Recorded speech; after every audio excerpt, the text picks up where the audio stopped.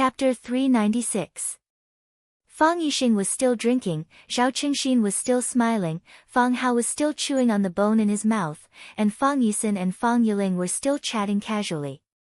Fang Yixing was still drinking, Zhao Qingxin was still smiling, Fang Hao was still chewing on the bone in his mouth, and Fang Yixin and Fang Yiling were still gossiping, but the voices at the table suddenly stopped, and there was a moment of silence.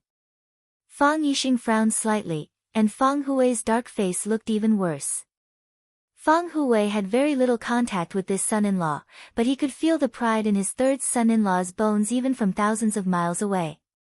He was a very traditional man, but he was quite open-minded when it came to his children's love affairs. As long as you like it, I'll like it with you. When his daughter brought Zhou Fan to visit for the first time, he behaved well. The young man had delicate features, was gentle and smart.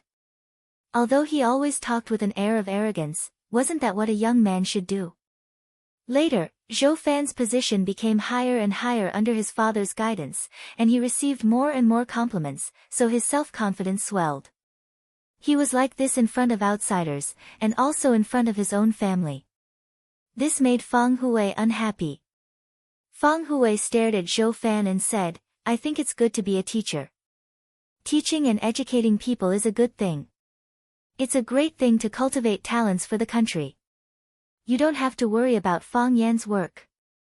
Fang Hui put down his chopsticks and said, "You guys eat. I'll go back to my room to rest. I'm getting old and can't sit still anymore." Hearing that their father was going back to his room, Fang Yixin and Fang Yiling quickly got up and pushed the old man to the backyard. Zhou Fan's proposal was opposed by his father-in-law, so he was a little unhappy.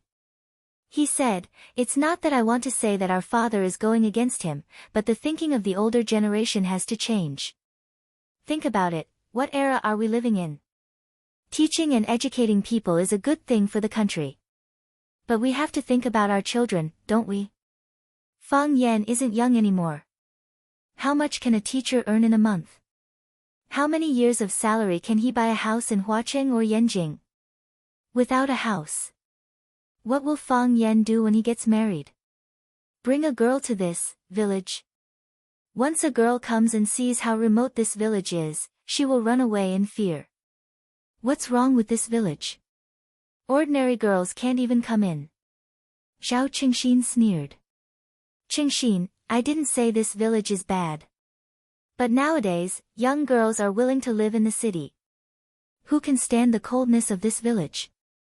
They feel new living in this village for a few days, but if they live here for a year, they will go crazy. Even if Fang Yan brings her along when he goes to Huacheng to work, he still has to buy a house in Huacheng, right? How do you know that Fang Yan cannot afford to buy a house? Can't a teacher afford a house?" Fang Hao retorted. Fang Yan was worried that the three of them would quarrel at the table, so he quickly stepped forward to smooth things over. He raised his cup with a smile and said, "Little uncle's words are very reasonable, and you are also thinking of me. Come, let me toast to you three uncles." Yan, Yang, and said, "Fan, Yan, Fang Fan, I Fang Yan, Fang, I Yan, Fan, I Yan, Fang. If you were someone else, I wouldn't have to say this. Think about what I said. Our bank will invest over 100 million yuan in Mingzhu to set up a financial service company. If you are interested, I will arrange for you to work in this service company. You will have a better future and income than being a teacher. After a few years, I can get you a house in Mingzhu." "Thank you, uncle. I will think about it carefully." Fang Yan nodded with a smile. Zhou Fan was satisfied. He looked at Fang Hao and Zhao Qingxin and said, "You can't always stay in this village." "This village? How good can it be? Yi Jing also told me that this village used to have a lot of great people. But how many years has it been? Hundreds of years. We can't always hold on to the glory of our ancestors. We have to look forward, right?" Zhao Qingxin trembled with anger and deliberately said, "We want to go out, but we have to arrange a way for you." Zhou Fan felt the hostility in Zhao Qingxin's words, so he didn't really want to help him. He said, "If there is a suitable opportunity, I will arrange it for you. The meal ended on a bad note. Zhou Fan went back to the room he and Fang Yijing lived in. He lay on the bed and said, I think your family is hostile to me. Why is it hostile to you? Fang Yijing was packing her luggage and asked casually. Every time a fortune teller comes, he will fall. I can see that the boy really suffered a loss in the hands of Fang Yan. Otherwise, he wouldn't be so emotional. And your father, when I said I would arrange a job for Fang Yan, he looked at me as if he wanted to eat me. I mean well, don't I? If it were someone else, I wouldn't have to worry about it. Fang Yijing stopped what she was doing and sat on the bed. She said to her husband gently, Zhou Fan, Swallow Dock is a very special place. The people here are naturally more arrogant than others. Zhou Fan sneered and said, poor village people, a group of country bumpkins who have never seen the world. What is there to be proud of? Fang Yijing sighed softly. She wanted to talk to her husband about this countless times, but she was always rebuffed by this kind of sarcasm. Yes, Swallow Dock had been silent for 100 years, but the glory and spirit of their ancestors still existed. Moreover, the villagers here had been silently protecting this country and its people with their loyalty and lives. They had bled for this country, they had lost their lives for this country. They had the right to be proud and arrogant. No matter who it was, they should be more tolerant to such a group. They should allow their pride, accept their arrogance, and let them feel that they were being respected. However, her husband only believed what he saw with his eyes. The village he saw was so remote, the houses so old, the village roads so broken, and the young people hiding in the village doing nothing. Even his son, Zhou Mingli, looked down on Swallow Dock. He felt that the village his mother was born in was too poor. She had always wanted to bring her husband and son here, so that they could beat with the pulse of Swallow Dock. Now it seemed that this wish was really hard to achieve. Zhou Fan, you should let go of your prejudices, look with clear eyes, and think with a rational mind. Swallow Dock is really a place that people should be proud of. Before Fang Yijing finished her words, her husband's snoring could be heard. At 6:00 in the morning, Fang Yan had already washed up and went to the yard to practice. After returning home, he could not neglect his martial arts. Grandpa did not care about anything else, but he was very strict with this area.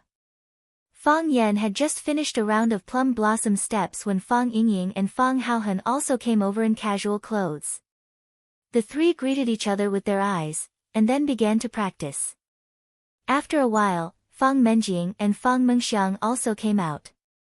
Every new year, eldest aunt and second aunt's family would live in the old house, so Fang Menjing and Fang Mengxiang had to practice with Fang Yan. Fang Hao and Zhao Qingxin also had to practice, but they would practice in the Fang family's martial arts hall, not with the younger generation. Zhou Mingli had also woken up. He wore a thick down jacket, and held an iPad in his hand. When he saw Fang Yan leading a group of people to practice, he pouted and began to play games on the iPad. The sound of the game was very loud, and it brought a lot of noise to the people who were practicing. Can you turn off the sound? Fang Mengxiang had the least concentration, and when he heard the sound of fighting in the game, his attention was drawn away. I'm playing my own game, what does it have to do with you? Zhou Mingli naturally would not listen to a child. Do you believe that I will hit you? Fang Mengxiang said angrily. To Fang Mengxiang, Zhou Mingli, who could not even walk steadily, was no match for him. Fang Mengxiang, Fang Yan said to Fang Mengxiang as he practiced, keep your voice low, and focus your mind. These noises are your obstacles. Only by overcoming these obstacles can you become a master like your father. Fang Mengxiang admired Fang Yan very much. After hearing Fang Yan's words, he said, I don't want to become a master like my father, I want to become a master like big brother Fang Yan, okay? Fang Yan smiled and nodded. It felt good to have a hardcore fan at home. Then practice hard. Don't be disturbed by the noise outside. Okay. I will. Fang Mengxiang closed his eyes and focused on practicing his stance. As expected, he was no longer disturbed by external forces. Zhou Mingli sneered and said, "You can only fool children." Zhou Fan had drunk too much last night, so he got up late today. After washing up, he did not want to stay with the Fang family, so he got up and took a walk in the village.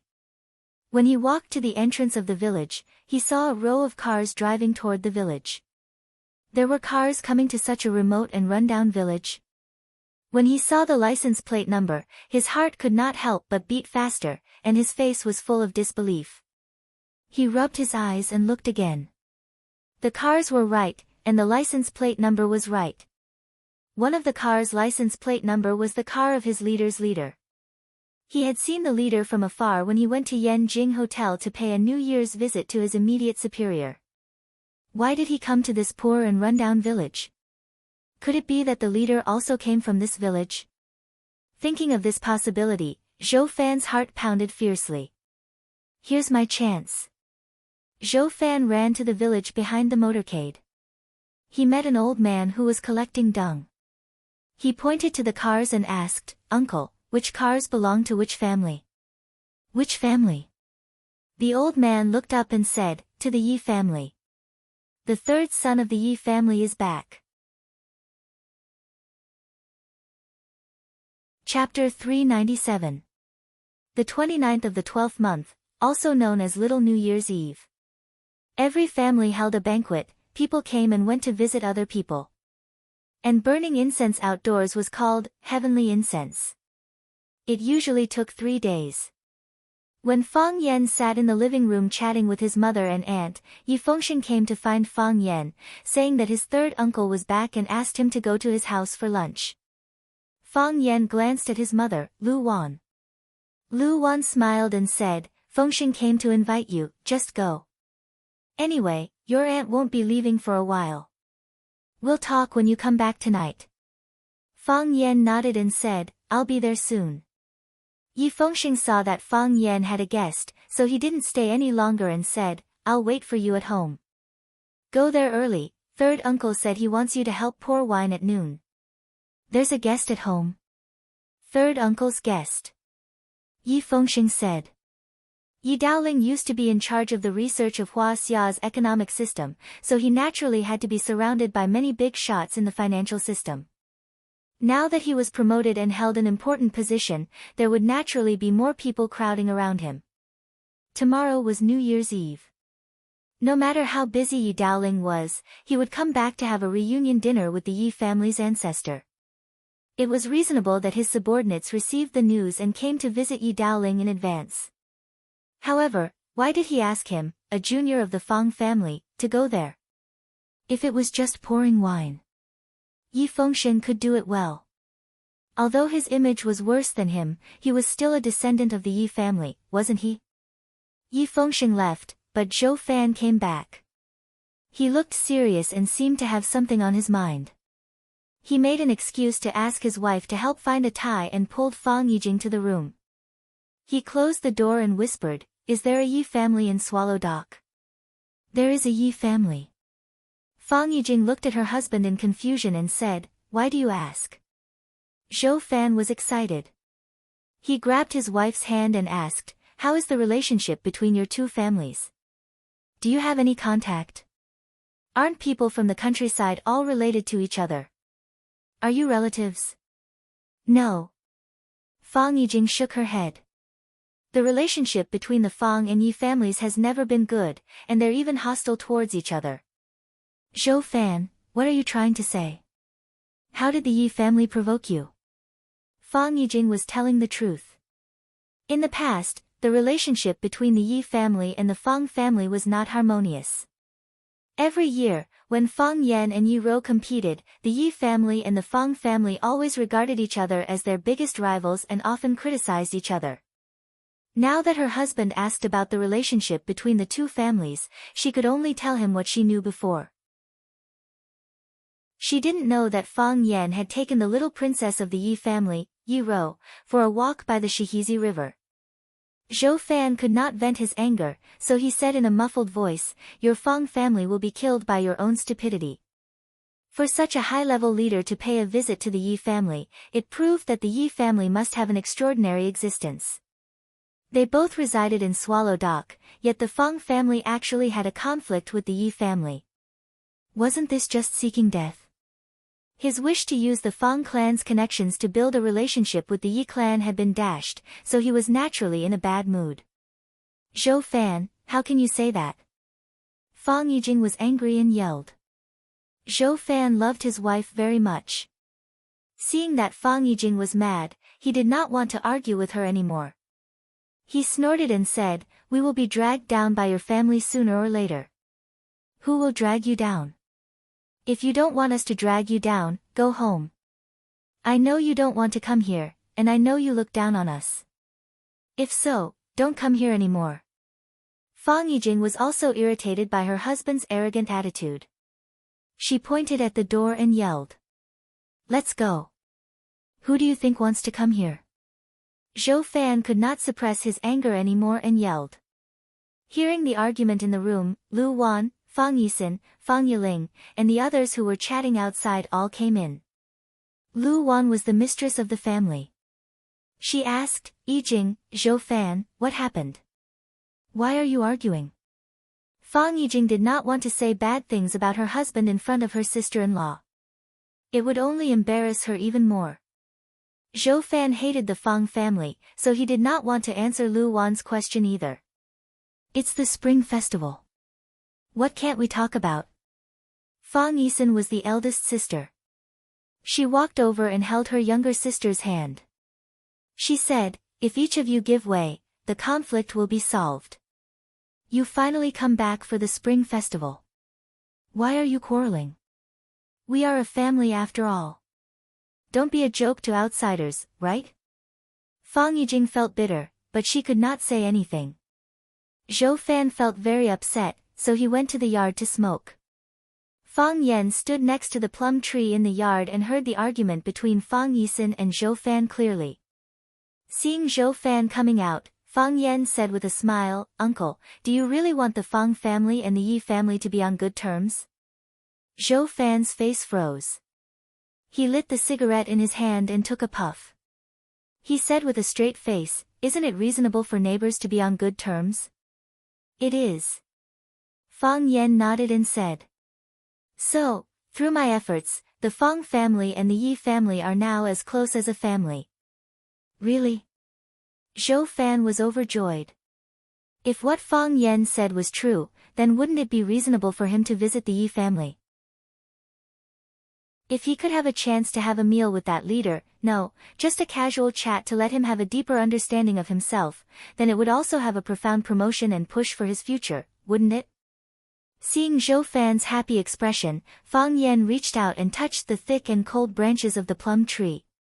He said, what's that saying again? A close neighbor is better than a distant relative. I didn't have a clear understanding of this saying before. A distant relative is still a relative. How can a neighbor be better than a relative? Now, I realized that what he said made sense. Some relatives really don't treat their own family members as human beings. Zhou Fan's eyes were slightly cold, but he forcibly suppressed the hostility in his heart. He said with a smile, I chatted with your aunt for a bit. Don't take it to heart. Who hasn't quarreled in a family? Relatives are relatives after all. If I didn't treat you as relatives, would I have taken the initiative to suggest finding a job for you last night? Do you know how many people come to me for help with their work problems every day? Yes. That's why I have to thank you for your kindness, Uncle. Fang Yan nodded and said. But I have to be honest. After a night of careful consideration, I still decided to go to Huaqing to be a teacher. Because this is a job I like, and also, a job that can give me more insight into life. After becoming a teacher, Fang Yan understood the importance of responsibility. After becoming a teacher, Fang Yan understood the importance of morality and rules. It was only after Fang Yan became a teacher that he realized the preciousness of writing Gaul. Civil officials were not greedy for money, and military generals did not hesitate to die. They would definitely be able to win the respect of all the countries in the world. Even a mere scholar, as long as he had a writing gall to protect himself, he would be able to break through the dragon's pool and tiger's den. It was also during his time as a teacher in Huaqing that Fang Yen glimpsed the spirit of writing Gaul from his grandfather, Lu Gong. That was why his Tai Chi heart, which had been silent for a long time, trembled and began to spin again. He disregarded life and death and took the risk to accept the challenge from the Thousand Leaves army, which led to another breakthrough in his Tai Chi heart. Wasn't it because his heart was cleansed and his soul was sublimated? According to Fang Yan's personality in the past, he would definitely turn around and run when he met a top expert like the Thousand Leaves army. Then, he would crawl into the Yi family and never come out again. Fang Yan was grateful for his trip to Huaqing, for Rosefinch High, and for everyone he met on this trip. Of course, Jiang Junling was an exception. It was because of them that his life was so exciting and fulfilling. The Fang family also understood the significance of Rosefinch High to Fang Yan, so no one asked Fang Yan to leave. Even Fang Hui felt that his grandson had gained a lot from this trip. If he could break through the realm again, it would be a great thing for the Fang family. This was also the reason why everyone had a strange expression when Zhou Fan proposed to help Fang Yan find a job last night. Zhou Fan was like a poor millionaire. No matter how hard he tried to show off his wealth, the millionaires in the audience wouldn't give him warm applause. For the men of Swallow Dock, improving their martial arts was the most important thing. Since this is your choice, I will express my understanding and respect. Zhou Fan said with a smile. He didn't care where Fang Yan was going to work or if he had a job. You said that the Fang family and the Yi family are as close as a family. But just now your aunt said, the two families didn't get along very well. Yi Daoling, does uncle know this person? Fang Yan asked with a smile. Zhou Fan's pupils shrank and his breathing became rapid. Yi Daoling, if he was still unfamiliar with him before, then with his latest transfer order being released through various media, it had attracted the attention of the entire country. It was an extremely rare opportunity to get in touch with a leader like Yi Daoling. He tried hard to control his excitement and said, Yi Daoling, is also from Swallow Dock. Yes. Fang Yan nodded with a smile. Just now, his nephew came to me and said that third Uncle Yi asked me to go to their house for lunch. It is said that some guests came to their house and I have to go pour some wine. Why should I go pour wine for them? I really don't want to go. Zhou Fan opened his mouth. After a long time, he said softly, how about? I go with you. I have accumulated some experience in pouring wine. That won't do. Fang Yan refused. They didn't invite you. I don't want to invite you either. If I rashly bring you in and make the master unhappy. What about our Fang family? Chapter 398. What will happen to the Fang family if you drag us down? At first glance, this sentence sounded somewhat familiar. He thought about it and remembered that it was something he said when he was arguing with his wife, Fang Yijing. Of course, what he said was, we will be dragged down by your family sooner or later. He said it as if it was a matter of course, but it was filled with anger and resentment. Why did it sound so ear-piercing, like he was mocking him? Zhou Fan understood that Fang Yan was taking revenge. He had heard what she had said just now, and then returned the favor. It had to be said that the feeling of stabbing oneself to death with one's own poisoned sword was really unbearable. Zhou Fan's face turned livid. He stared at Fang Yan with anger in his eyes and said, Fang Yan, what are you talking about? No matter what, I'm still your uncle, your elder. How can you be so disrespectful to your elders? Didn't you say that the villagers of Swallow Dock are very particular about etiquette? Is this what you call etiquette? Fang Yan laughed and said, Uncle, are you angry? Zhou Fan felt like he was stabbed in the chest again. No, it was one slash after another. There was no pause at all. Although it was a simple question, why did it sound so infuriating? It's right to be angry, Fang Yan said with a smile. Because when I heard what you said, I was angry too, Uncle. Actually, our Swallow Dock is really a reasonable place. Not only do we respect etiquette, but we also respect reason. If others respect us, we will respect them tenfold. This was the etiquette of reciprocity. We will not offend those who do not offend us, but if we are offended, we will return the favor. This is the principle of distinguishing kindness and hatred. You don't talk etiquette to us, and you don't reason with us. Swallow Doc naturally won't show etiquette or reason with you. So you have a reason to humiliate your elder in this way? Zhou Fan sneered. He had not been humiliated like this for many years. Fang Yan's behavior was equivalent to openly offending him. How is it humiliating? This is the principle that if someone offends me, I will return the favor. This is the first iron rule of our Swallow Dock that has existed for 1,000 years. I know, I always thought that you looked down on the Fang clan. Your Zhou family is considered the #1 figure in Mingzhu's banking system. What does our Fang family have? A cripple, a drunkard, a bookworm, a woman, and a child. Far away in a deserted village, living in an old house. What's so special about you? So, year after year, you didn't want to step into the Fang family's door. Sometimes, Auntie came back alone, but you and your son were nowhere to be seen. Auntie never complained about you, nor did she say anything bad about you. She always explained that you were too busy with work and couldn't travel with us. Actually, we're not stupid. We all know what the real situation is. We understand Auntie's difficulties. We didn't want to expose her, we didn't want to embarrass our sister-in-law. On one side were her parents, brother, and sister-in-law. On the other side were her husband and son. Both sides were flesh. Which side could she stand on? Sister-in-law says you're very busy, so we'll assume that you're really busy. Auntie says you don't have time to come back, so we comforted her and told her that it's okay. You can come back together next time. Auntie is my auntie, my father's sister, and my grandfather's daughter. We all want her to live a happy life, and we don't want her to suffer any grievances in the Zhou family. We think that if we are more lenient and take care of you, you'll be able to feel our kindness, and you'll treat my auntie better. Obviously, you don't have this kind of awareness.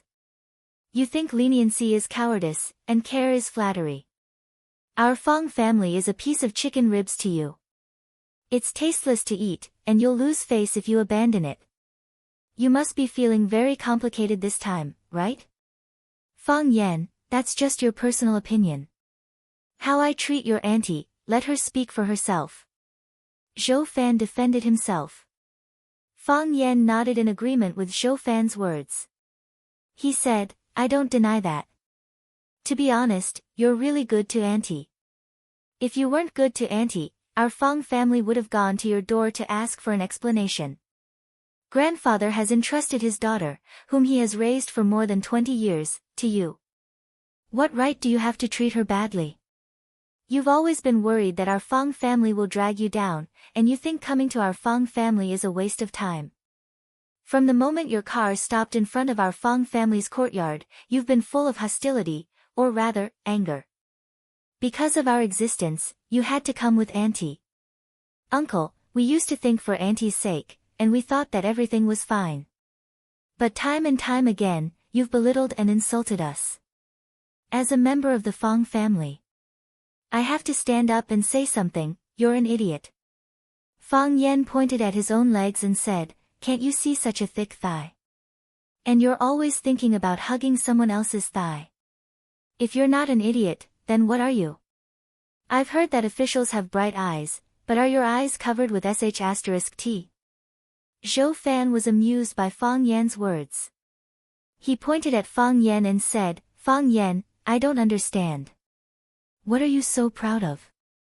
Just because your Fang family has a good relationship with the Yi family, just because the Yi family asked you to help pour wine. Do you think that's what you're relying on? Is this what you're proud of? If that's all, then it's too embarrassing, isn't it? Fang Yan lowered his voice and said mysteriously, I'm very rich, I'm not lying to you. Fang Yan waved his hand at Zhou Fan and said, I'll call you uncle, and you can't let me down. Goodbye, uncle. Fang Yan waved his hand and left with the wind and snow. Zhou Fan stood where he was, his face as pale as the snow on his feet. He stamped his feet heavily and said with a sneer, "I'd like to see how long you can be arrogant." When Fang Yan arrived at the Yi family's house, Yi Fengsheng was playing ice hockey with his cousins at the gate of the yard. The leaders' drivers were arranged in the side hall of the yard. They were drinking tea and eating melon seeds, watching the children play with kind smiles on their faces. Seeing Fang Yan coming over, Yi Fengsheng threw the ice hockey in his hand to his cousin, Yi. He greeted Fang Yan and said, "Lunch is about to start. Third uncle said that you can go in directly when you arrive." Fang Yan looked at Yi Fengsheng and asked, "Why didn't third uncle let you go in to pour wine?" Yi Fengsheng curled his lips and said, "Third uncle may think that I'm too fat and it's not nice to occupy 2 seats." Fang Yan naturally knew that it couldn't be the reason. He patted Yi Fengsheng's shoulder and comforted him, "Maybe it's the sequelae of the Maple Leaf Club. He probably wants to add fuel to the fire." Yi Fengsheng put his arm around Fang Yan's shoulder and said, "I don't need you to explain to me. Isn't it the same for either of us to go in? I don't want to go in yet. If I go in, I want to secretly eat fat. A small bite isn't satisfying, and a big bite isn't pleasing. It's better to hide in the kitchen and eat to my heart's content." Fang Yan patted his brother's shoulder and walked towards the Yi family's living room. The Yi family had 2 living rooms. One was used to entertain guests. It was spacious, luxurious, and extraordinary. The other was used by the family for gatherings. Although it was smaller and simpler, it was more warm and cozy. Except for guests, the Yi family rarely used the living room outside. Fang Yan had been to the Yi family countless times and was familiar with the Yi family's buildings. Through the hall was the small courtyard, and across the lawn was the side hall.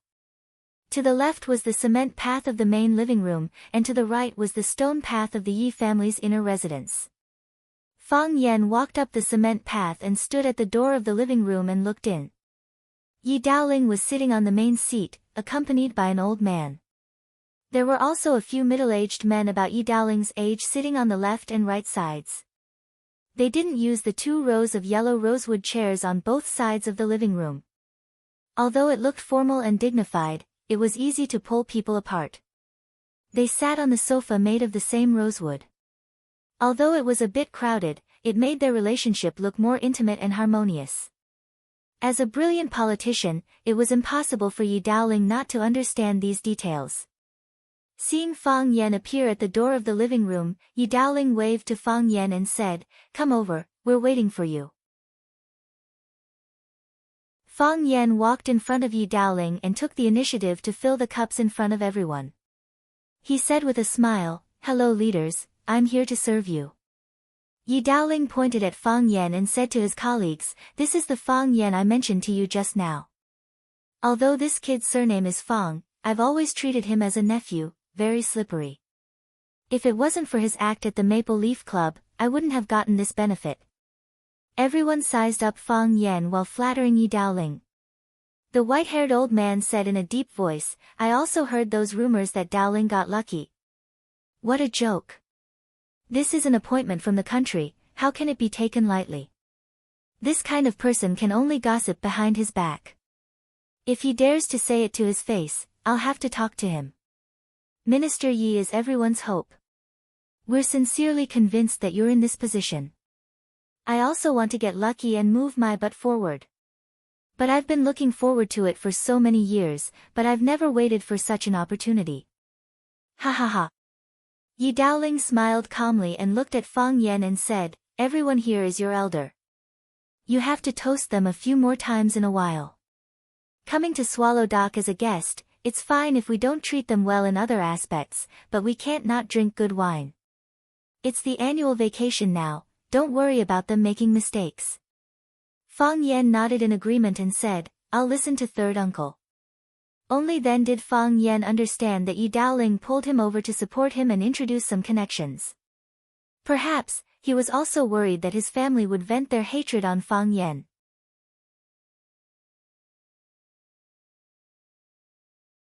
Chapter 399. Fang Yan forced Mr. Gong to push Yi Daoling behind his back. Whether it was intentional or not, it allowed him to occupy that important position. It wasn't an exaggeration to say that Fang Yan owed Yi Daoling a favor. When Yi Daoling was entertaining his subordinates at home, he let Fang Yan, this junior, pour wine at the table. He also had the intention to help him increase his reputation and network. The Jiang family lost this important city, so they naturally had hatred in their hearts. If they imposed their hatred on Fang Yan alone, Fang Yan's situation would be very dangerous. However, Yi Daoling was now in a high position of power. Even if he couldn't compete with the Jiang family couldn't do anything to him. He stood up and said that Fang Yan was his nephew. The things that Fang Yan did were all because of him. When these words reached the ears of the people in Yanjing City, they would naturally help Fang Yan share some of the gunfire. Moreover, there was an implicit meaning of protection. The Yi family had always been very good at distinguishing between gratitude and grudges. Sure enough, because of Yi Daoling's strong recommendation, and he had changed the topic to Fang Yan several times, how could the few people present not understand the meaning of this leader? They drank and chatted with Fang Yan. When they were 30% pretending to be drunk, exchanging phone numbers with each other was the proper meaning. After the lunch banquet ended, the guests from afar were all drunk by Fang Yan and Yi Daoling. Their alcohol tolerance was not bad, but compared to Fang Yan and Yi Daoling, this kind of abnormal guy who drank knives like water since childhood, it was not worth mentioning. Their driver played a role at this time, supporting the leader to the parking lot at the entrance of Swallow Dock. The parking lot was actually a rice field used by the villagers to harvest grain during the busy farming season. Now that the grain was collected, there was nothing on the rice field except for a few haystacks. It was wide and flat, a natural parking lot. The drivers all felt strange. The car could obviously drive directly to the Yi family's door, so why did the leader let them get off at that parking lot? Of course, no one would be stupid enough to ask the leader for the reason. It was just that it was more difficult to support the leader now. Fang Yan and Yi Daoling sat back in front of the coffee table and drank tea. Yi Daoling looked at Fang Yan and said, "I only have 2 days of vacation. Today, I will entertain my colleagues at home. Tomorrow, I will have a reunion dinner at home. On the first day of the new year, I will accompany the Prime Minister on a visit. This might be the last time we meet before the new year. We might not have the chance to meet again after the new year. When are you going to Huacheng?" "Probably on the 7th or 8th, Fang Yan said. "I have to make some preparations before the students start school. Originally, I wanted to arrange a new job for you after the new year, or bring you to work by my side. But since you have made your own choice, I can't say much. Since you have chosen to be a teacher, you have to be responsible for your students. Besides, you have gained a lot in Huacheng for half a year. Since the heart of Tai Chi can break through twice, it proves that there will be a third time. Although I don't know much about your Fang Tai Chi, if you can reach the legendary highest state of Tai Chi, the water overflow state, you will be the pride of our entire Swallow Dock." Yi Daoling looked like he was gossiping. Just as he said, he was indeed talking to Fang Yan with the tone and attitude of an elder. Fang Yan nodded with a smile and said, "I will work hard. When I am with my students, I feel very calm and my body feels very free. I think this is also the reason why my heart of Tai Chi can break through. So, I will continue to be a teacher. I am not considering changing professions for the time being. As for whether the heart of Tai Chi can reach the water overflow state, let nature take its course. This kind of thing can't be forced. The heart of Tai Chi won't have the word forced. Of course, I am also looking forward to such a day." Yi Daoling nodded and said, "Write down Donghai's phone number. If there is anything, you can call him directly. I often have meetings, so my time is not as free as Donghai. If there is a problem that I can't solve, I will ask Uncle Donghai for help." Fang Yan said with a smile. If someone threw an olive branch, he would naturally accept it with both hands. Yi Daoling put down the teacup in his hand and said, "I am going to read a document, so I won't sit with you. You young people find your own fun." Fang Yan got up and sent Yi Daoling off. Yi Fengsheng ran over and asked, "Third uncle left?" Yes. Fang Yan said. Did you speak up for me? Let him let me out after the new year. No. Fang Yan said. Why not? Because I think he will definitely not agree. The Yi family hopes that you can focus on martial arts, so they naturally don't want you to go out and be distracted by other things. Fang Yan said. After a pause, he whispered to Yi Fengsheng, if you really want to go out, then go out. Yi Fengsheng stared at Fang Yan with wide eyes and said, you want me to run away like you? We are not running away, we are just going out to find inspiration. Fang Yan said. Look, I went out and broke through the heart of Tai Chi. Maybe if you go out, your white tiger fist can also enter the upper stage of Pericelestial. It is also possible to directly become a tiger. Yi Fengsheng nodded and said, let's go, I will take you to a place. To where? You will know when you come. Yi Fengsheng said. Fang Yan looked at him warily and said, you will not harm me, right? How is that possible? You are my brother. I will harm anyone but you. Yi Fengsheng said angrily. Thus, Fang Yan was hugged by Yi Fengsheng's fat arm and walked towards the backyard of the Yi family. When they reached the entrance of the bamboo garden, Yi Fengsheng suddenly held his stomach and said, my stomach is not feeling well, I need to go to the toilet. You go to the bamboo pavilion, my sister wants to talk to you. Before Fang Yan could object, Yi Fengsheng had already turned around and ran away. Do you think I am an idiot? Fang Yan sneered. Why would you talk to me? It must be a trap.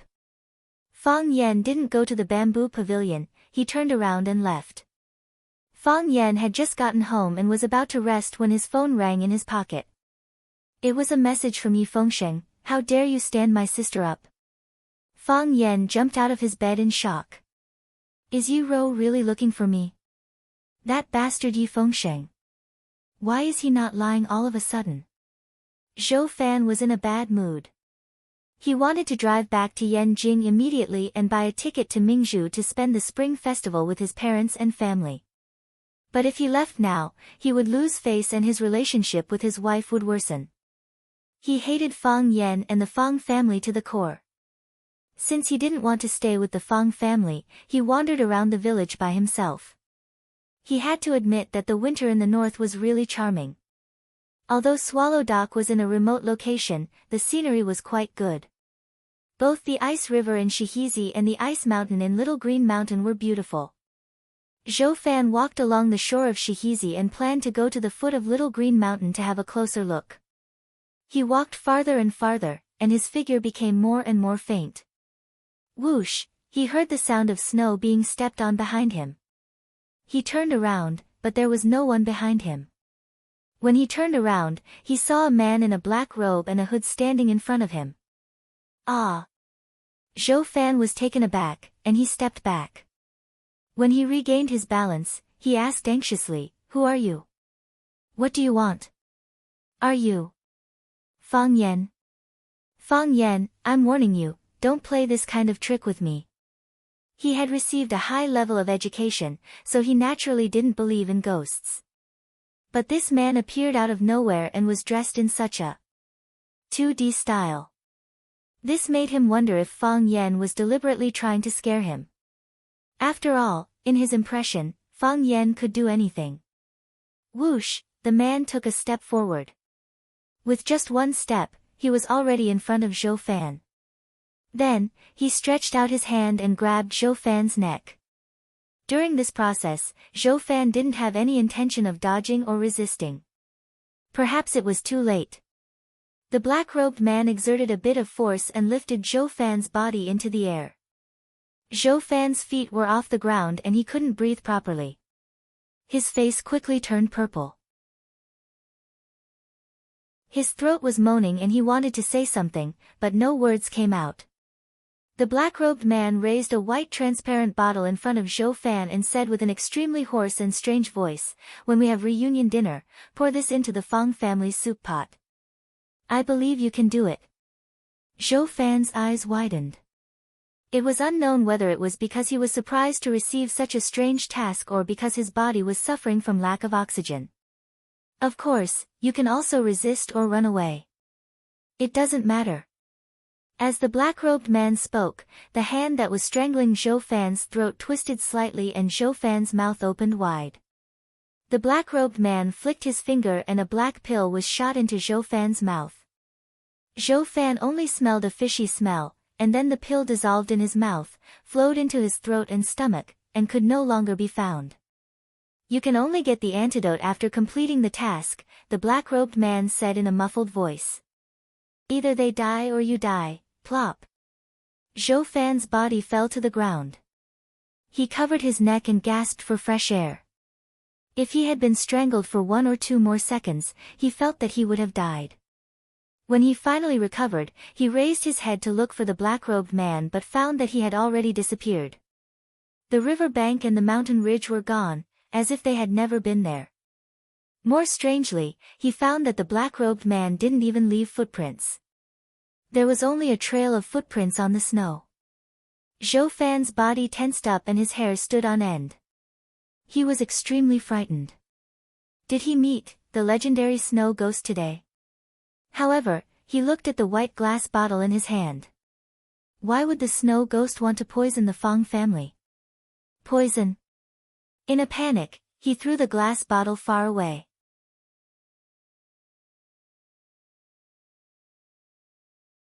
Chapter 400. Zhou Fan vomited until his heart and lungs were torn apart. Again and again, he stuck his fingers into his mouth and dug, then lay on the ground and vomited. He vomited his lunch, his bile, and even his internal organs, but he was still not sure whether he had succeeded or not. He was very sure that the black-robed man put poison in his mouth. If he could not complete the task, he might die from the poison because there was no antidote. However, if he completed the task, then, would anyone from the Fang family be alive? He did not want to die, nor did he want the Fang family to die. Yes, he hated the Fang family, and he hated Fang Yan, but, it was not to the point where he could not live or die. He wanted to spit out the pill, and he wanted to pretend that nothing had happened. However, no matter how hard he tried, he knew better than anyone else that he was actually doing useless things. He lay down in the snow, powerlessly, letting the cold wind blow on his cheeks, letting the scattered snow cover his body. He opened his eyes and looked at the vast sky. At this moment, the sky was just like his current mood. He was a little regretful. Why did he come here to see the little green mountain? Wasn't it enough to see it from afar? He began to hate again. He hated Fang Yan, hated the Fang family. If it were not for Fang Yan, if it were not for the Fang family, how could he have encountered such a thing? How could he be forced to take poison? Even his own wife was the same. That hateful woman, why did she force him and his father to come to this damned place to celebrate the spring festival? He still hoped that this was not true, that the black-robed man was Fang Yan or his friends in disguise, and they were just punishing him for belittling them. This was actually a realistic farce. He lay in the snow for a long time, until the phone in his pocket rang. Only then did he come back to his senses. He got up from the snow, took out his phone, glanced at the caller ID, then hung up and turned off the phone. He did not want to talk now. Either they die, or you die, the black-robed man threatened him with a hoarse voice. This was really a dilemma. He did not want to die, he could not die, he must live. However, was this the reason for wanting the Fang family to die? He searched around and finally found the transparent glass bottle in the snow. As long as he poured the drop of liquid in the bottle into the soup, he would complete the task and receive the reward of survival. He put the glass bottle into the hidden pocket of his windbreaker, patted off the snow on his body, and walked home as if nothing had happened. When Zhou Fan returned to the Fang family, Fang Yijing was already waiting for him at the entrance of the courtyard. Fang Yijing looked at Zhou Fan and said, "Zhou Fan, let's talk." After saying that, he turned and walked towards the room. Zhou Fan followed behind Fang Yijing. After they entered the room, Fang Yijing closed the door.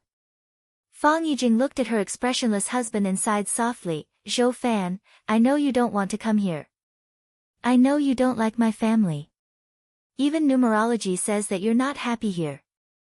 Tomorrow was Chinese New Year's Eve. It was not appropriate to go back at this time. After the reunion dinner tomorrow night, you can go back first with numerology.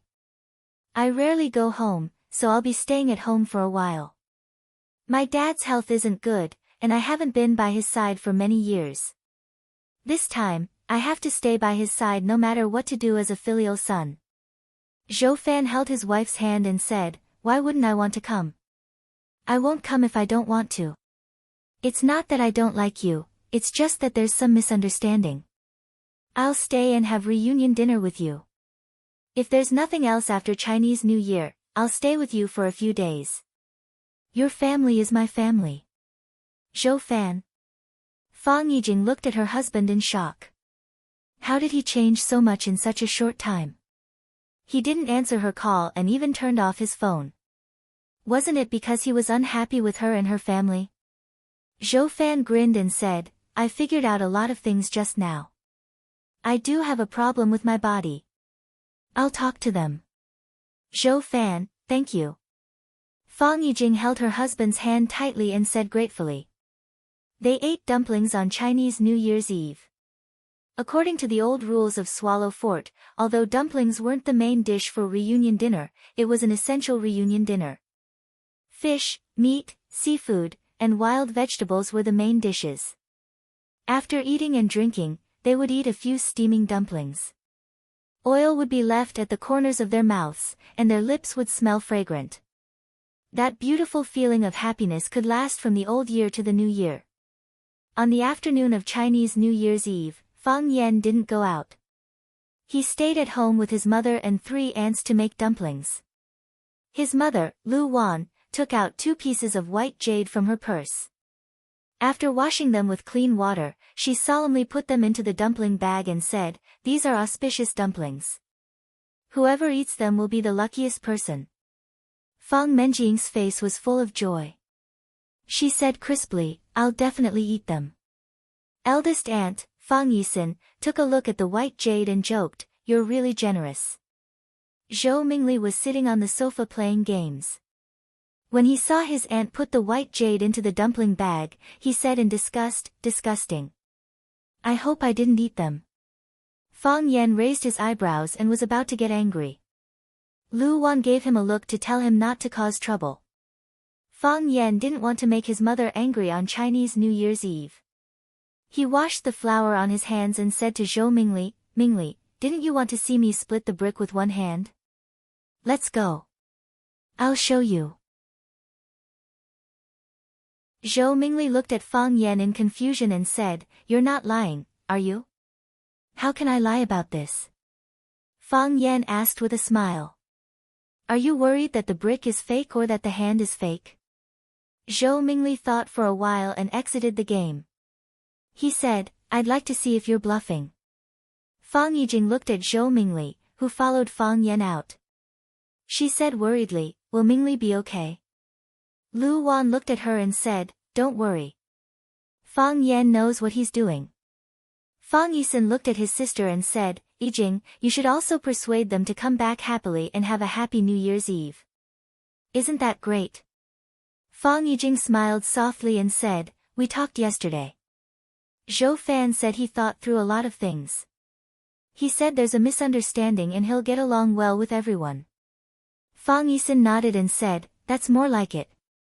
He's also the son-in-law of the Fang family. Otherwise, how could he have the chance to come to Swallow Dock to eat and drink?" Fang Yijing smiled and didn't answer.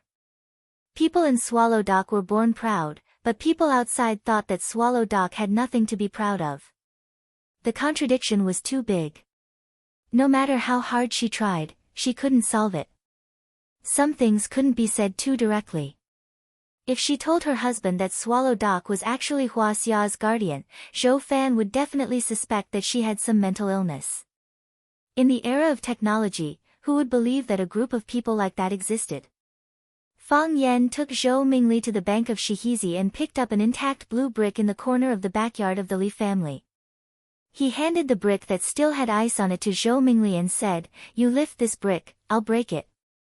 "How do I lift it?" Zhou Mingli didn't care about getting his hands dirty. He grabbed the blue brick and asked. Raise both hands, Fang Yan said. Hold one corner with each hand. Zhou Mingli lifted the blue brick above his head according to Fang Yan's instructions and asked, like this? Like this, Fang Yan said. Lift it up. Fang Yan told him and started pretending to control his qi. His mouth was tightly shut, and his cheeks were puffed up like a frog that was filled with air. Open. Fang Yan slapped at the blue brick.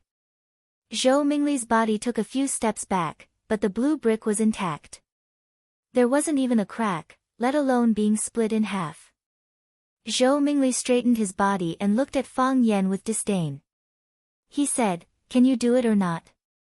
If you can't, I'll go back. Who wants to see you show off here? Try again, Fang Yan said embarrassedly.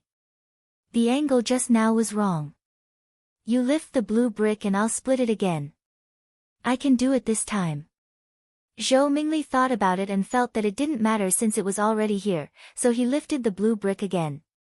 Fang Yan suddenly exerted force and slashed at the center of the blue brick like lightning. Crack! Zhou Mingli only felt his arms shake and the blue brick in his hand was split into two. He looked at Fang Yan in disbelief and asked, is it really possible? There's something more exciting. Do you want to see it? Fang Yan said with a smile, his voice full of temptation. What else? Fang Yan pointed at a crooked tree next to him and said, you climb up this tree and throw the brick down. When the brick falls, I'll cut it in half. When the brick hits the ground, you'll find that the brick will split into two. Impossible. Zhou Mingli's curiosity was piqued. Do you think this is a movie? Try it if you don't believe me. Zhou Mingli looked at the crooked tree and said, this tree is icy and slippery. I'm afraid I can't climb it. Then forget it, Fang Yan said. When you come next spring, I'll show it to you. Zhou Mingli hesitated again and again, but he still didn't want to give up. He said to Fang Yan, I'll try climbing. Help me. Sure. Fang Yan reluctantly agreed. With Fang Yan's help, Zhou Mingli finally climbed up the crooked tree with great effort. Zhou Mingli hugged the tree trunk and shouted to Fang Yan, pass me the brick. Brick? What brick? Fang Yan looked at Zhou Mingli with a confused expression. Didn't you say I'll climb up and throw the brick, and you'll split it? Zhou Mingli had a bad feeling. Oh. That's what happened, Fang Yan said. But I just thought about it. I think I'm not strong enough yet. I'll go back and practice. When I'm done, I'll come back and split the brick for you. Don't worry. By next spring, I'll definitely be able to split the brick in the air. After Fang Yan said that, he turned around and walked towards the village. Hey, Fang Yan, Zhou Mingli was scared. He hugged the crooked tree and shouted. Put me down, Fang Yan, you bastard. Put me down, Fang Yan, you bastard. You dare to trick me. I'll play you to death, Fang Yan, cousin, help. Deep in the forest, a man in black robe watched this scene like a ghost.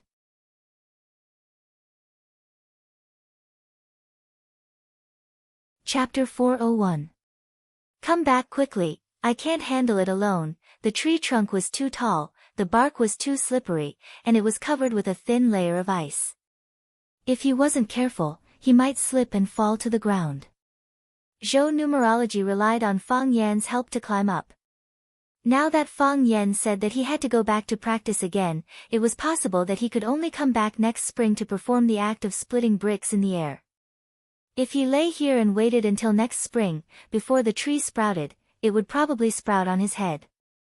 Of course, he also knew that it was going to be New Year's Eve dinner soon. If his family couldn't see him, they would definitely come out to look for him. His life wouldn't be in any danger. However, the wind and snow were strong in the forest beside Stone River. Not to mention 1 or 2 hours, even 10 or 20 minutes would be a torture. He really hated Fang Yan to the core. Why hadn't he been beaten to death by his parents when he was young, this naughty kid who specialized in destroying things and scheming against others? Fang Yan, come back, help, someone help me, Zhou Mingli screamed himself hoarse, but no one could hear his helpless pleas. In the depths of the forest, a pair of gray eyes stared at him without blinking. The black robe was wrapped tightly around his body. Even the arrogant cold wind couldn't remove it from his body. He held a thin blade in his hand. As long as he gently tossed it out, the screaming child would most likely die. After a long time, he finally made his final decision. He turned around and sprinted towards the top of the small green mountain. Gone in a flash.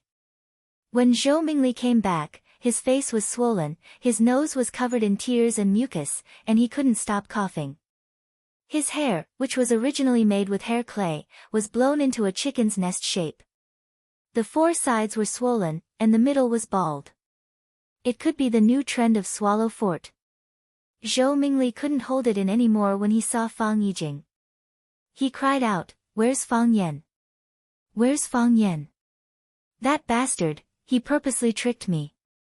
He tricked me to the tree and ran away. I couldn't get down alone, I almost fell to my death." Fang Yijing knew that Fang Yan would punish her son. It was not Fang Yan's style to do nothing. But when he saw Zhou Mingli's miserable state, he felt a little distressed. He quickly pulled Zhou Mingli into the room and said, "Why are you shouting? Quickly go back and change your clothes. My God, my clothes are about to turn into popsicles. It's Fang Yan. This bastard son of a bitch, I'm going to fight him to the death. He dared to bully me, I'm not going to let him off easy, Pa." Zhou Fan slapped his son on the head. "Shut up." Zhou Fan snapped. "Who told you to talk to your cousin like this? You have no respect for your elders, is this what we taught you?" His father's anger was still a deterrent. Seeing that Zhou Fan was angry, Zhou Mingli didn't dare to make a scene again. He wiped his tears and said, "So we'll just let it go. I was bullied by him for nothing." "Why should he? Because he is your elder brother," Zhou Fan said with a tough attitude. "If you talk to your elder brother like this again, I'll teach you a lesson even if he doesn't do anything." Zhou Mingli wanted to rush up and fight with his father. He felt that everyone was bullying him. Even his father had betrayed him and joined the enemy's side. "As his mother, you need to discipline him," Zhou Fan said to Fang Yijing. Hearing the commotion, everyone in the Fang family turned their gazes over. Lu Wan came out and advised, "Talk to the child, don't touch him." Fang Menjing giggled and said, "Big brother Fang Yan has been beaten a lot." "You little girl." Lu Wan was amused by Fang Menjing's words. She grabbed the two braids on her head and said, "If you dare to talk to adults again, I'll sew your mouth shut with a needle." Fang Menjing quickly covered her mouth with her hand, worried that her aunt would really sew her mouth shut with a needle. If that happened, she wouldn't be able to eat delicious food. Only a stick can make a filial son. Children should be strictly disciplined. If they are like this now, what will happen in the future? Zhou Fan said. While everyone was comforting Zhou Mingli, Zhou Fan left the room and went to the kitchen. It was Lunar New Year's Eve. The two old maids of the Fang family were busy preparing dinner for the family. Seeing Zhou Fan come in, the old maid who was washing the vegetables asked with a smile, "Young master, why are you in the kitchen?" "I'm here to find something to eat," Zhou Fan said with a smile. "I ate quite a lot in the afternoon. I didn't expect to be hungry at this hour." "It's easy to boil oil in a cold place," the old maid said. "There's fried rice balls and braised pig's face meat. Should I make a bowl of rice balls and cut a plate of pig's face meat for you to fill your stomach?" "Sure," Zhou Fan said with a smile. Cut a plate of pig's face meat. The old maid wiped her hands on her apron, then took a pig's ear from the pot and cut it into strips. Zhou Fan stood next to the old maid and pretended to watch her cut the meat.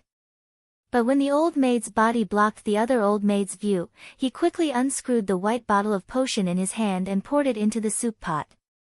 There was only one drop of the potion, and it didn't even make a splash when it was poured into the soup pot. The old maid looked at Zhou Fan looking at the soup pot and said with a smile, "This is mountain mushroom pheasant soup. The mushrooms are picked from the mountains, and the pheasant is hunted from the mountains. You city people can't eat it." "Yes. People in the city eat expensive and nutritious food," Zhou Fan said with a smile. "There's also gutter oil. Drink a bowl later to replenish your vitality," the old maid said. She deftly put the pig's ear on a plate, then handed a pair of chopsticks to Zhou Fan and said, "Young master, eat this first." "Thank you," Zhou Fan took the plate and said gratefully. When Fang Yan came back from outside, Zhou Mingli was already sitting on the living room sofa playing games. When he saw Fang Yan come in, his eyes almost shot out thousands of sharp little swords to stab Fang Yan into pieces. Fang Yan sat next to Zhou Mingli and asked with concern, "Cousin, you're back. Did you catch a cold?" "Fang Yan, don't be mean to me, I'll be even more mean if you're mean to me." Fang Yan interrupted him and said with a low voice, "You've seen it, I can break a brick with my bare hands. If I cut your spine with a knife, do you think you can still stand up? Don't you dare. Do you want to try?" Fang Yan said with a smile. "I have inner force. If I hit you, you won't feel it on the spot, but after a month, the side effects will slowly show." Zhou Mingli felt a chill on his back. He jumped down from the sofa, put on his shoes, and ran to his room. He was really scared of Fang Yan. Fang Yan smiled silently. This pair of father and son was really worrisome.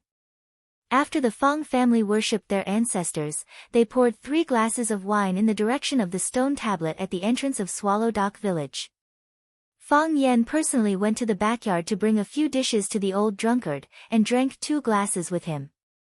The Fang family's New Year's Eve dinner also officially began. Fang Hui sat at the head of the table, Fang Yixing sat below, and then Fang Hao, Zhao Qingxin, Zhou Fan, Fang Yan, Zhou Mingli, and several other juniors of the Fang family sat below. Lu Wan and the other women sat on the other side of Fang Hui according to seniority. Fang Hui looked at his descendants sitting on both sides of the table. He seemed to be in a particularly happy mood, and said with a smile, "New Year's Eve is the night of reunion. How can it be called a night of reunion when all the family members are not here? This year, Yixing and Zhou Fan are back, and so is Zhou Mingli. This year's reunion dinner is even more reunion than in previous years. But, this is not enough." Everyone looked at Fang Hui with confusion. Obviously all the family members were here. Why did the old man say it was not enough? Could it be that someone who was supposed to be here didn't come back? Fang Hui looked at Fang Yan with bright eyes, and jokingly said, "If Fang Yan can bring back that girl from the Yi family, then our dinner will be truly perfect." Everyone laughed. Fang Yan smiled bitterly and said, "Grandpa, please don't make fun of us." "Who said I'm joking with you? Next year, we must win that girl from the Yi family, and bring her back to our Fang family for a reunion dinner during Chinese New Year. This is a mission, we must make sure it is completed." Fang Hui said with a serious expression. Fang Yan didn't want to spoil his grandpa's mood, so he half-heartedly said, "I'll try my best, but you also know, this kind of thing requires fate." "Fate my ass. Back then, I fell in love with your grandmother, and so did many other people. They wrote love poems and gave her gifts, so I directly went up to her and told her to come with me. Then she left with me." Fang Hui said with a proud expression. Fang Yan's face was full of shock, saying, "It's that simple?" He didn't quite believe it. He always felt that picking up girls was something that required a lot of experience. How could it be so easy to succeed? "It's that simple." Fang Hui solemnly nodded. "Of course, that's only if I beat all of her suitors away in front of her." Everyone laughed again. Even Zhou Mingli, who always kept a straight face and didn't want to talk to anyone, couldn't help but laugh. It seems like Fang Hui's story was very much to the taste of these young people. After Fang Hui finished his speech, everyone's eyes turned to Fang Yixing. According to the rules, he would also say a few words. Fang Yixing raised the glass in front of him and smiled, "I won't say much, I just wish everyone good health and a better life. Come, let's have a toast. Cheers. Everyone's glasses clanked together, making a clear sound. Then, everyone raised their necks and drank all the liquor in their glasses. Even Fang Mengxiang learned from the adults and drank all the yogurt in his glass in one gulp. The first thing to eat was the soup. The old maid brought up the bowls of soup. Everyone had a bowl in front of them. Fang Hui took the bowl, blew on it, and was about to drink the soup with a spoon, when Zhou Fan suddenly called out, "Wait a minute."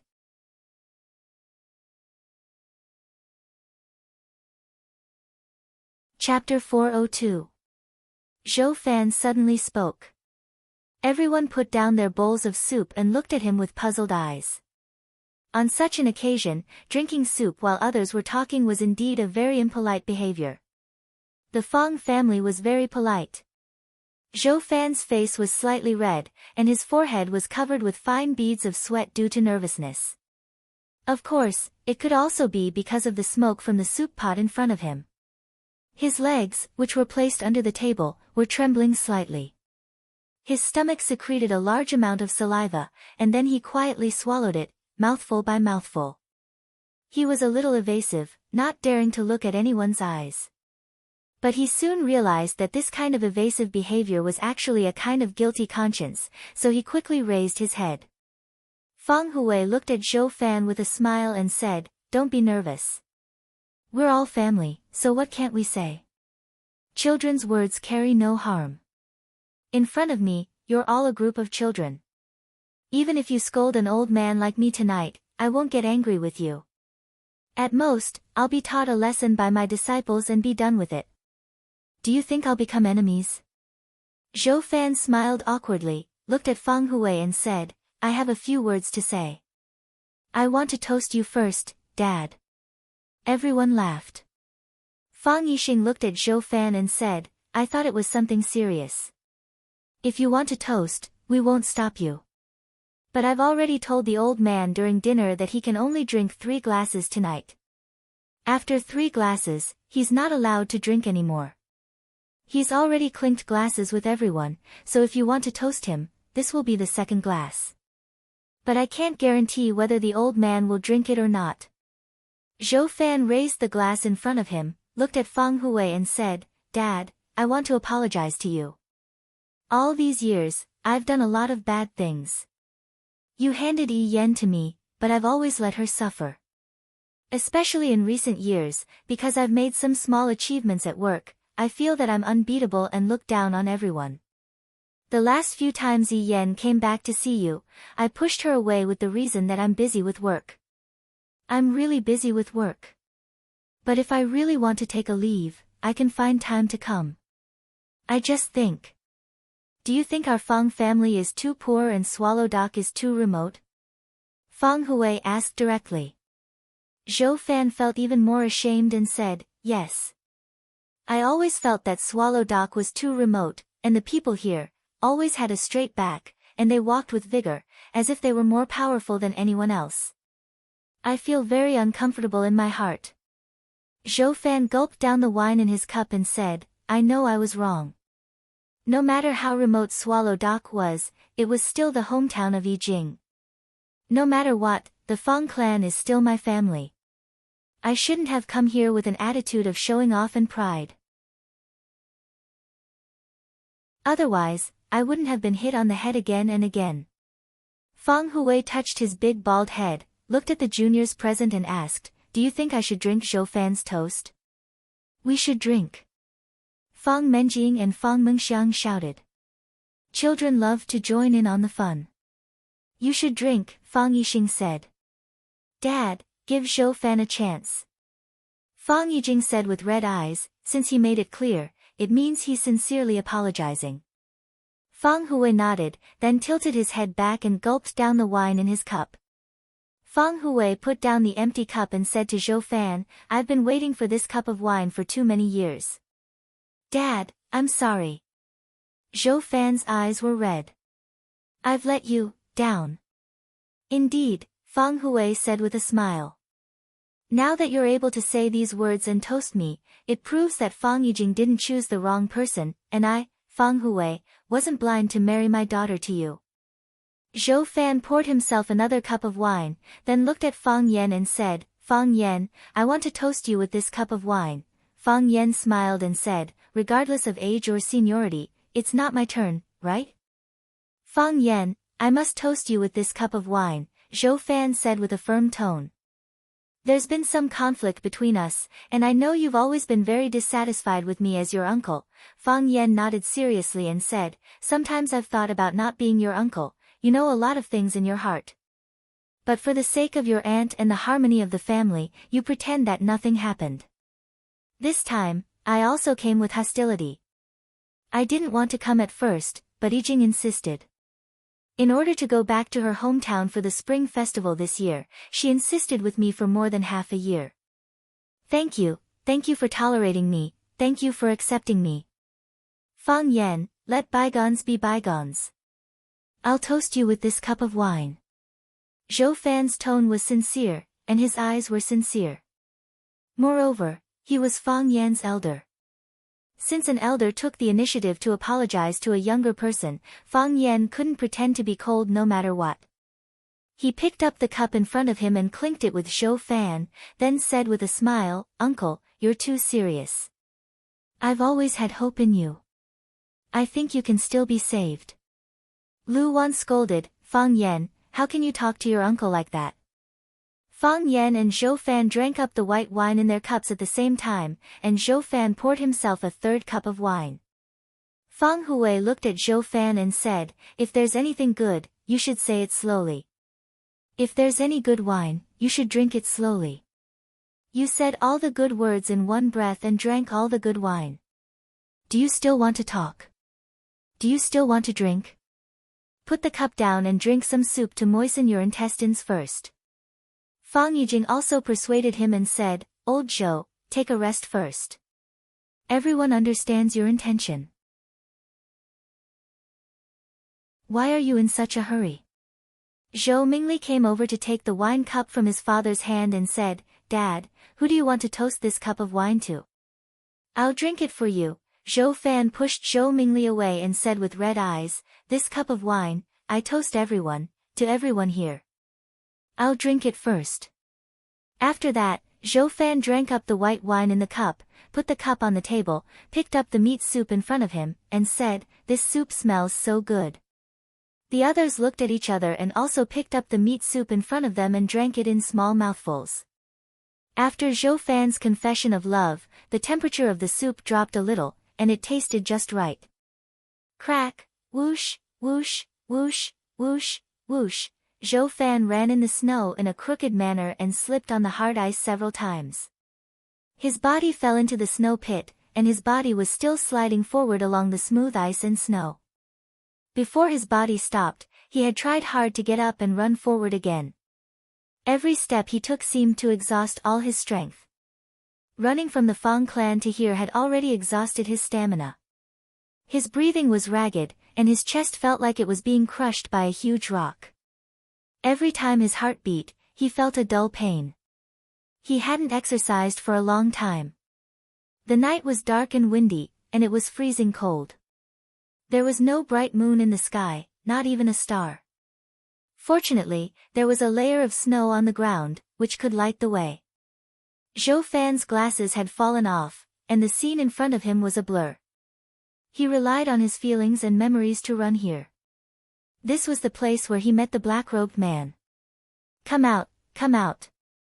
Zhou Fan stood in the snow and shouted, I've completed the mission, I've completed the mission. No one answered. Apart from startling a few forest birds, which bounced off a few icicles, the icicles fell to the ground and broke into pieces. No human sounds could be heard. I've completed the mission, give me the antidote, give me the antidote. Whoosh, a black-robed man appeared behind Zhou Fan. Are you sure, you've completed the mission? The black-robed man's extremely strange voice sounded. This was the most unpleasant voice Zhou Fan had ever heard. It was like talking with a mouth full of sand, or like the sound made by countless earthworms digging holes in the fertile soil. Yes, I've completed the mission. I've completed the mission. I poured the poison into the soup, and they all drank the soup. Everyone drank a bowl, Zhou Fan shouted with a trembling voice. His upper and lower teeth were chattering violently. It was as if he was afraid of what he had just done, or as if he was naturally afraid of the black-robed man in front of him. Is that so? The black-robed man sneered. Then tell me, what are the symptoms of the people who drank the soup now? He would not believe anything Zhou Fan said, even if this man's life was in his hands, even if he could crush him to death at any time. It was like crushing a weak ant to death. Zhou Fan calmed down a little, and his speech became more logical. He said, there are no symptoms. I saw them run out with the excuse of going to the toilet after drinking the soup. They have no symptoms. They are all fine, not dead. The black-robed man's voice sounded as if it came from hell. He said, of course they won't die. At least they won't die now. Because I gave you the soulless lure, it's a slow-acting poison. It will fuse with the blood, destroy the human body's hematopoietic function, corrode people's spiritual will, and slowly turn normal people into waste. Finally, after 3 months, they will die as if they have a chronic disease. This was Swallow Fort. How could they casually kill an entire family? However, if it was this kind of silent death, by the time they knew the truth, it would already be 3 months later.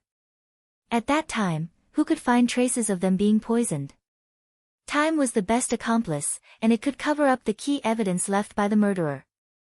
It's fine if it's an ordinary person, but for those who practice martial arts, the more profound their inner strength is, the more painful it is when they die.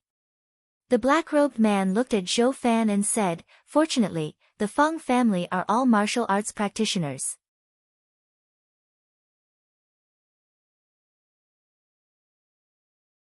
Chapter 403.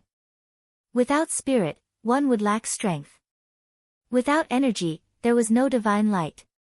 Spirit, qi, and spirit were indispensable to martial artists.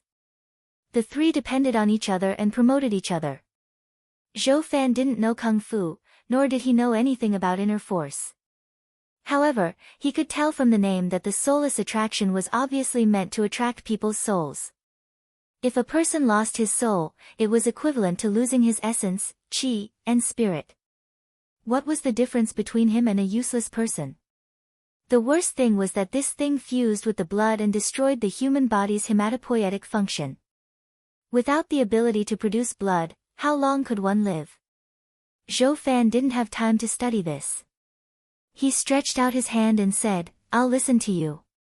I've completed the task. Give me the antidote, quickly give me the antidote. I feel like I'm going to die, I'm going to die.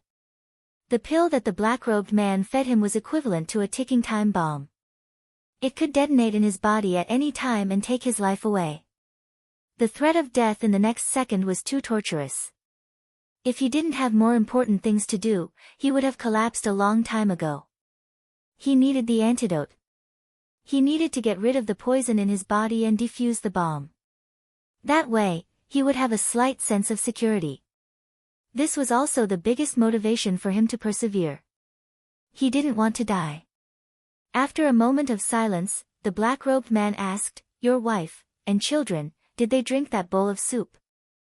Zhou Fan's body trembled violently as he looked at the black-robed man in horror. This was a rather sensitive and difficult question to answer. If he said that he drank it, then the black-robed man would be suspicious. What kind of person would kill his own wife and child? Could such a person be trusted? If he said that he didn't drink it, then the black-robed man would be even angrier. If you reminded your wife and child, would you also remind the rest of the Feng family? If his actions of reminding his wife and children alerted the Feng family, then wouldn't this mission fail? You drank it? Or did you not drink it? The black-robed man was very concerned about the answer to this question and asked. Yes, they drank it. Zhou Fan's teeth chattered as he cried, I was afraid of alerting them, so I didn't remind them. They also drank that bowl of soup. Give me the antidote to the soup, I want to save them. Gagga, the black-robed man laughed. His laughter was even more ear-piercing and unpleasant than his voice. People call us beasts. You are the beast. The black-robed man looked at Zhou Fan and said. In order to save his life, he can even sacrifice his wife and son. If this isn't a slow-acting poison, the poisoned person will die immediately. Or, if I tell you that there is no antidote for this soulless attraction, would you feel a little guilty? Give me the antidote. Zhou Fan was like an enraged mad dog. Death had reduced his fear of the black-robed man. He reached out to the black-robed man and roared, "Give me the antidote. You promised me, as long as I help you complete the mission, you'll give me the antidote." "I did promise you," said the black-robed man. His wide sleeves didn't move at all, but a small red glass bottle flew out from there. Zhou Fan took the vial and asked, "Is this the antidote?" He was a little uncertain. Why did the black-robed man give him the antidote so readily? Or could it be that this was another type of poison that would kill anyone who drank it? "This is the antidote," said the black-robed man. "You can only choose to believe it. Because if you don't drink it, the poison in your body will also kill you." Zhou Fan no longer hesitated. He unscrewed the cap and poured the red potion into his mouth. A strong fishy smell wafted out, causing Zhou Fan to retch in disgust. "Don't vomit," said the black-robed man. "This is raw blood. If you vomit it, you won't be able to cure the poison in your body. The soulless attraction is a slow-acting poison, but the poison in your body will immediately break your meridians and cause you to bleed to death. Every hair on your body can bleed. You must have never seen such a scene, right?" Zhou Fan forcefully swallowed the thing he was about to vomit back. He looked at the black-robed man and said, "Give me the antidote. I want to save my wife and child." "Do you think you still have a chance to save your wife and child?" asked the black-robed man in a deep voice. Zhou Fan staggered back and asked in panic, "What are you doing?" "Of course I'm going to kill you," said the black-robed man. "I promised to give you the antidote, so I'll give you the antidote. However, I didn't say that I wouldn't kill you after giving you the antidote." "Stupid animal, you're the only one who knows. How can I let you leave alive?" As soon as he finished speaking, the black-robed man's body disappeared. A gust of wind swept past. Zhou Fan thought he was going to die. His limbs were numb, and his whole body had been frozen into ice. Or, was he already dead? This gray world was really like hell. But, does hell also snow? When he felt that he could still breathe, when he heard his heart beating fiercely, he realized that he was still alive. He didn't understand what was going on. His mind was still stuck on the scene of the black-robed man rushing towards him. His speed was too fast, like a thick fog wrapping around him. What happened after that? "You're not dead," a familiar man's voice sounded behind him. Zhou Fan turned around and looked at Fang Yan's eyes. His body powerlessly fell to the ground and said, "You're finally here. It's better to come at the right time than to come early." Fang Yan's gaze was fixed on the black-robed man's face, and he said, "Don't you think so?" "You." The black-robed man looked at Fang Yan, then looked at Zhou Fan who was lying on the ground without the strength to move, and said with a voice full of resentment, "Did you plan to set up an ambush?" Zhou Fan came out to ask for the antidote, and when he was about to kill him, Fang Yan appeared in time to save Zhou Fan. If the appearance of these two people was just a coincidence, the black-robed man wouldn't believe it no matter what. "Don't act like you're angry," Fang Yan said with a sneer. "You sent someone to kill me, so I should be angry." "What right do you have to be angry? The reason why your assassination didn't succeed is because your plan was too stupid. Now, you can take off your black robe. I'm really curious, what kind of person hates me so much that they want to exterminate my Fang family?" The black-robed man's facial expression was hidden in his hood, and from where Fang Yan stood, he could only see a pitch-black hole. Not even the outline of the face could be seen, which made it very difficult for Fang Yan to distinguish. However, it was also because of this that he suspected that this person was someone he was familiar with. Otherwise, why would he dress up like a medieval wizard to hide his identity? The black-robed man sneered and said, "Since you're so curious, then come and take it off yourself." As the black-robed man spoke, he leaped up again. The wide black robe on his body spread out, and it was as if a black wall had appeared in front of Fang Yan out of thin air. Fang Yan was not afraid of the unknown darkness, and with a tap of his toes, he charged toward the black wall. Before he got close, a powerful qi was released. Fang Yan's body soared into the air like a crane, and his movements were as smooth as flowing water. He punched toward the black-robed man's chest. Pa! The powerful qi hit the black-robed man's chest, and the black-robed man quickly floated backward. Fang Yan's legs kicked off, and with the help of drunken crane rides the wind, his body accelerated in the air. His body shot out like a cannonball, fiercely charging toward the black-robed man. When Fang Yan got close to the black-robed man, he slammed his palm toward the black-robed man's head. The black-robed man's head shrank, and he unexpectedly disappeared from the hood. Without the support of his head, the hood collapsed in an instant. Fang Yan's palm struck empty air, and his body moved forward in a straight line due to inertia. Pa!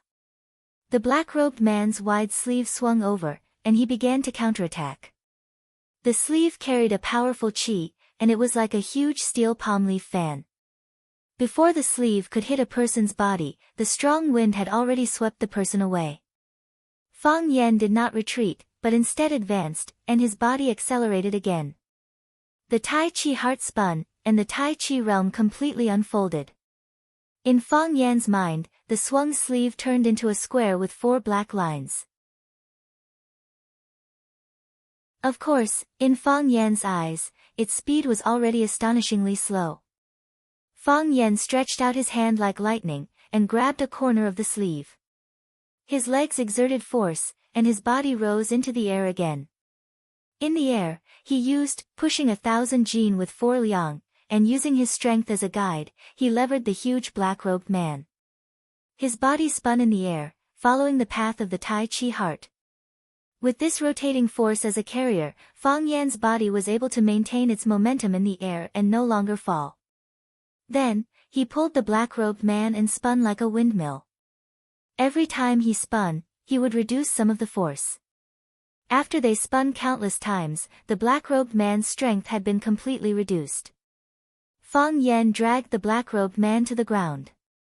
He knew that the black-robed man had become a lamb waiting to be slaughtered. He wanted to tear apart his black robe, take off his black hat, and finally cover him with the white cloth that represented death. He hated the black-robed man to the core.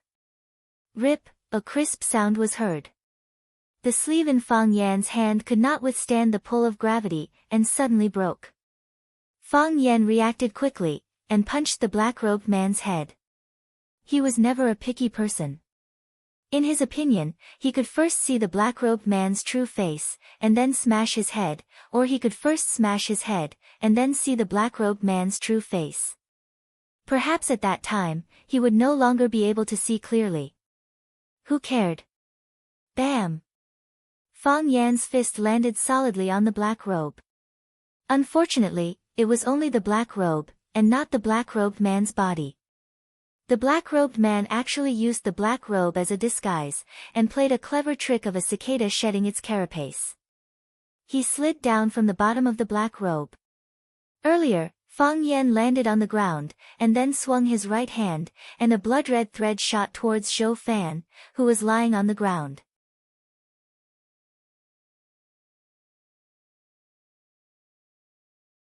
Chapter 404. Hiss, the red thread snake hissed.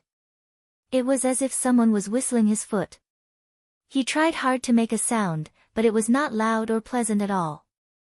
The red thread flew towards Zhou Fan, who was lying on the ground, as fast as lightning. If it was an ordinary person, such as Zhou Fan, even if the tiny red thread entered his body through his nostrils, ears, or mouth, and gave birth to a nest of red thread snakes in his stomach, he would not be aware of it. However, in Fang Yan's eyes, he could clearly see the red line's every move and even its 2 black eyes that were like dots. It was a red thread snake. Fang Yan was no stranger to this kind of red thread snake. Previously, when he fought with the Snake Lord had used such a disgusting thing that was impossible to guard against to poison him. However, the Snake Lord had been subdued by Fang Yan and had his snake eye. As long as Fang Yan crushed the snake eye, the Snake Lord would die on the spot. The Snake Lord's life was to become Fang Yan's snake slave and be used by him. It was impossible for him to have the guts to resist and poison Fang Yan. Of course, there was also the possibility that the Snake Lord wanted to poison Fang Yan's family to death and then take away his snake eye from Fang Yan. However, Fang Yan knew that this person was not the Snake Lord. At first contact, he knew that this person was not the Snake Lord. There were many senses in the human body. Fang Yan was quite confident in his combat sense. Zhou Fan was lying on the snow silently. After a day and a night of suffering, his physical strength had been exhausted. He had just experienced a life and death crisis. Because of the appearance of Fang Yan, he could not hold on any longer. He directly lay on the ground and fainted. Zhou Fan did not have the ability to save himself, and Fang Yan could not just watch his uncle get killed by the red thread snake. Although he had said not to let him down, he could not really abandon his uncle. It was a matter of life and death. His life was hanging by a thread. Fang Yan's Taiji heart spun even more crazily. The airflow formed a white whirlpool that could devour everything. Fang Yan felt a sharp pain in his dantian, as if the heat from the rotation was going to burn his skin and flesh. The Taiji domain was unleashed to the extreme, and the movement of the red snake turned into a tiny line. Even though he started later, he arrived first. Fang Yan's body flipped and jumped in the air, chasing after the red-line snake that was about to enter Zhou Fan's body at a ghostly speed. Seeing that the red thread viper was about to land on the ground and attack, Fang Yan suddenly threw out the corner of his robe that he was holding. The lower hem of the robe contained an abundant amount of Taiji energy. It was like gold or iron, a murderous weapon. Hoo, wherever the hem of the robe passed, the air was ignited by its heat, emitting a crisp crackling sound. In front of it, there was a rectangular, airless vacuum. Pa! His sleeves whipped the red thread snake's body, sending it flying. Hiss, hiss, hiss, the red-line snake let out a few weak cries and fell to the ground. It had already become a dead snake. Fang Yan rushed over and stepped on it. Crack! The red-line snake's body and the snow on the ground were stepped on by Fang Yan, merging into a pool of red and white mud. The red-line snake was raised on corpse blood, so the blood inside had a strong stench. Zhou Fan was still sleeping soundly, unaware of the danger outside. Fang Yan saved his uncle and helped him out of danger. When he turned to look at the black-robed man, he had already disappeared. However, when Fang Yan tore off his black robe, he still managed to catch a glimpse of him in a hurry. What kind of face was that? A very ordinary person with a very ordinary face. His skin was as pale as paper, as if he had never seen the light of day. The most memorable thing was that he only had one eye. On the side of his cheek where he had lost his eye, there was a shocking hole in his flesh. The blood had already drained, the wound had already healed, but the uneven skin and the protruding sarcoma of the meridians were still nauseating. This was a caveman. And also a dead man. When Zhou Fan opened his eyes, his wife Fang Yijing was sitting next to him, looking at him with a worried expression. Zhou Fan's mouth moved, but no words came out. You're awake. Fang Yijing grabbed her husband's hand and asked, Are you thirsty? Are you hungry? Do you feel uncomfortable anywhere? Zhou Fan blinked and asked, I'm not dead. He remembered that he was already dead. The ice and snow covered him, and there was a crystal-clear snow bag where he laid. That was his coffin. I'm not dead, Fang Yijing said with reddened eyes. Fang Yan saved you, Yi Zichen said. You didn't lie to me, Zhou Fan said. What? Everyone in your family knows Kung Fu, Zhou Fan said. I know Fang Yan knows Kung Fu. I saw him perform Kung Fu, it was amazing, like he was filming a movie, I didn't lie to you. You didn't lie to me either. Fang Yijing grabbed her husband's hand and smiled. You said you would get along well with my family, and you really did it. Zhou Fan's expression was full of guilt. I've let you down. If it wasn't for me, you didn't let anyone down. Fang Yijing put Zhou Fan's hand on her face and said with reddened eyes, Zhou Fan, thank you. Thank you for choosing us, thank you for telling the truth to Fang Yan, thank you, for not being so selfish. Fang Yan said that if it wasn't for you, our family could have been poisoned. My dad also praised you, saying that you're indeed Fang Hui's son-in-law. My dad rarely praises people, especially these past few years. The only person he praised was Fang Yan. Really? Zhou Fan asked with tears streaming down his face. Did they really say that? Zhou Mingli felt so wronged, but also so touched. What did he go through in the past 2 days? He was just a normal little official. He just wanted to come to his wife's hometown to spend Chinese New Year with his father-in-law. How did he encounter something like this? First, he had a conflict with Fang Yan. He was ridiculed and bullied to the point of death. He just wanted to go out for a walk, but he met a black-cloaked man who fed him a poison, then gave him a bottle of potion and told him to poison his father-in-law's family. Did he die? Or did his father-in-law's family die? This wasn't a problem, this was King world-class problem. He hesitated for a long time. He didn't even report what happened to him to the Fang family immediately. For a period of time, he was really considering how to poison the soup pot. Of course, he failed. His strange behavior was already noticed by Fang Yan. He knew that he was a selfish person, and also knew that he was the sinner of the Fang family. He felt that neither his wife nor the Fang family would forgive him. Fortunately, it was all over now. He was still alive, and so was his father-in-law's family. Moreover, he, who had never been recognized by them, actually received their praise. Was this the sweet after the bitter? It's true. They're discussing something outside. You'll know when you go out. Fang Yijing also nodded with tears on her face. I'm not going out, Zhou Fan said. He reached out and hugged his wife, saying, I just want to be alone with you for a while. The Fang family's living room. The children were all taken to their rooms to sleep by their mother. Only Fang Hui, Fang Yixing, Fang Hao, Xiao Qingxin, and the junior Fang Yan were left in the living room. Lu Wan also went out after making tea for everyone. She knew that the men of the Fang family had something very important to discuss today. She didn't know until now that what she thought was a peaceful New Year's Eve dinner was actually hiding such a dangerous thing. Looking at her son, Fang Yan, who was sitting calmly next to his grandfather, Lu Wan's heart was filled with comfort. Her son had grown up and could share the family's worries.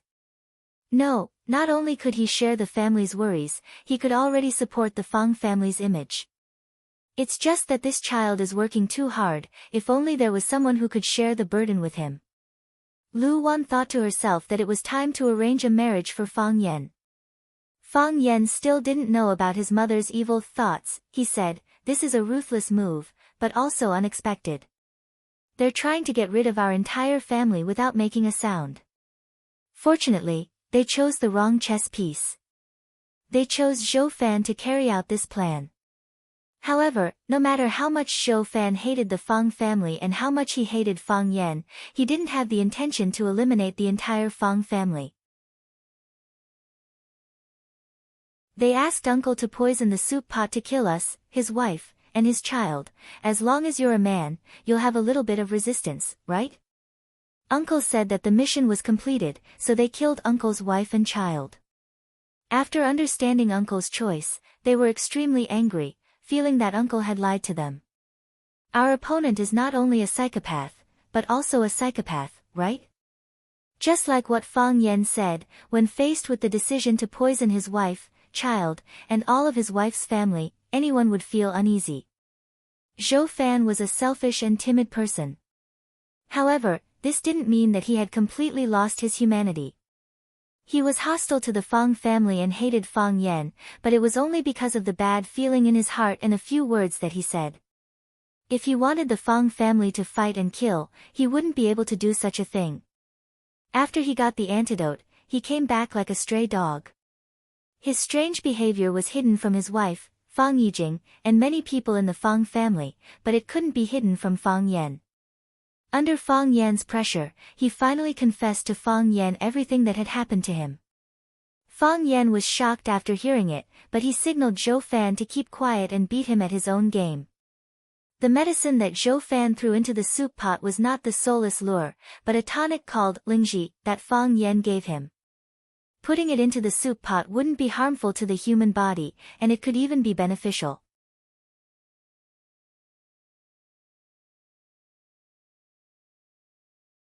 Chapter 405. War was a competition of strength and wisdom. But the most important thing was luck. If Fang Yan didn't notice Zhou Fan's abnormality, if Zhou Fan refused to admit that he encountered the black-robed man and only said that he felt uncomfortable or that he felt uncomfortable when he saw Fang Yan, would the story have a different ending? The real soul-losing attraction was fed into a rabbit's mouth by Fang Yan. The rabbit didn't die immediately after eating the soul-losing attraction, and it didn't look any different from before it ate the medicine. Fang Yan understood that the other party had put in a slow-acting poison. Seeing that the rabbit didn't eat, Zhou Fan asked Fang Yan if it was a prank. Fang Yan didn't believe it was a prank. After so many life-and-death hunts, he knew that those people outside were far more vicious than he could imagine. There was nothing they couldn't do. For a sensitive place like Swallow Fort, they could only use a slow-acting poison if they wanted to make such a big move. If the Fang family died tragically on New Year's Eve, the impact of this event would be too great. It wasn't something that ordinary people could suppress. No one dared to suppress it. Fang Yan wasn't sure if the Fang family had other puppets, and he didn't know if someone was watching Zhou Fan and the Fang family. If someone was watching, and Zhou Fan didn't carry out the task, they might make another move. Therefore, he asked Zhou Fan to put the poison in the soup pot according to the plan.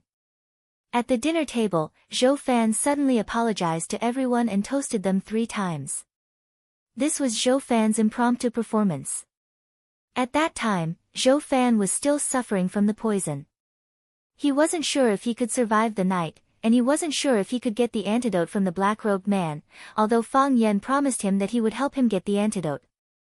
However, the black-robed man was so powerful, and Fang Yan, he was just a young and clever kid.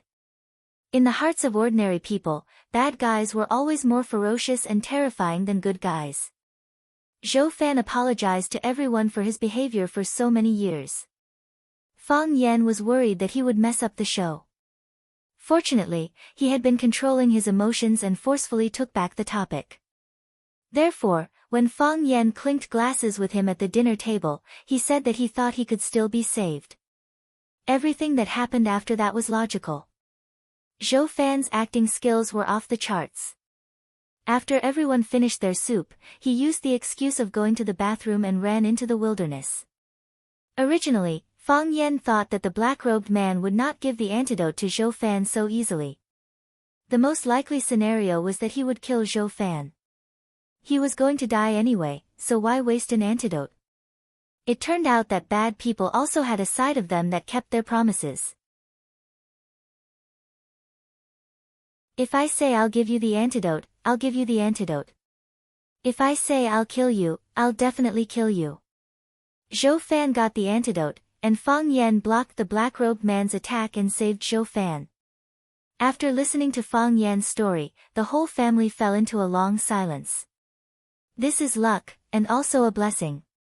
Fang Hui sighed and said, "It proves that our Fang family should not fall, nor should we fail." Who is that black-robed man? Zhao Qingxin looked at Fang Yan and said, "Do you want me to use my connections in Yanjin to investigate?" "That's fine," Fang Yan said. "Whether it works or not, we have to show the outside world that we were bullied. It's better to do it sooner than later." "I'll arrange it now," Zhao Qingxin said. "I'll take some people to the mountain to check." "Second uncle, there's no need to check the mountain," Fang Yan said with a smile. "He's gone." Fang Hui nodded and said, "From what Fang Yan said, he's definitely gone. However, after daybreak, send a few good stalkers to take a look. Maybe they can find some clues." "Got it," Zhao Qingxin agreed and went to the yard to make a call. Obviously, he was going to use the Zhao family's power in Yanjing. We have to find out who he is. Fang Hao's face was full of murderous intent. We didn't poison him this time, but what about next time? What about the next time? It's really hard to eat and sleep with an enemy like him. Fang Hui nodded and said, what Fang Hao said makes sense.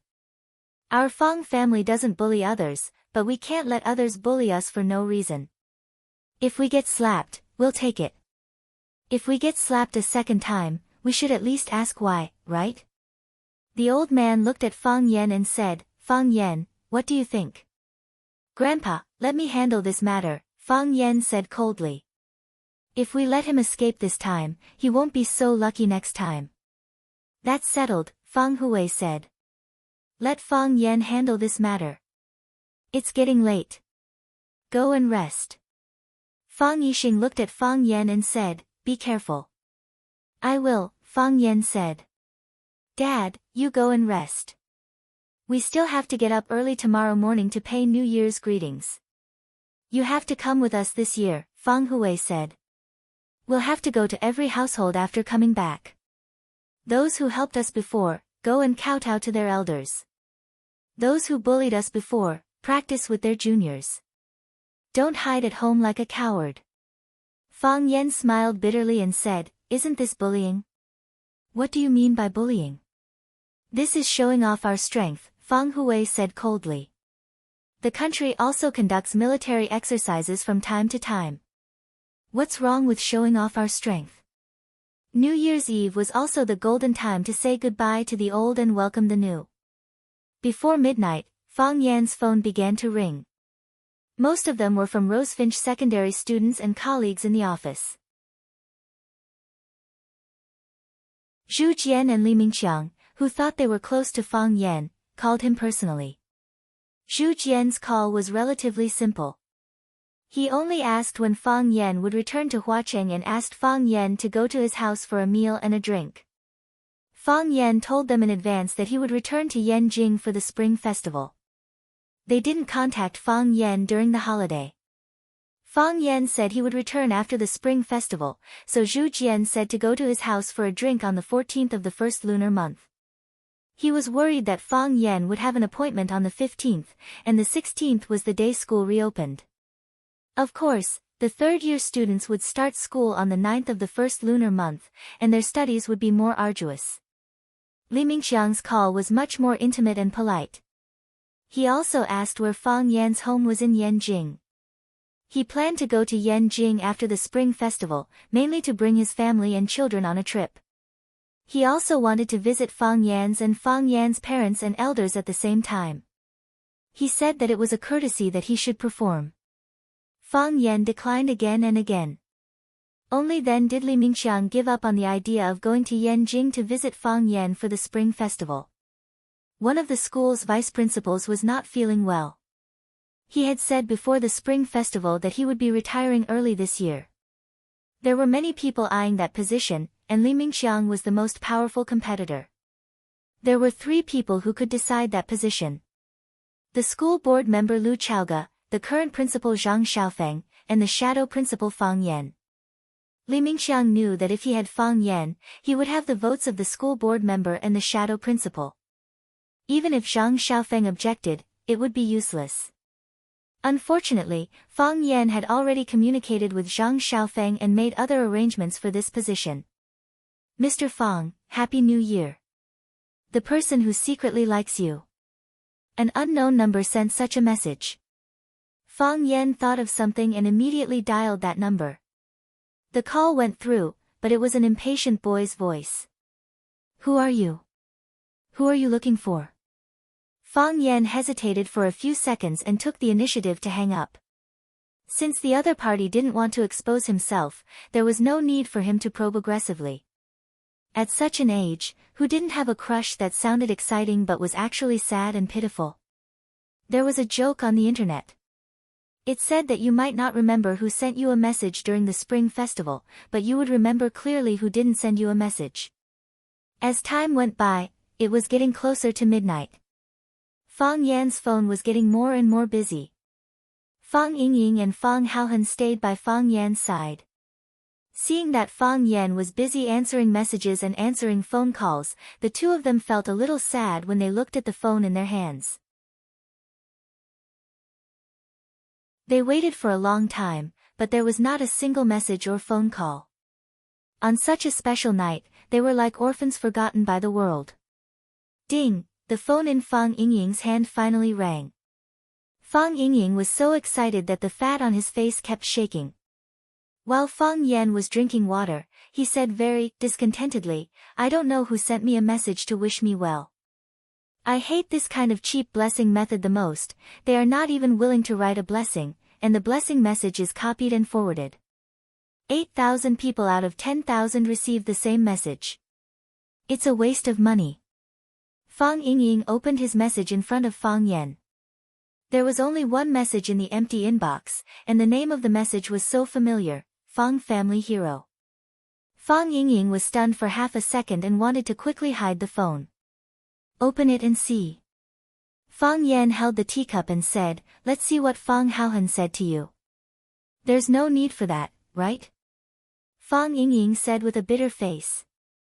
It's possible that Fang Haohan wrote a love poem to some girl, but this idiot accidentally chose the wrong recipient and sent it to me. Love poem? Fang Yan's heart of gossip was burning, and it was even more ferocious than the spinning of the heart of Tai Chi. "Open it and see. Otherwise, I'll do it myself." Fang Haohan shook his head vigorously, signaling Fang Yingying not to open the message. "What are you shaking for? Do you think you're a roly-poly doll?" Fang Yingying said angrily. "The two of us are sitting together, and the straight line distance is less than 2 meters. What can't we say directly? You just have to waste a message fee." Fang Haohan still shook his head, and he shook even more violently. "Open it." Fang Yan's curiosity was aroused, and he said to Fang Yingying. Fang Yingying had no choice but to take out his phone and open the message sent by Fang Haohan. "Fang Yingying, Happy New Year. You also quickly send me a blessing message. Don't let Junior Marshall Uncle see it. Remember, remember."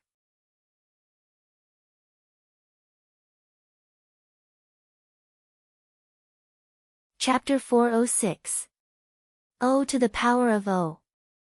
At first, Fang Yan's expression was like this. Smiley face. Then, Fang Yan's expression changed again. : In the end, Fang Yan's expression became like this. Fang Yan wanted to say something. He wanted to tease her or say some comforting words, but he couldn't say anything. He patted Fang Yingying's shoulder, then Fang Haohan's shoulder. A compassionate look that said, "I understand you and I'm with you." Fang Yingying's face was extremely embarrassed. He said to Fang Haohan with dissatisfaction, "I hope my life will turn into that lotus and I will abandon all fame and fortune. Let the world praise God's freedom, and we only need to monopolize the world." Haven't you heard of this song? Didn't you understand its essence? The people of the inner Jianghu are all peerless powerhouses who live in seclusion. We don't seek fame, nor are we greedy for benefits. What kind of spectacle do we not have? Seen it before? What great temptation have we not experienced? Why would we care about a mere congratulatory message? Fang Haohan, if you want a blessing, just say it. Junior Marshall Uncle and I will satisfy you. It's not a big deal, is it? Was there a need to specially send a message asking for it? You even said not to let Junior Marshall Uncle see it. What kind of thoughts are you having? I, Fang Yingying, do things in an open and aboveboard manner. There is nothing that I cannot say to others. Junior Marshall Uncle is our elder brother. Do we need to lie to him? I don't care what you, Fang Haohan, do. Anyway, I, Fang Yingying, would never do such a thing." As Fang Yingying was passionately criticizing Fang Haohan, the phone in his hand rang again. Ding dang, it was still the sound of a message from his phone. "We are masters, and masters should have the demeanor of masters." As Fang Yingying spoke, he opened the message. After glancing at it, his eyes widened, and the fat on his face trembled. He jumped up from the sofa excitedly and shouted, "Miss Yi sent me a message. Miss Yi sent me a message, ding dang. Fang Haohen's phone also rang with the sound of a text message. Fang Haohen opened his phone and jumped up as well. His body was thin, tall and long, and when he jumped, he looked like a dancing skeleton. Miss Yi also sent me a message. Miss Yi has also sent me a message. Fang Yan looked at his phone. It was lying there quietly. It was as if it was dead, not moving at all. He didn't receive a message from Yi Ro. Yi Ro seemed to have forgotten him. Fang Yan looked at Fang Yingying and Fang Haohen unhappily and said, "What did Yi Ro, that savage woman, send you?" "Happy New Year," Fang Yingxiong said excitedly. His eyes were glued to the phone screen, as if he was afraid that the words would disappear. Happy New Year. Only 4 simple words, which was indeed in line with Yi Ro's style. If she said a lot of nonsense, she wouldn't be Yi Ro. "What about you?" Fang Yan looked at Fang Haohen and asked. "Happy New Year, too," Fang Haohen said. "Miss Yi also wishes me a Happy New Year." Fang Yan sneered and said, "The same blessing must be copied and pasted." "Impossible." Fang Yingying and Fang Haohen denied at the same time. "Why is it impossible?" Fang Yingxiong and Fang Haohen looked at each other. The two of them put their phones together and studied it carefully. Happy New Year. It was all the same words. Suddenly, Fang Haohen shouted as if he had discovered a new continent, "It's not a copy and paste. It must not be a copy and paste. Miss Yi wrote the blessing for me and Hero herself. Look, there is a sentence after my Happy New Year, and there is an exclamation mark after Hero's Happy New Year." Fang Yingying looked at Fang Yan and said, "By the way, Junior Marshal Uncle, Miss Yi must have sent you a message a long time ago, right? What did she say to you?" Fang Yan didn't bother to look at their complacent faces. He went to the yard and called some people. He received a lot of congratulatory messages, but some people had to be called by him personally. For example, his maternal grandparents, the principal of Rosefinch, Zhang Xiaofeng, and the principal of Ivy League High, Zhong Dei, and other elders needed Fang Yan to take the initiative to call them. Fang Yan called his grandpa and grandma first. His grandma greeted the whole family patiently and then gave the phone to his grandpa. His grandpa just asked him if he would come to Huacheng next year and when he would come to Huacheng. After getting Fang Yan's reply, he hung up the phone. Principal Zhang Xiaofeng was watching the Spring Festival Gala with his wife. He simply said a few words to Fang Yan, confirmed Fang Yan's return date after the New Year, and hung up. Zhong Dei was still drinking with his family. He was very surprised to receive Fang Yan's call. He laughed and invited Fang Yan for a drink after the New Year. After Fang Yan finished these calls, he was about to go back to his room when he saw fireworks exploding in the distant sky. The colorful fireworks lit up the night sky, making the sky above Swallow Dock glitter with red light. It looked more gorgeous and dazzling than usual. Then, more fireworks soared into the sky. The flowers bloomed, and the sky was lively like a fireworks show. Swallow Dock didn't have the custom of setting off fireworks. These fireworks were set off in Yanjing City or other villages around Yanjing City. Fang Yan stood in the yard and watched the fireworks for a while. Suddenly, he thought of a woman who was as gorgeous as fireworks but lonely. He dialed the number, and it took a while for the phone to be picked up. "Fang Yan." The woman's crisp and cold voice came from the phone. "It's me," Fang Yan said with a smile. "What are you doing? Why did you take so long to pick up?"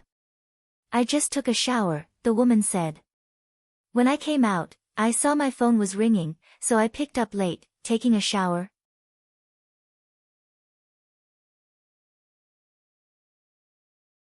When he was not there, Huacheng was too dangerous for that woman.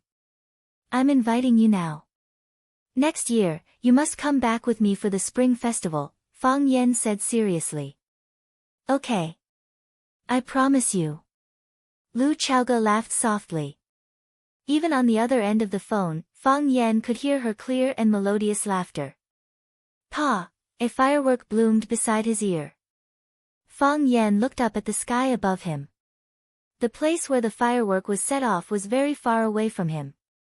Someone is setting off fireworks in the neighborhood, Lu Chaoge said faintly. What beautiful fireworks. Fang Yan finally understood that someone was setting off fireworks on Lu Chaoge's side. The sound of the fireworks exploding came through the phone, which was why Fang Yan felt it was so real and so loud. Pa, pa, pa, fireworks rose into the sky one after another, exploding one after another. Fang Yan did not speak, and neither did Lu Chaoge. Under the same starry sky, the two of them enjoyed different fireworks. Two people snuggling up to each other and enjoying fireworks together was romantic, but one person enjoying fireworks alone was a waste. Like the moon, like the stars, your seductive blooming, crying so loudly, who is it setting your clothes on fire, tasting the wind and rain, you are so beautiful and sad, after prosperity is desolation, after desolation is forgetting, why not to bury my body with it? The wine of tears, drinking full of vicissitudes, distance so far, missing so long, fireworks were lonely, she was even more lonely than fireworks.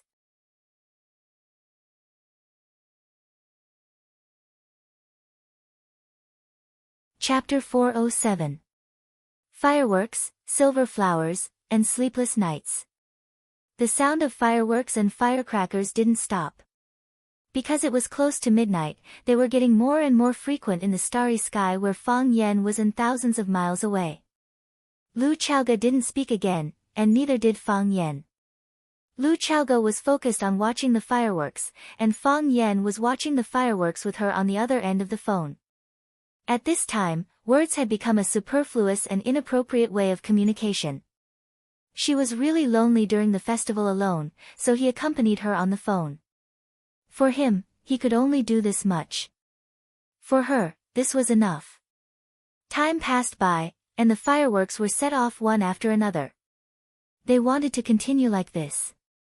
Until the sky fell and the earth cracked, until the seas dried up and the rocks rotted, until the mountains became flat, until the sky and the earth merged, until the smartphone ran out of battery. Yes, just as Fang Yan thought that they were going to continue in this wonderful state for a long time, the phone placed by his ear began to heat up, and there was a beep beep beep sound of battery alarm. According to Fang Yan's experience, he knew that the phone's battery was about to run out. The battery life of today's smartphones was too short. When their new energy technology, the Rubik's Cube, was popularized, this problem could be solved. A battery could be used for half a month, and the wife would have to worry about the problem of her husband not coming home. Is the phone out of battery? Lu Chaoge, who was on the other end of the phone, also heard the beep sound.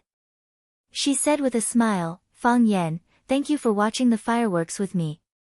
I'm very calm now, and I don't feel very lonely, the fireworks tonight are really beautiful. Fang Yan nodded. After nodding, he remembered that Lu Chaoge couldn't see him at all, so he quickly said, the fireworks tonight are very beautiful. Then that's it, Lu Chaoge said. I think you must be very busy tonight. I'm not very busy, Fang Yan said. He didn't do much tonight. He just chased away a killer, saved a family's life, received a few messages, made a few phone calls, and was despised by Fang Yingying and Fang Haohan. Dang dang dang, the old bell in the east of the village was rung by the bell keeper, which meant that the old year had passed and the new year had arrived. It meant that Swallow Fort had protected Huaxia for another year. It meant that Huaxia had been blessed with good weather and a bumper harvest. The country was prosperous and the people were at peace. Saying goodbye to the old year and welcoming the new year was indeed something worth ringing the bell to boast about. Happy New Year, Lu Chaoge said. Happy New Year, Fang Yan said. After thinking for a while, he added, I'll be returning to Flower City soon. Yes, the students are about to start school. See you in Flower City. See you in Flower City. Fang Yan hung up the call with Lu Chaoge. He was about to go back to his room to change the battery when the phone in his hand rang again. Fang Yan looked at the caller ID and answered the call again. He smiled and said, Jiang Qin, Happy New Year.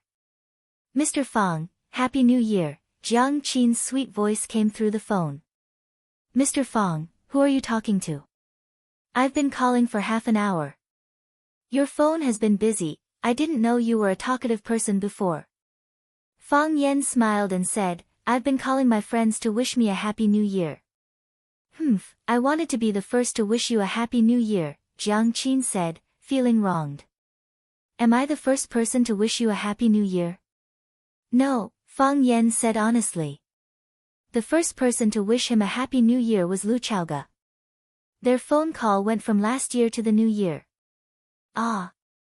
Jiang Qin shouted with dissatisfaction, who was earlier than me? Who took my first place? Fang Yan smiled and said, what's the big deal about being first and second? It's fine as long as you get it. Are your parents there? Give them the phone. I'll wish them a happy new year. After Fang Yan changed the battery on his phone, Yuan Lin happened to call. Fang Yan also wished her parents a happy new year. Fang Yan was going to take some time to give Xia Tian a call, but he didn't expect Xia Tian to call him. Mr. Fang, are you busy today? Xia Tian's voice was very lazy, as if she had just woken up and was lying in bed. No matter how busy a teacher is, he's not as busy as a celebrity, Fang Yan said with a smile. Why do I feel like you're sleeping? Yes. After dinner, I felt sleepy, so I lay in bed and slept.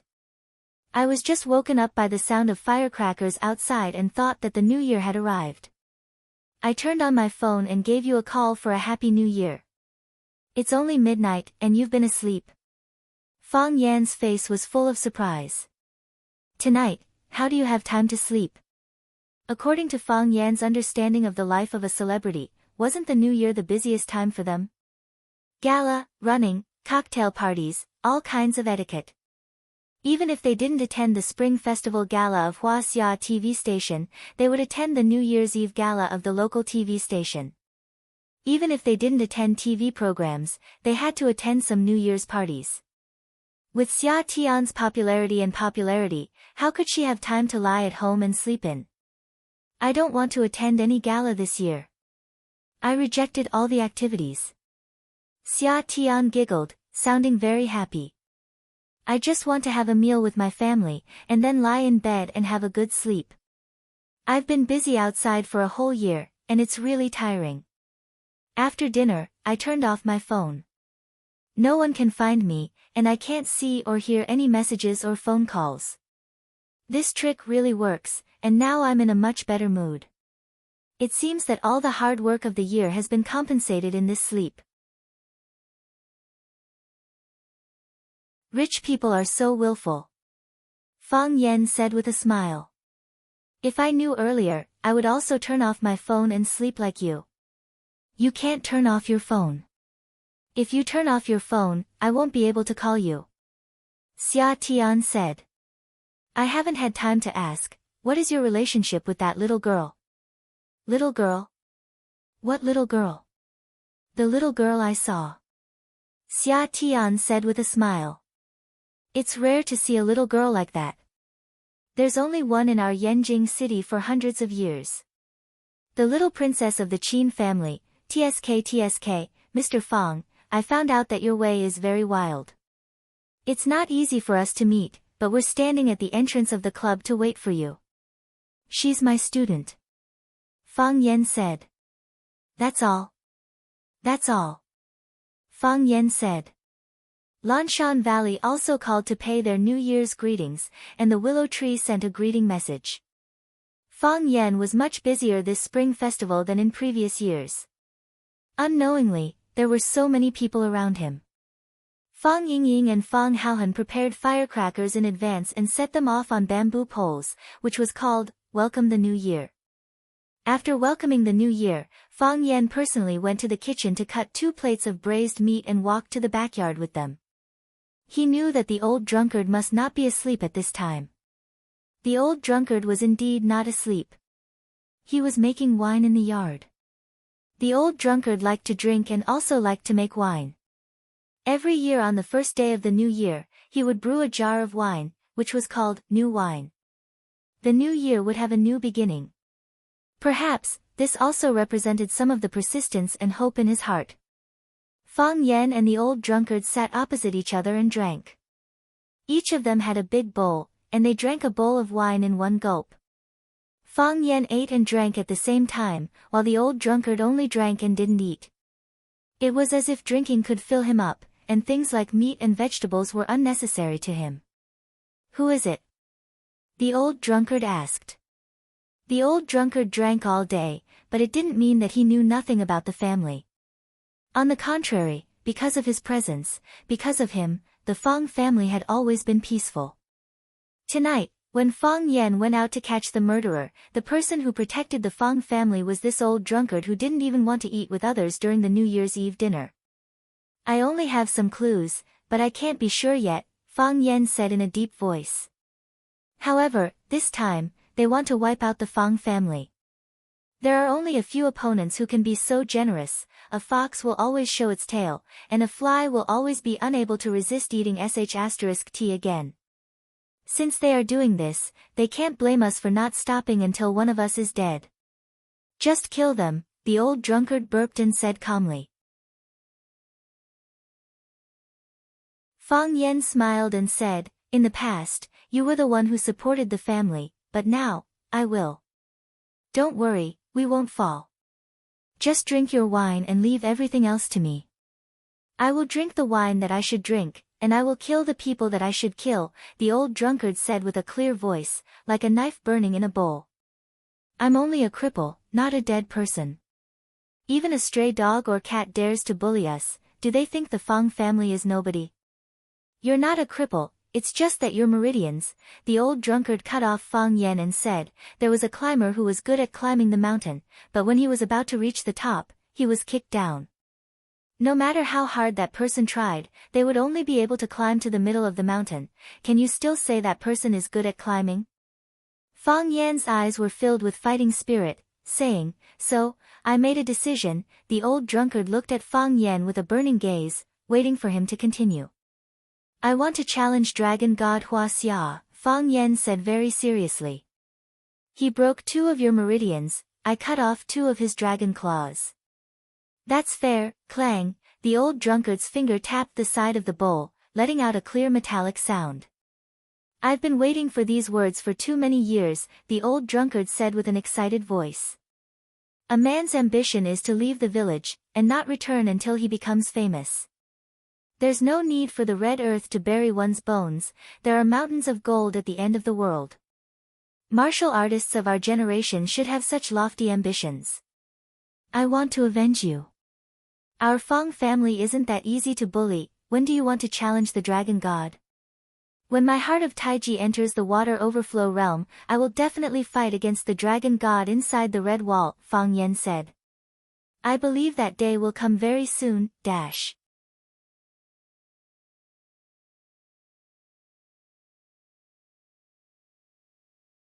Chapter 408.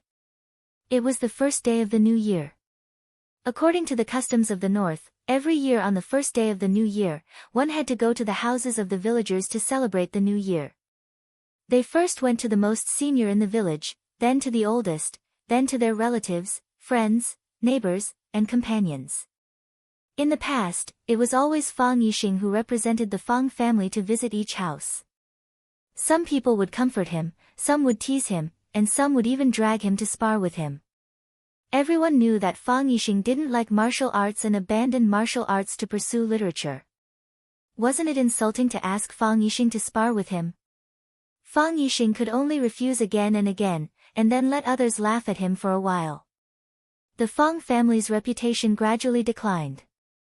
This year, Fang Hui asked Fang Yan to accompany Fang Yixing to celebrate the new year.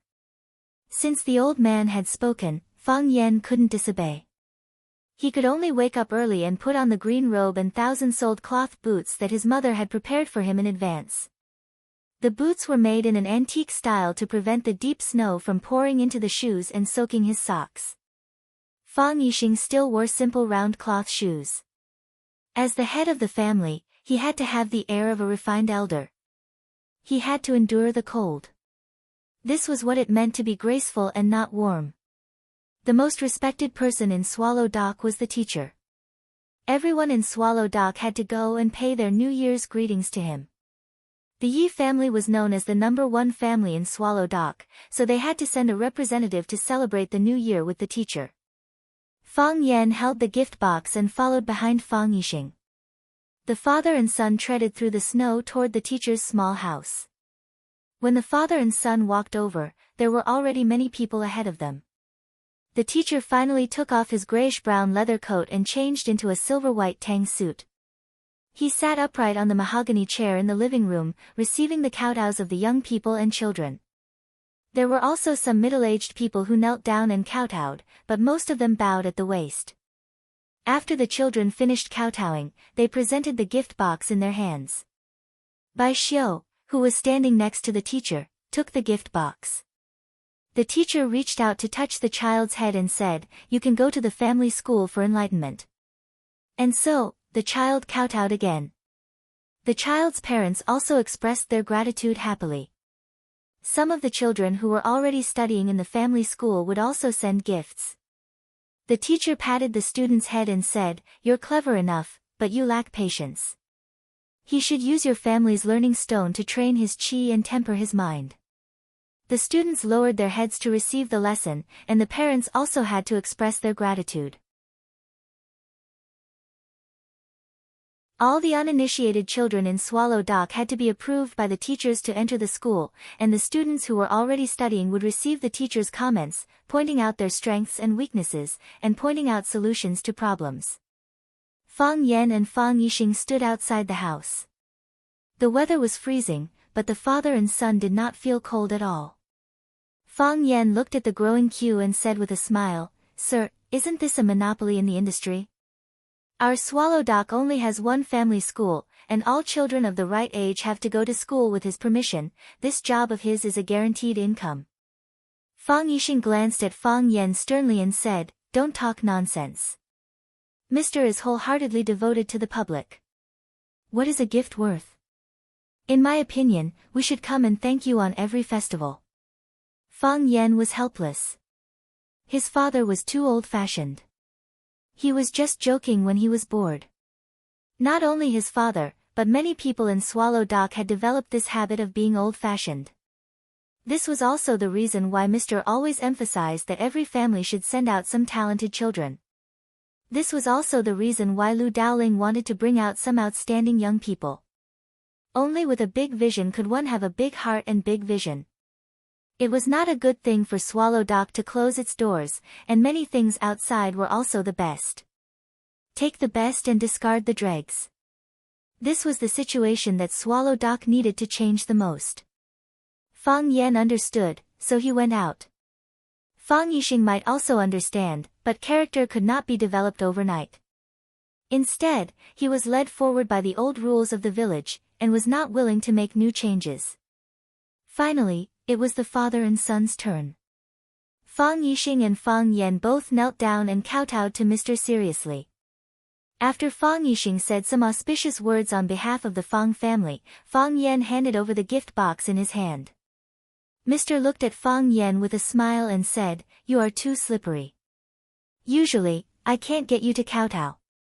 Fang Yan felt wronged and said, "Mister, you have wronged me. When do I not come to kowtow to you during Chinese New Year? I kowtowed just now.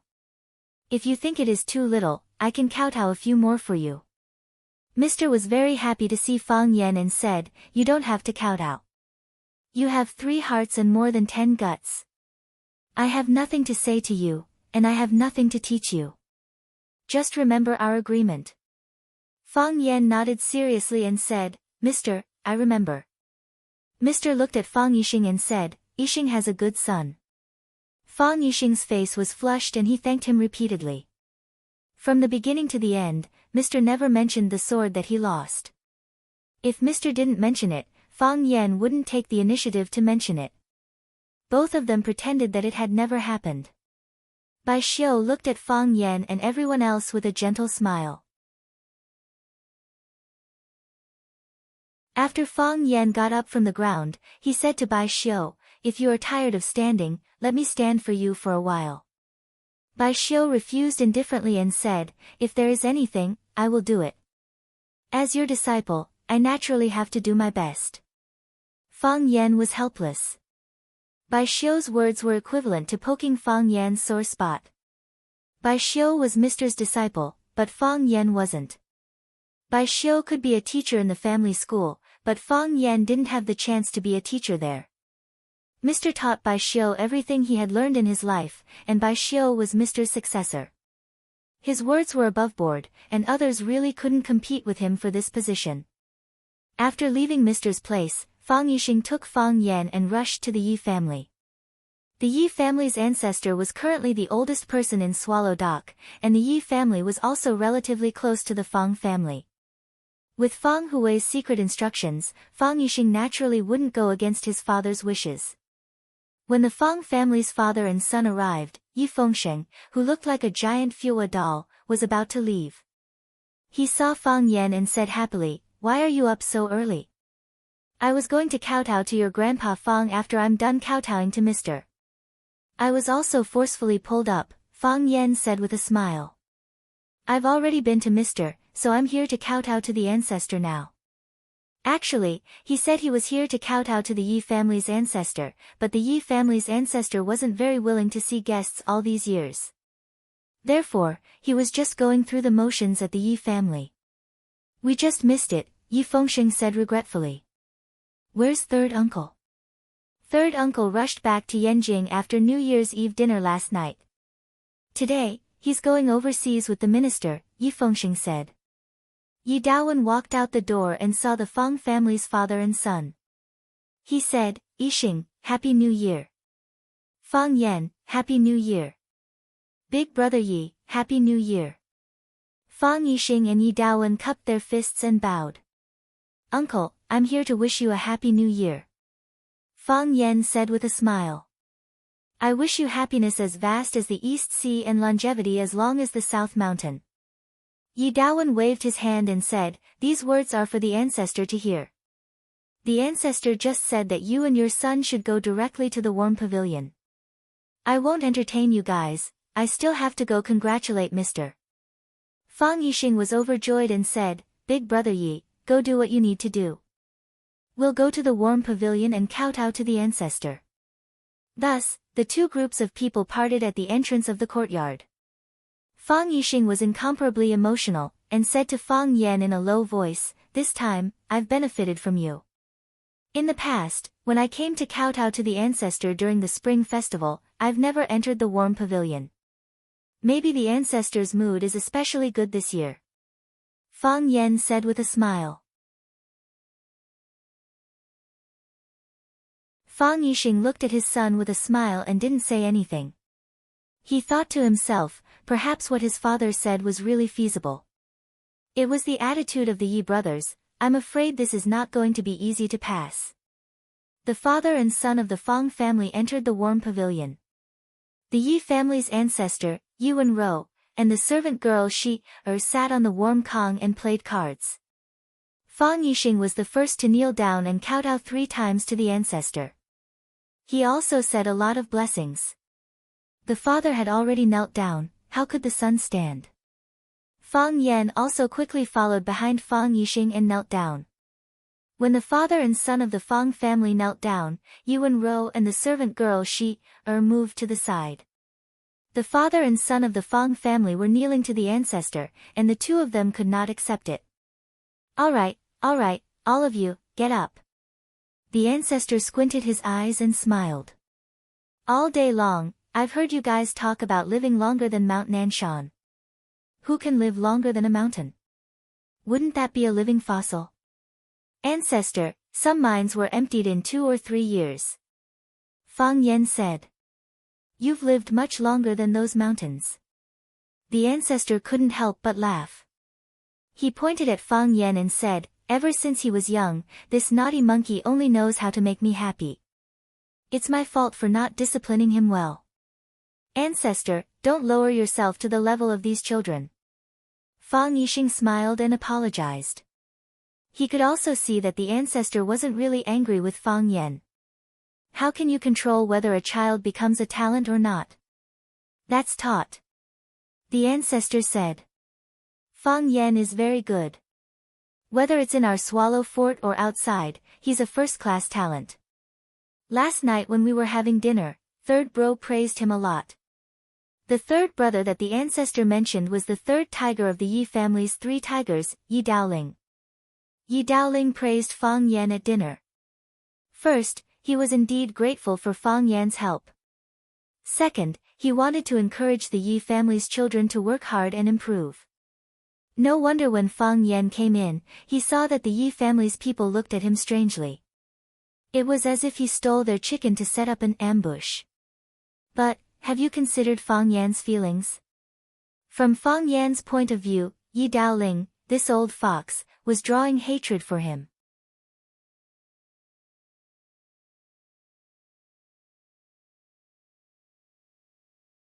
Chapter 409.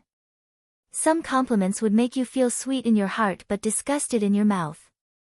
For example, when someone compliments your child. Fang Yixing could hear the old ancestor's love for Fang Yan, but he couldn't follow the old ancestor's words and compliment his own son. If he did that, people would think that he didn't know what was good for him. That's Dao Ling's love for Fang Yan. He's causing trouble outside and it's all thanks to Dao Ling's help. Fang Yixing said modestly. I wanted to find time to invite Dao Ling to our house for a drink, but I didn't expect him to be in such a hurry to go to Yanjing City. Dao Ling's promotion has to be celebrated. The old ancestor waved her hand and said, Stop, stop. I don't want to hear about these things. What's the use of telling an old lady like me about the matters of you youngsters? I know you're all busy today and have many families to visit. Yixing, go do your work. Fang Yan, stay here and play with me. She is clumsy and can't even compare to an old lady like me. Fang Yixing quickly got up from the ground and said, Okay. I'll go to the other families. There really are many families to visit today and I have to visit every single one of them. Otherwise, it'll be rude. He then turned around and reminded Fang Yan, play cards with the old ancestor and don't make her angry. Dad, I know. Fang Yan said. Yi Wenru had been kneeling in the corner of the Kong. She was wearing a red button-down blouse with gold-trimmed flowers and a soft black cotton dress. Her long hair was tied up, and her face was ruddy. She looked like a pretty wife. Fang Yan heard from Yi Fengsheng that Yi Ro's mother loved needlework. Every spring festival, she would personally sew clothes for her children. She also took care of all the New Year clothes for the Yi family's elders and children. The Fuwa suit that Yi Fengsheng was wearing should have been made by Yi Wenru's mother. The style of the suit was not bad, but there was too much fat on Yi Fengsheng's body, making the suit look a little out of place. Yi Ro's classical style suit was probably made by her mother. The stitches were dense and the patterns were bright. The red and gold complemented each other. Red makes gold dazzling, and gold makes red noble. Yi Ro looked quite lovely and cheerful in this set of clothes, which concealed much of her cold and aloof character. She was scolded by the old ancestor for being clumsy. She purposely pouted and said, I am stupid. Otherwise, why can I only be a maid for the old ancestor? If I was smart, I would have followed Miss to learn martial arts. The great ancestor reached out to pull Shear's mouth and said, You little girl, you're still not happy with my words, see if I don't tear your mouth off. She giggled and dodged. She said to Fang Yan, Why don't you take off your shoes and come up? Do you want me to take off your shoes for you? I only serve old ancestor and little miss. No need, no need. Fang Yan knew that she had a sharp tongue and was deeply loved by the old ancestor. She had a high status in the Yi family. It was impossible to ask her to take off his shoes. Besides, Fang Yan didn't have the habit of asking others to help him take off his shoes. Unless someone held a knife to his neck and forced him to take off his shoes. I'll do it myself. Fang Yan took off his cloth boots and climbed onto the warm Kong barefoot. He sat where she had been sitting and said, Shall we start now? How do we play? According to the game. The winner takes all, and the losers each lose 100. The great ancestor said. You didn't bring money, did you? Yes, Fang Yan said with a smile. Old ancestor, are you worried that I can't pay the bill? I'm afraid that you'll run away after you lose, the great ancestor said. Other children don't dare. You dare. Fang Yan smiled shyly and said, Old ancestor, you have a misunderstanding about me. I never owe anything. There was a small square table on the Kong. The great ancestor sat on the inner side, while Fang Yan and Yi Rou sat on the left and right, facing the door. Fang Yan quickly shuffled the cards, and then the game began. It was unknown whether Fang Yan was lucky or scheming, but he won several times in a row. The great ancestor and Yi Rou kept giving him money, and the small drawer in front of him was soon filled with 100 yuan bills. Fang Yan was full of excitement. He changed to a more comfortable position and said, It seems that I'm going to make a fortune today. Pa! He was kicked in the shin under the table. Only then did Fang Yan realize that he had stretched his leg in front of Yi Rou. He asked, Why did you kick me? My feet smell, Yi Rou said expressionlessly. The great ancestor smiled and said, It's a little smelly. I can smell it. Fang Yan awkwardly took his foot back and put it under his butt again. He wished he could change to a lying position. In that case, his feet would be able to hide far away. Fang Yan won again. Yi Rou and the great ancestor paid again. Pa! Fang Yan's knee was kicked again. This time, Fang Yan's leg didn't stretch out randomly. It was Yi Rou who stretched her foot under the table and kicked him. Fang Yan felt very wronged. He looked at Yi Rou and said, Why did you kick me again? Feet smell, Yi Rou said. The great ancestor glanced at Yi Rou and said, You child, even if Fang Yan's feet smell a little, you can't let people cut off his feet and put them in front of the door of the warm room, and then put them on when he goes out, can you? Fang Yan laughed and said, The great ancestor is quite humorous. They played another round, and the great ancestor won. Fang Yan paid quickly. This time, Yi Rou didn't kick Fang Yan under the table. Fang Yan sighed in his heart. People under other people's eaves had to lose money. Creak, a black Mercedes-Benz parked in the flat dojo of Swallow Dock, followed by another Mercedes-Benz. The third was still a Mercedes-Benz, the fourth was an extended Rolls-Royce, and the fifth and sixth were still Mercedes-Benz. The 6 black luxury cars formed a black mighty long dragon, and the Rolls-Royce surrounded by the 5 Mercedes-Benz was naturally the heart of this long dragon. Except for the Rolls-Royce that didn't move, the doors of the other 5 Mercedes-Benz opened with bangs. Then the tall men in black scattered in all directions, looking around with vigilance. Another 2 men in black stood on the left and right of the Rolls-Royce's door and took the initiative to help open the back door. She wore a white down jacket and a pair of sky blue jeans. The furry snow boots added a bit of playfulness to her appearance. She wore a checkered scarf around her neck, looking like a girl next door who was studying in a foreign place or a girl next door who worked in a big city and went home to visit her relatives during the spring festival. The girl's small boots stepped on the black soil of the dojo, asking with a sweet voice, How am I dressed? A tall and handsome young man in a well-tailored suit stood behind the girl, sizing up the Swallow's Dock village that was surrounded by heavy snow and said, Very good. It meets your requirements, to make people feel close, but not oppressive. The girl giggled and said, When there's a sense of oppression, there'll be a sense of distance. That's not good, miss. Is this really worth it? The man couldn't help but ask. You have everything.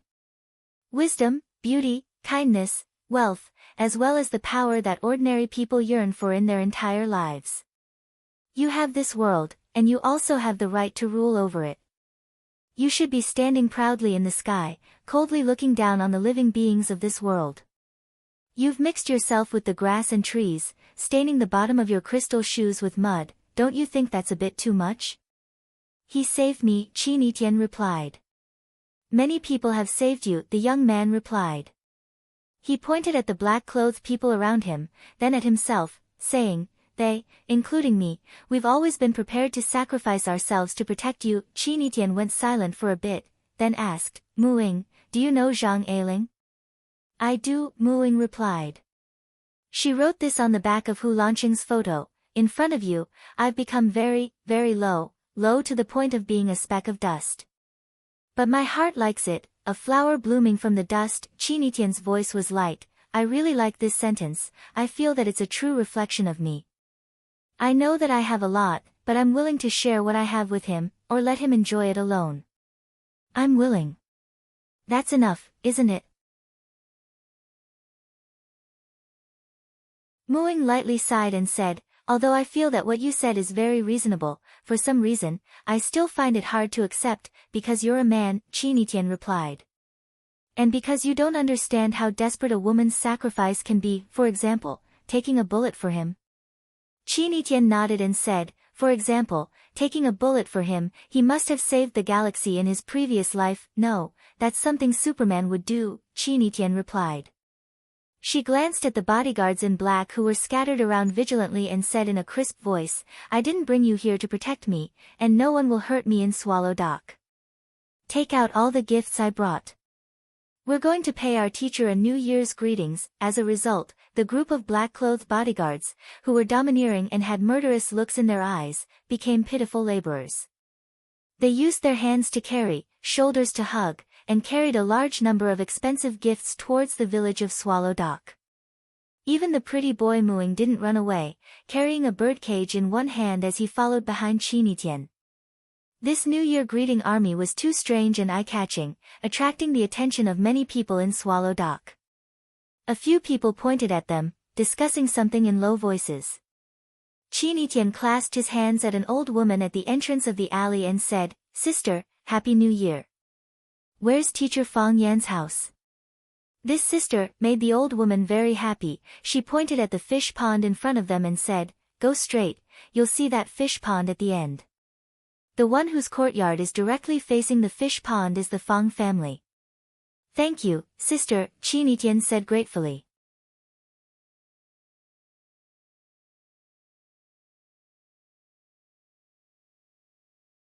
Chapter 410. The arrival of Qin Tian not only shocked the whole Swallow Dock, but also shocked all the people in the Fang family. Lu Wan was receiving guests in the living room. She heard from Fang Yingying that Fang Yan's student came to visit, so she came out to greet them politely.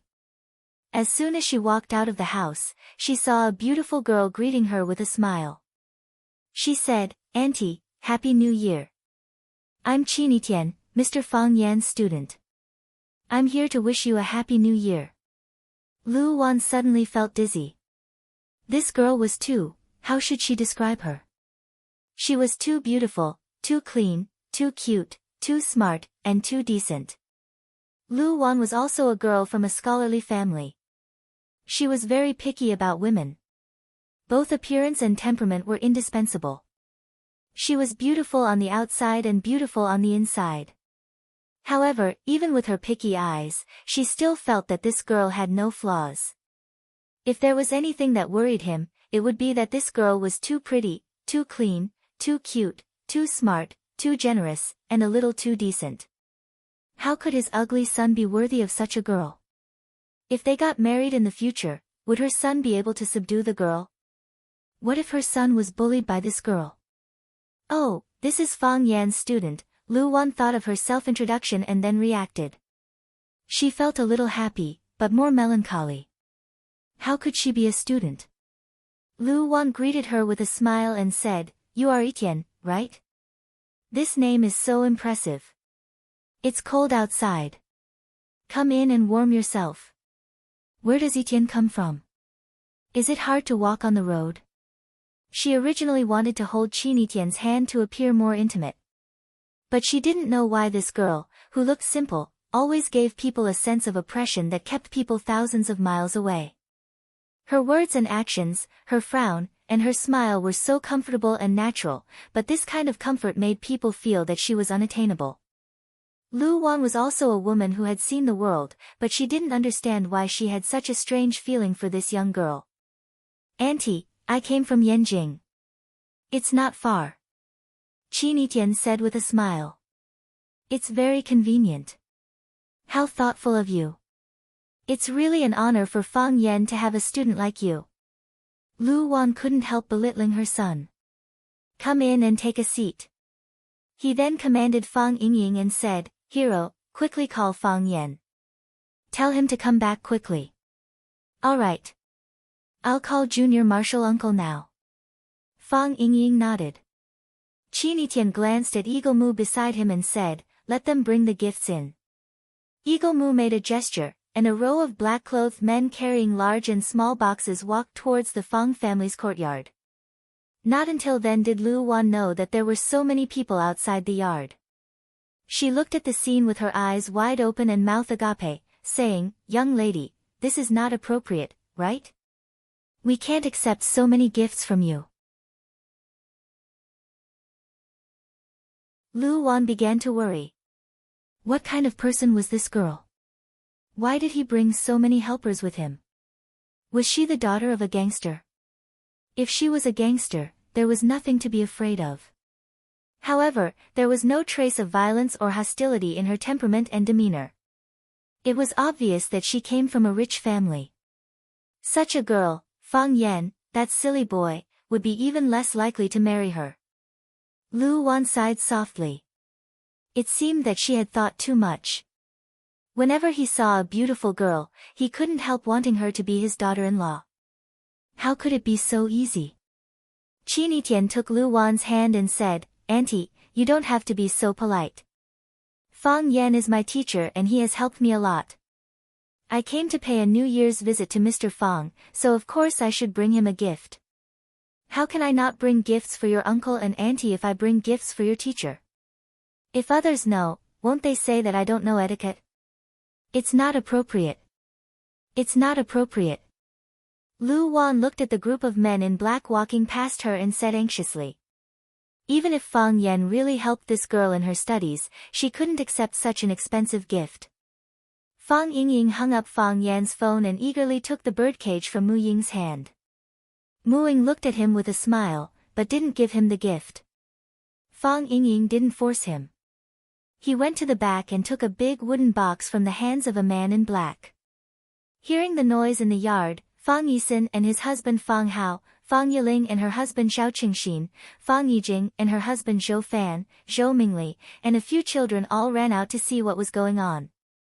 Xiao Qingxin's Xiao family had a small business in Yanjing City.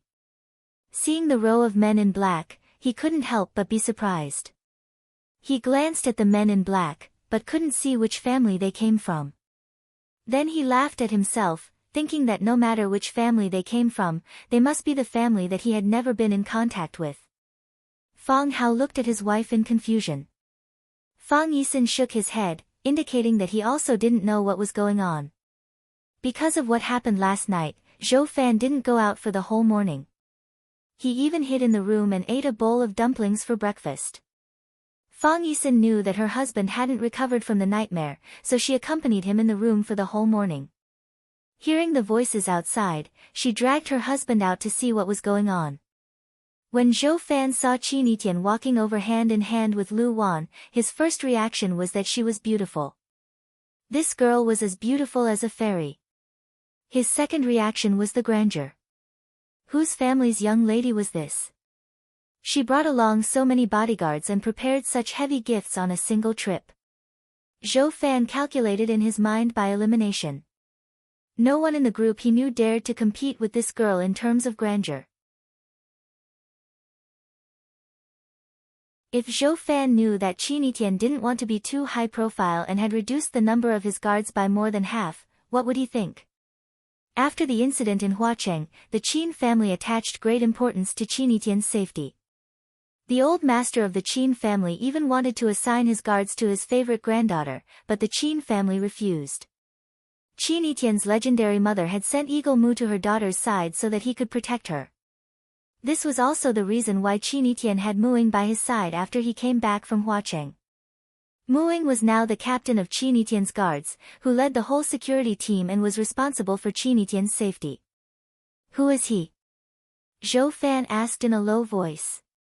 I don't know. Fang Yisin shook his head. I haven't seen him before. I think he is Fang Yan's student. Can you tell who this student is? Zhou Fan smiled bitterly and said, how can I tell? Go and ask around. Zhou Fan's heart was filled with emotion. When he first arrived, he didn't give a damn about the Fang family.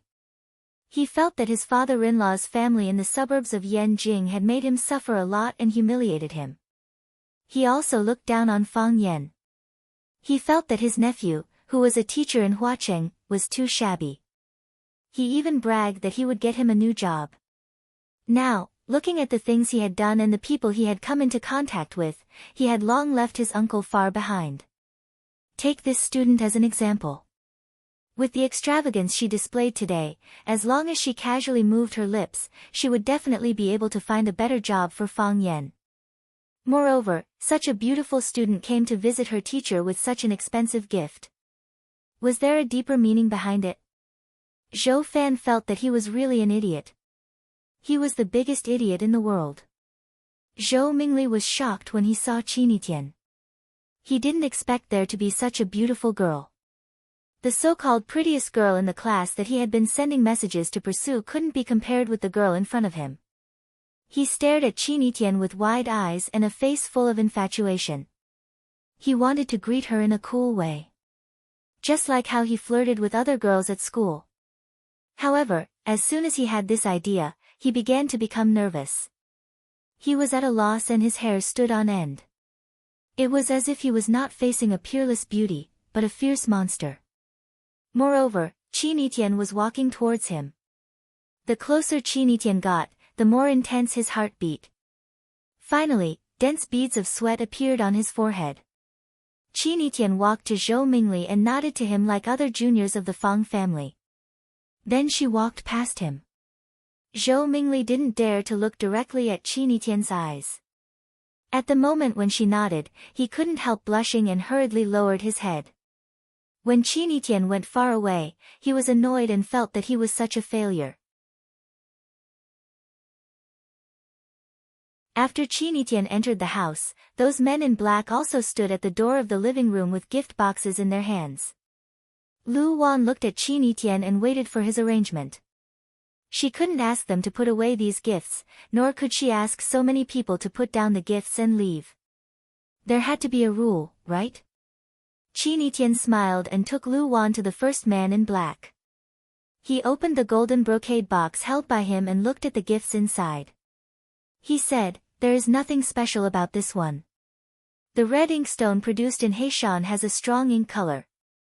The color hasn't faded after thousands of years.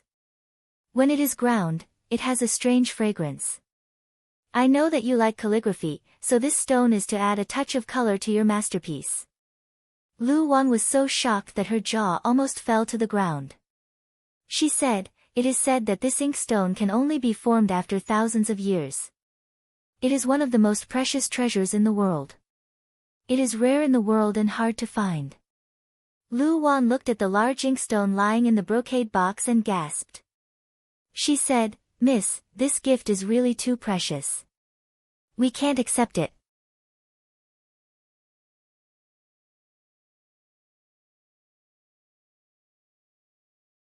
Chapter 411. If people like Fang Hao and Zhao Qingxin didn't know the value of the inkstone, it was understandable. After all, the inkstone rarely appeared in the world.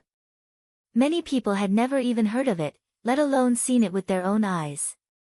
It was said that because when Yuka had obtained a piece of inkstone, the bamboos he drew were different from other people. They looked vivid and lifelike, as if they were alive. Chao Buji wrote a poem for him, in which there were 2 lines, you can draw bamboo, you have a well-thought-out plan. This was also the origin of the idiom, have a well-thought-out plan, in later generations. Under the influence of her father, Lu Gong, Lu Wan was well-read. There was nothing she didn't know about astronomy, geography, classics, and history. If Qi Tian hadn't pointed out the origin of this stone, she herself wouldn't have been able to see its strangeness. However, when Qi Tian pointed out that this stone came from the Black Mountain in the far west and said its name, Lu Wan understood the true value of this stone. There was a strange saying, Black Heart magic stone can be seen, but Red Heart ink stone is hard to find. The stone in the box was the red heart ink stone that the ancients said was the most difficult to find. The middle part of it was dark red, like burning charcoal. One tael of black jade was worth 500 kilograms, so how much was such a big piece of black jade worth? Some things were so rare that it was difficult to measure their value with money. Because even if you had money, you might not be able to buy it. A treasured sword should be given to a hero, and a piece of black jade should be given to a master, Chinitian said with a smile. When I go home, I'll ask my uncle to give me a painting. Chinitian ignored Lu Wan's objection and opened the second box held by the man in black. He glanced at the thing inside and said, "This is a phoenix coral from the East Sea. I have 2 pots at home, but it's a bit repetitive to place them, so I brought Auntie 1 pot. Chinitian glanced at the living room, pointed to a square mahogany table in the corner, and said, "Put it there." Tian, this isn't appropriate, it's really not appropriate. Lu Wan still wanted to stop him. Chinitian opened the big box in the hands of the third man in black. There was a small silver bowl in the small bowl. There was a piece of black stuff in the small bowl. This was the ointment made from the shell of the black tortoise. It was cut into the size of a fingernail and placed in the silver bowl. After mixing it with warm water, it could be applied to the face before going to bed at night to keep youthful. Swallowing it could replenish qi, blood, and spirit. Auntie, this is a gift specially prepared for you. You can try it later. If the effect is good, I'll cut more for you, sure. The 3 Fang sisters sucked in a breath of cold air. This kind of thing was fatally attractive to women. Chinitian opened the 4th huge box. Inside the box was a beautiful fish tank. 2 red fish were swimming in it, and there was a rootless plant that looked like a lotus leaf floating on the surface of the water. Chinitian obviously liked this gift very much. He held Lu Wan's hand and introduced it. "Auntie, there are 2 red dragons inside. I've raised them for a few years. They're not valuable, but I like this bunch of rootless white lotus the most. It's from the Changbai Heavenly Lake. Just like now, it floats on the surface of the water without roots. When it blooms white lotus, it can fill the whole house, even the whole yard with a refreshing fragrance." TSK, many people couldn't help but exclaim in admiration. Chinitian still wanted to open the box below, but he was stopped by Lu Wan. Lu Wan looked at Chinitian, not knowing whether to laugh or cry. She said, "Miss Tian, these gifts are too expensive, really too expensive. Every one of them is priceless. We really can't accept them. I know that you're grateful to Mr. Fang, and Fang Yan will also understand, but you must take these gifts back." In Lu Wan's view, these gifts brought by Chinitian could be placed together as a treasure.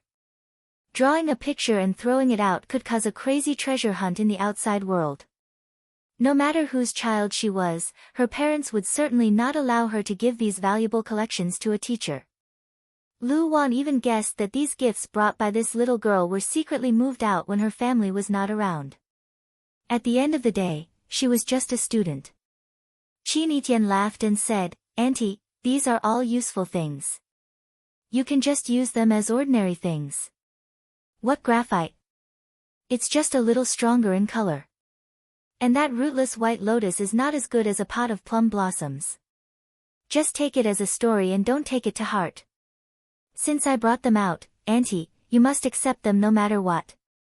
How can you take back the gifts that you've given out? But these gifts, Auntie, don't worry." Chinitian comforted her with a smile. She took Lu Wan's hand and walked to another box, saying, "Come and have a look at this box." Fang Yan lost several times in a row and lost all the money he had just won.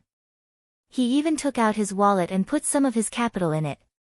Of course, the advantage of losing money was that Yi Ro no longer complained about his smelly feet and kicked him from time to time. Finally, he won another round. When he was waiting to receive the money, the cell phone in Fang Yan's pocket rang. Fang Yan apologized and put down the long cards in his hand. He took out his cell phone and found it was a call from Fang Yingying. Fang Yan answered the phone and asked, "What's the matter?" "Junior Marshal Uncle, come back quickly. Your student has come to pay a New Year's visit. Fang Yingying said excitedly. Student? Come to pay a New Year's visit? Fang Yan's first thought was that Jiang Qin and Yuan Lin had come, because among his students, only these two girls had been to Swallow Dock and knew his home address. However, Jiang Qin and Yuan Lin had just returned to Huaqing before the New Year's Day, and their parents couldn't let them go to Yanjing on the first day of the New Year. Besides, when he called them last night, they also said that they would return to Yanjing after the Lantern Festival. Which student would come to pay a New Year's visit to him? Junior Marshal Uncle, come back quickly. I'm busy, so I'll hang up. Fang Yingxiong shouted and hung up the phone. He dared to hang up on me. Fang Yan was infuriated. Do they still respect me as an elder? What's wrong? Something happened at home? Hearing the content of Fang Yan's call, the old ancestor put the long cards on the table and said, Go back if you have something to do. I'm also tired and need a rest. The poker field was like a battlefield, and escaping was a big crime. Fang Yan said with a guilty face, Old ancestor, do you want me to play a few more rounds with you? No need, no need. I want to play cards, and I'm not afraid of not being able to find a partner. Go back to your business. The old ancestor said. Fang Yan glanced at Yi Ro and said, It said that a student came to pay a New Year's visit. I'll go back and have a look. Yi Ro didn't respond, and just lowered her head to play with the long cards in her hand. After Fang Yan put on his shoes and left, the old ancestor looked at Yi Ro with a smile and said, You little girl, Fang Yan is a guest. How can you say that his feet are smelly? Why? You're unhappy because he won a few rounds. He's an idiot. Yi Ro said. He's not an idiot. He's a smart person. The old ancestor sighed softly and said, You think he keeps winning, so you're worried that I'll feel uncomfortable. But, if he lets me keep winning, will I feel comfortable in my heart?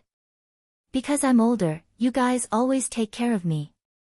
You don't want to win, and she, the silly girl, pretended to play the wrong cards for me. Your father doesn't want to play cards with me, and your second and third uncles don't want to win. No one was willing to win against me. They just wanted me to win. At first, I was happy, but after being coaxed by you for so many years, I feel that playing cards is meaningless. Fang Yan, that kid, didn't treat me as an outsider. When he first arrived, he tried his best to win. After he won, he lost all the money he won. He made me nervous for a while, but he also gave me a lot of face. Tell me, how can I not like him when he's so considerate towards me?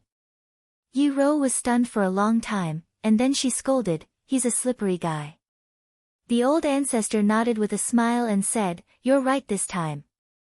This guy is slippery. But I heard on the phone that a student came to visit him for the new year. What kind of student could come to our Swallow Dock? Yi Ro was also confused. She knew it couldn't be Jiang Qin and Yuan Lin she was familiar with, but she couldn't guess who it was. Suddenly, she remembered the pair of eyes that were brighter than the moonlight in the night. It had been so long, but she still had a deep memory of those eyes. Perhaps, anyone who saw that pair of eyes would find it hard to forget. Is she here? Yi Ro said softly. Who is here? The old ancestor asked. Yi Ro shook her head and didn't want to answer this question. The old ancestor gave a look, and she immediately understood and said, Old ancestor, I'm going to play with Du Wan for a while. I'll be back soon. After that, she turned around and ran out of the door. Yi Ro knew that the old ancestor asked to inquire about the news, so she didn't stop her. She never forced others, and she didn't like others to force themselves. When Fang Yan returned home, Qin Etian was in the backyard paying his grandfather, Fang Hui, a New Year's greeting. She took the cage that Eagle Mu was holding and lifted the black silk on top of the cage. Inside was a beautiful, snow-white bird with a flat beak. Qin Etian handed the bird to Fang Hui and said, Grandpa, this is a King Kong eagle. It doesn't usually make a sound, but when it does, it's like the roar of a King Kong. It can drive away evil spirits and keep people safe. Looking closely, you and the King Kong eagle look alike. They all look very majestic. Feng Hui took the Vajra eagle and laughed. Where did this girl come from? Her words and actions are as sweet as honey. This is a good gift. With this King Kong eagle, I don't have to worry about having nothing to do all day. Fang Yan stood at the door with a bitter smile. Looking at Qin Yitian's back, he said, "Are you going to buy my whole family?" "Yes." Qin Yitian answered matter-of-factly. "I want them all to like me."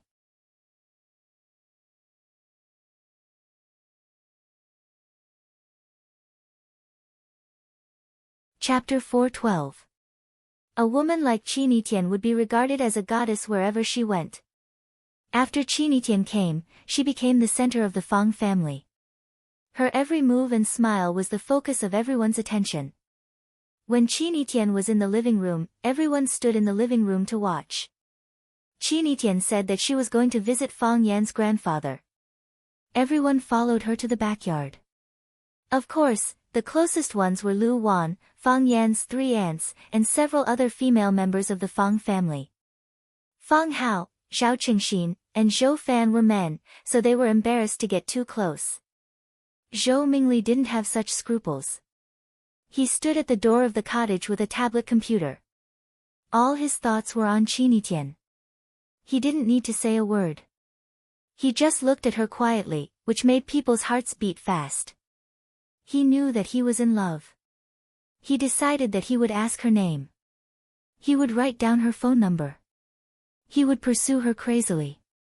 What should I do without you? Who will wipe my saliva? He thought that this idea had taken root in his heart and was indestructible. However, Qin Yitian's words made him heartbroken. Qin Yitian turned around naturally. Her smile seemed to light up the room, which was a little dim because of the gloomy weather. At least in Zhou Mingli's eyes, there was a hot sun rising in the room. His mouth was dry, and he couldn't look straight at her. "I just want them all to like me," she said. If people still had some doubts about the relationship between Qin Yitian and Fang Yan before, the truth was revealed when Qin Yitian said this. Everyone present looked at Fang Yan and then at Qin Yitian, dumbfounded. What was the relationship between these two people? They had long felt that there was something wrong with these two people. What kind of students would empty their family's treasures just to visit their teacher? Just these things that she had sent over, even if they were used as betrothal gifts, would be enough to make a person's back bend over. What's more, this was just a New Year's gift. How big of a deal was this? Lu Wan had mixed feelings in her heart. She wanted to cry, laugh, love, and be angry. How did Fang Yan end up harming the little girl? Fang Yan's 3 aunts were also surprised, but they couldn't help but feel proud of their nephew, Fang Yan. They were naturally elated that their nephew could be liked by such an outstanding girl. Fang Hao and Zhao Qingxin were naturally full of joy. If Fang Yan really got together with this girl, it would be very beneficial to the Fang family and them. Perhaps he could borrow the other party's strength in some way. Zhou Fan's heart once again experienced an intense turmoil. Why was he so blind that he couldn't see all the good things about this kid? If it weren't for the idiotic things he said and did at that time, he wouldn't be in such an embarrassing situation in the Fang family now. He said that he would find a job for Fang Yan. The gifts Fang Yan's student sent today would probably let Fang Yan live a life of luxury for the rest of his life. Zhou Mingli's eyes turned red. He was very angry and felt wronged. He was angry that the fairy-like girl didn't like him. He felt wronged because, how could cousin Fang Yan like his student? Did he have any morality? Did he have any sense of shame? Feng Hui was still confused until now. He was chatting with an old guy in the room. He said that a little girl was Fang Yan's student and wanted to visit him for New Year's. As an old man, he couldn't refuse the kindness of the younger generation. As a result, such a beautiful, lovely and charming girl came in. Every part of her body made people feel comfortable. She said some auspicious words and sent him a priceless King Kong eagle. This kind of eagle lived in the cliffs of the northern frontier. It had a keen sense of smell and could fly thousands of miles. It was difficult to catch it unless it had been a professional eagle hunter for more than 10 years. When Feng Hui was young, he knew that the young chief had raised such a King Kong eagle. After his legs were paralyzed, he had never seen such a spiritual bird again. He didn't expect that he would get one today. Just like how a handsome guy would want a sports car, as a martial artist, who wouldn't want such a battle eagle? It was also the first time he met Qinitian, but he didn't expect the girl to be so bold. After a while, he smiled and said, "Fang Yan, it seems that you're not a good teacher. You're speechless after being refuted by your own student." Fang Yan smiled bitterly and said, "It's really a headache to meet such a student." Qinitian quickly spoke up for Fang Yan. She smiled and said to Feng Hui, "Grandpa, Mr. Fang is a good teacher. All the students in the school like him. Hundreds of people go to his lectures." "Really?" Feng Hui looked at Fang Yan and said, "It seems that you not only inherited our Fang family's talent in martial arts, but also have a strong cultural gene. It's a good thing to be well versed in both literature and martial arts. You need to keep it up." Lu Wan pulled Fang Yan's hand and signaled him to follow her to the yard. "Fang Yan, who is this student of yours? She sent a lot of gifts. Although I don't know the value, just hearing the names made my hands tremble. I said we can't accept them, but she didn't want to take them back. What should we do with these things?" Fang Yan thought for a while and said, "Mom, don't worry. I'll talk to her." "Okay. You talk to her," Lu Wan said. "We don't accept undeserved rewards. No matter how precious these things are, we can't accept gifts from others. Talk to her and ask her to take these gifts back." "Okay," Fang Yan said with a smile. Fang Yan went back to the room and said to Qinitian, "Let Grandpa rest for a while. Let's go out for a walk." Qinitian said goodbye to Feng Hui obediently and said, "Grandpa, I'll chat with you in a while. I like chatting with old people the most." "Okay." Feng Hui laughed. "Grandpa is waiting for you." There were also many people watching at the gate of the Feng family's yard. Fang Yan couldn't take Qinitian out for a stroll. He had to take her to a remote place in the martial arts hall and said, "Why are you here?" "I'm here to wish Mr. Fang a happy new year," Qinitian said seriously. "Isn't it natural for a student to wish a teacher a happy new year?" "That's true, but you don't need to bring such expensive gifts. My mother is such a gentle person, and your gifts scared her. I was also scared when I saw the King Kong eagle. These are all rare treasures, and you just casually took them out to give away." "I didn't just casually take them out, each gift was carefully selected by me in the storage room." Qinitian explained, "I'm not giving them away, I'm giving them to my teacher." Fang Yan smiled bitterly and said, "Who would give such gifts to their teacher?" "My family." Qinitian pointed at her own face. Qinitian put her hands in the pockets of her down jacket, kicked the snow at her feet, and said, "Don't worry, I told my mother when I came, I said I wanted to visit my savior, and she asked me to bring a few gifts. These were approved by my mother, I didn't steal them from the storage room. Even if I wanted to steal, I wouldn't do it so openly. Muing is my mother's confidant, he won't keep my secret.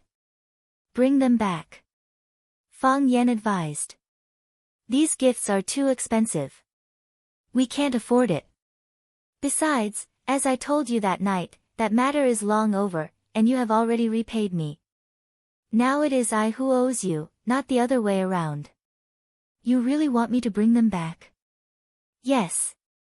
"Then let's smash it," Qinitian said, waving her hand. "Whichever one you want me to bring back, I'll smash it." "Do you want to try?" "How can you do that?" "Because I have money," Qinitian said. "What's wrong with rich people being willful?" Qin Yitian smiled and looked at Fang Yan with his beautiful eyes, and said, "In fact, these gifts are also gifts from the Qin family. Thank you for saving my life. In addition, you may not know the value of the Rubik's Cube. When the product is on the market, it can bring us huge and amazing profits. It may be an unimaginable number. I'm just recommending her. Without your recommendation, I probably wouldn't be interested in letting her see my mother, right?" Qin Yitian said with a chuckle. Sometimes things are so clever. Okay. Fang Yan nodded. I'll accept these gifts. I'm just keeping them for you for the time being. Qin Yitian didn't want to talk about this topic with Fang Yan, and said, "Mr. Fang, I came all the way from Yanjing to visit you for the new year. Do you want me to stay in your house for a few days? You don't want to? Can't we have a meal together?" If you're willing to stay for a few days, it's naturally not a problem. As long as you don't mind the shabby conditions here. Fang Yan said sincerely. It's just that we don't have that many rooms in our house, and you brought too many bodyguards. How about letting them go back first? I can assure you that you won't be in any danger in Swallow Dock. You agree? Qin Yitian said with a smile. I thought you would find a reason to refuse. It's not a big deal to begin with, Fang Yan said. It's naturally not a problem to eat at home. Fang Yan and Qin Yitian were chatting in the backyard when Fang Yingying sneakily walked over. Seeing that Fang Yan didn't say anything, he looked like he wanted to say something but stopped. Fang Yan couldn't stand it anymore and said, "Fang Yingying, if you have something to say, just say it, why are you sneaking around?" Fang Yingying grinned, but his smile was very unnatural. He lowered his voice and said, "Junior Marshal Uncle, Miss Yi came to visit."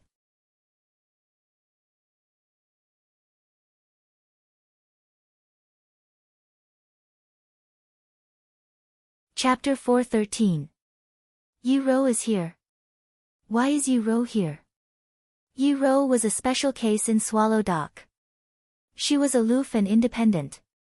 She had a close relationship with the old drunkard, but no one knew that she had a good relationship with anyone else. In the past, no one had ever heard of her paying a New Year's visit to anyone's family, nor had she paid a New Year's visit to the Fang family. She always went through the back door when she came to the Fang family. That way, she could take a shortcut to the courtyard where the old drunkard lived.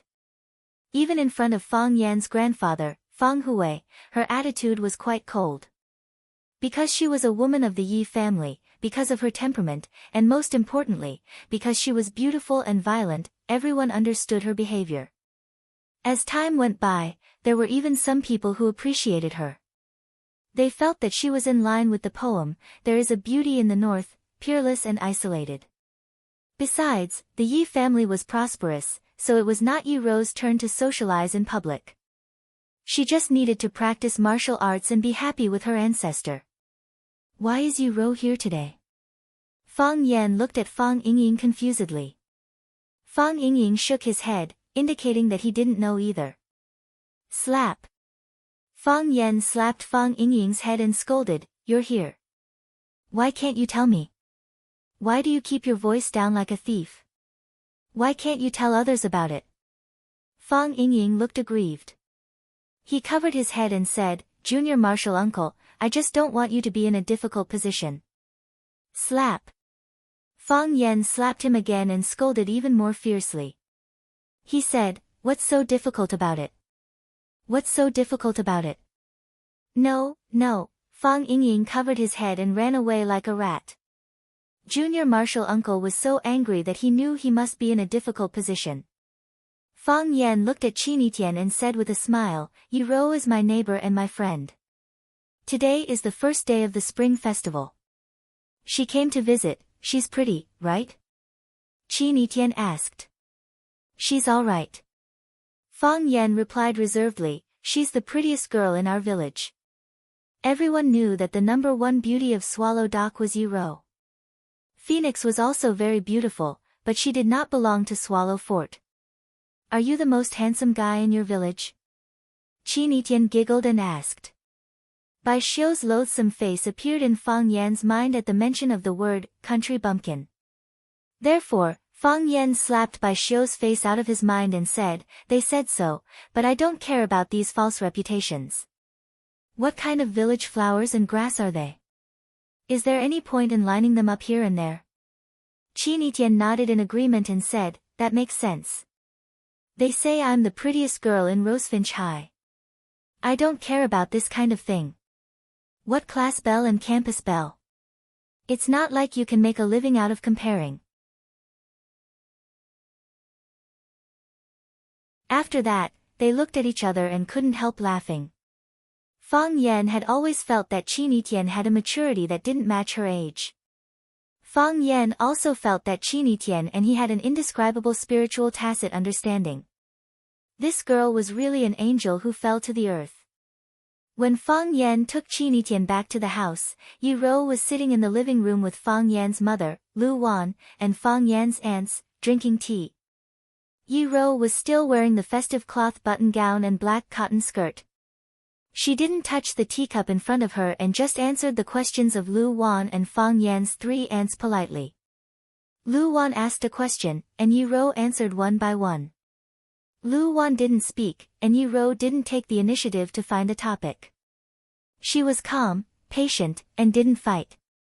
She looked like a cultivator who had cultivated for thousands of years. Lu Wan's language skills were excellent, but she couldn't stand Yi Rou's temper. She asked a lot of questions, and Yi Rou answered them in 2 or 3 words. For example, she said that the last time she saw the ancestor was in the summer, and she took she for a walk in the village. She hadn't seen the ancestor for a long time. How was she? The weather was cold, and she had to take care of herself. Yi Rou's answer was only 2 words, she was fine. Another example, Fang Yan's aunt said that when Rou's dress was really beautiful. The golden stitches were fine, and the embroidered phoenix was like a real one. This dress must have been sewn by Sister Wen. The sister Wen she mentioned was Wen Xinya, Yi Rou's mother. Yi Rou's answer was still 2 words, yes. When Lu Wan and the 3 sisters of the Fang family were at their wits' end, Fang Yan finally entered the house. Lu Wan waved to Fang Yan and said, "Fang Yan, Wen Rou is here. You young people should have a good talk." Then she looked at Qin Yitian and said with a smile, "Yitian, since you are here, have fun in our swallow dock for a few days. You sit here for a while.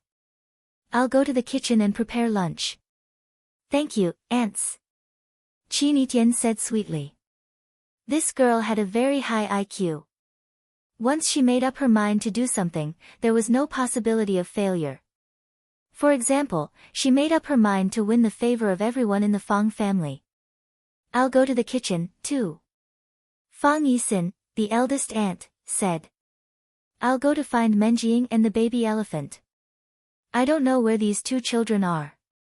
Fang Yiling, the second aunt, also stood up and left. I'll go to see where numerology is." Fang Yijing, the third aunt, also ran away. Thus, only Fang Yan, Qin Yitian, and Yi Rou were left in the big living room. Yi Rou sat on the sofa. She didn't drink tea, didn't speak, and didn't even look at Fang Yan and Qin Yitian. Qin Yitian stood in the courtyard with the corners of his mouth slightly raised. There was an inexplicable smile on his face, and he looked at Yi Rou thoughtfully. Fang Yan opened his mouth and didn't know what to say. Fang Yan felt that Fang Yingying was really a wise man sometimes. What he said really came true. It was really difficult for him to be stuck in the middle. However, it was not a solution to always be in such a stalemate. Therefore, Fang Yan turned to look at Qin Yitian and said, "Do you want some tea?" "Okay." Qin Yitian nodded. "I'll go and pour some tea for you," Fang Yan said. He turned around and ran out of the door. He felt that he needed to go to the yard and take a deep breath of fresh air. It was so exciting. After Fang Yan left, there were only Qin Yitian and Yi Rou in the room. Qin Yitian was still looking at Yi Rou with a smile, and Yi Rou finally raised her head and glanced at Qin Yitian. Qinitian walked towards Yi Rou and sat down on the mahogany sofa in front of her. He was dignified and elegant, and had the same strong aura. Qinitian looked at Yi Rou and asked with concern, "Sister, are you feeling better?" "I'm fine." Yi Rou answered expressionlessly. "That's good. When I saw you last time, I was worried that there would be sequelae in your body. We are all women, and our bodies are weaker than men. Sister, you must take care of yourself." "Not necessarily," Yi Rou said. "What not necessarily?" "A woman's body is not necessarily weaker than a man's," Yi Rou said. "Could it be that your body is better than Teacher Fang's?" "I've seen Mr. Fang's kung fu is very good, indeed better," Yi Rou said. "Sister, you're so awesome. Mr. Fang is already so powerful, but he still can't beat you," Qinitian praised. "Sister, you must be the number one in Swallow Dock, right?"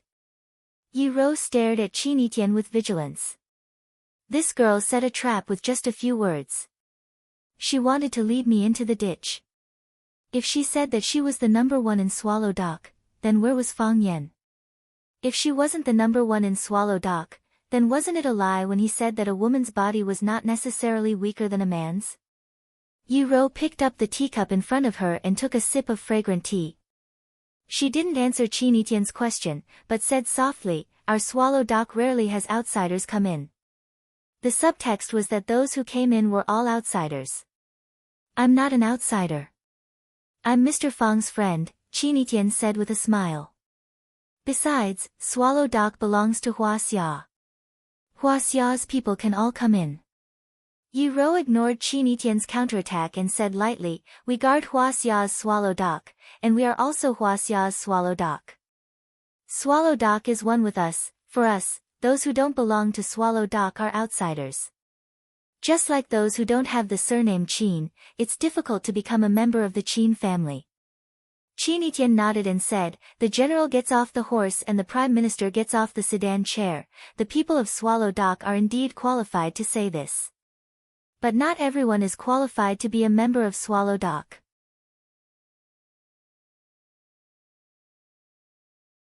Qinitian crossed his hands and rubbed them gently, saying, "But if there is such a person who is qualified, that person must be me, because I cherish your glory, admire your sacrifice, recognize your value, and I'm willing to go through thick and thin with you. Swallow Dock is Huaxia's Swallow Dock. Every person of Huaxia can do their part for Swallow Dock. Do you still not qualify to be a member of Swallow Dock by doing this?" Qinitian smiled and said, "I've only heard that people of Swallow Dock are brave in killing enemies, but I've never heard that people of Swallow Dock are heartless to their friends. Am I right, sister?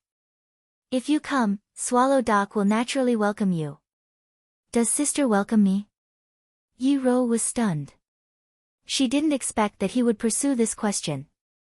She said with slight annoyance, "I won't tell you." In terms of language expression, she was indeed not as good as Qinitian, who had hidden tricks and traps in every sentence. If you were not careful, you would be trapped in them and unable to move. However, she also knew very well that this excessively beautiful girl in front of her couldn't fight with her one-on-one. Otherwise, she had 10,000 ways to make her black and blue. Yi Rou thought that she still liked Fang Yan, because when she was unhappy, she could beat him up.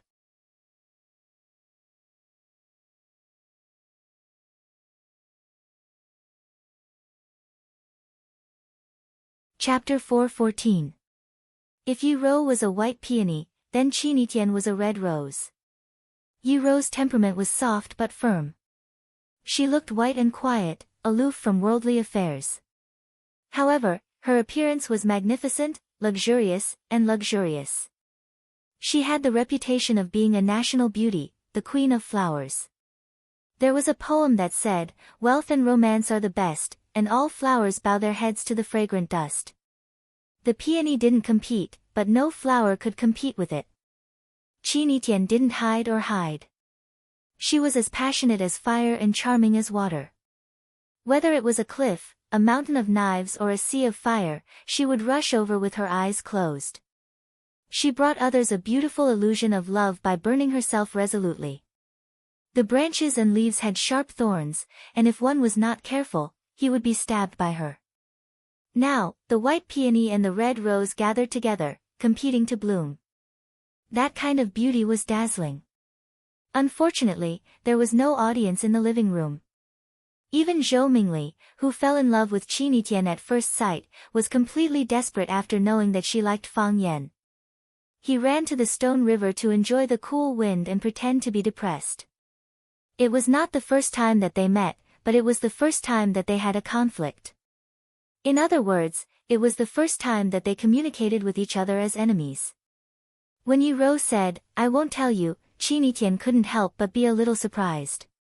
She never thought that the tough woman who treated Fang Yan as a mortal enemy at school would have such a girlish side.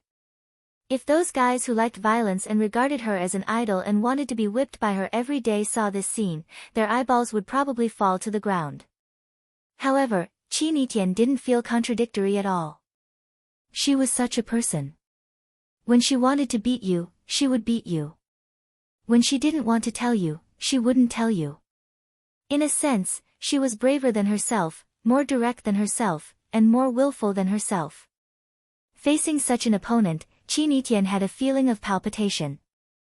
Qin Tian was not afraid of any opponent, but in the field of love, she only hoped that they were unique to each other. Because if you cared too much, you would be afraid of failure. Even if the possibility was minuscule, they would still worry about it.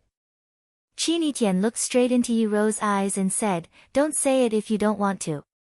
"I already know the answer." Yi Rou knew what the answer was.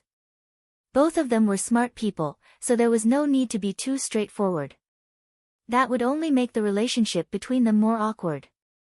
They shouldn't be enemies. Yi Rou thought Qin Tian was the prettiest girl she had ever seen.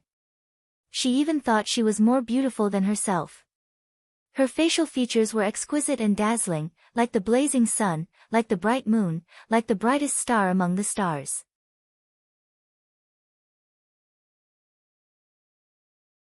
She sparkled in the crowd. Qin Tian also felt that Yi Rou had an aura that was ethereal and pure. Clean, pure, and approachable. If it was said that his aura would make people feel oppressed and retreat 3 feet away, then Yi Rou's aura would make people feel pity and respect that they couldn't bear to disturb her. They should appreciate each other and become best friends. How could they be enemies? Thinking of this, both of them couldn't help but be fascinated. The room was very quiet, but the atmosphere didn't make people feel awkward. 2 extremely beautiful girls sat there without saying a word, but it didn't make people feel strange, as if it should be so. Fang Yan, who had been out for a long time, finally came back with a cup of hot tea. He put the cup in front of Qin Tian and said, "Be careful, it's hot." Seeing that the tea in front of Yi Rou was cold, he picked up the cup and said, "I'll get you a cup of hot tea." Yi Rou glanced at Fang Yan and said, "If you don't want to sit here, come in when it's time to eat." Qin Tian giggled and said, "Mr. Fang, are you afraid that I will fight with Sister Yi? I can't beat her." "No. How could it be?" Fang Yan wiped the sweat on his forehead and said, "I just went to the kitchen to have a look. I'm afraid that the food they make is too greasy. I know you guys don't like to eat greasy food." "I like to eat meat," Yi Rou said. "The ambush you made last time in the back mountain was very good." "I also like to eat meat," Qin Tian said. "Did you forget? In Huacheng, we went to eat at Zhang Yuan restaurant. The T-bone steak there is very good." Ha! Fang Yan's smile was uglier than a crying face. "I like to eat meat too. So when I was very young, I followed my friends in the village to catch sparrows, rabbits, and grasshoppers. Then, I cooked the ingredients myself. Tian hasn't eaten it yet. I'll take you there when I have the chance." Yi Rou looked at Qin Tian and said, "The friends Fang Yan mentioned are Yi Fengsheng, Zhu Xiaodan, and Li Xiaotian. They even formed a group called Swallow Fort's Pretty Men Team. Isn't it funny?" "It's really funny." So he was this childish when he was young. There are things that are even more childish. Every year when we compete, he would hug my leg and beg for mercy when he couldn't beat me, crying and yelling for me not to hit his face. No way. Mr. Fong has such a shameless side. But I've known him for a long time, and I know his character quite well. There are also some things you don't know. I'll get to know him later. He lived in Swallow Fort for more than 20 years. We can't change the length of life, but we can determine the width of life. I always think the width of life is more abundant. Practicing martial arts requires constant dripping to wear through a stone. Tai Chi requires instant enlightenment. Fang Yen suddenly found a serious problem.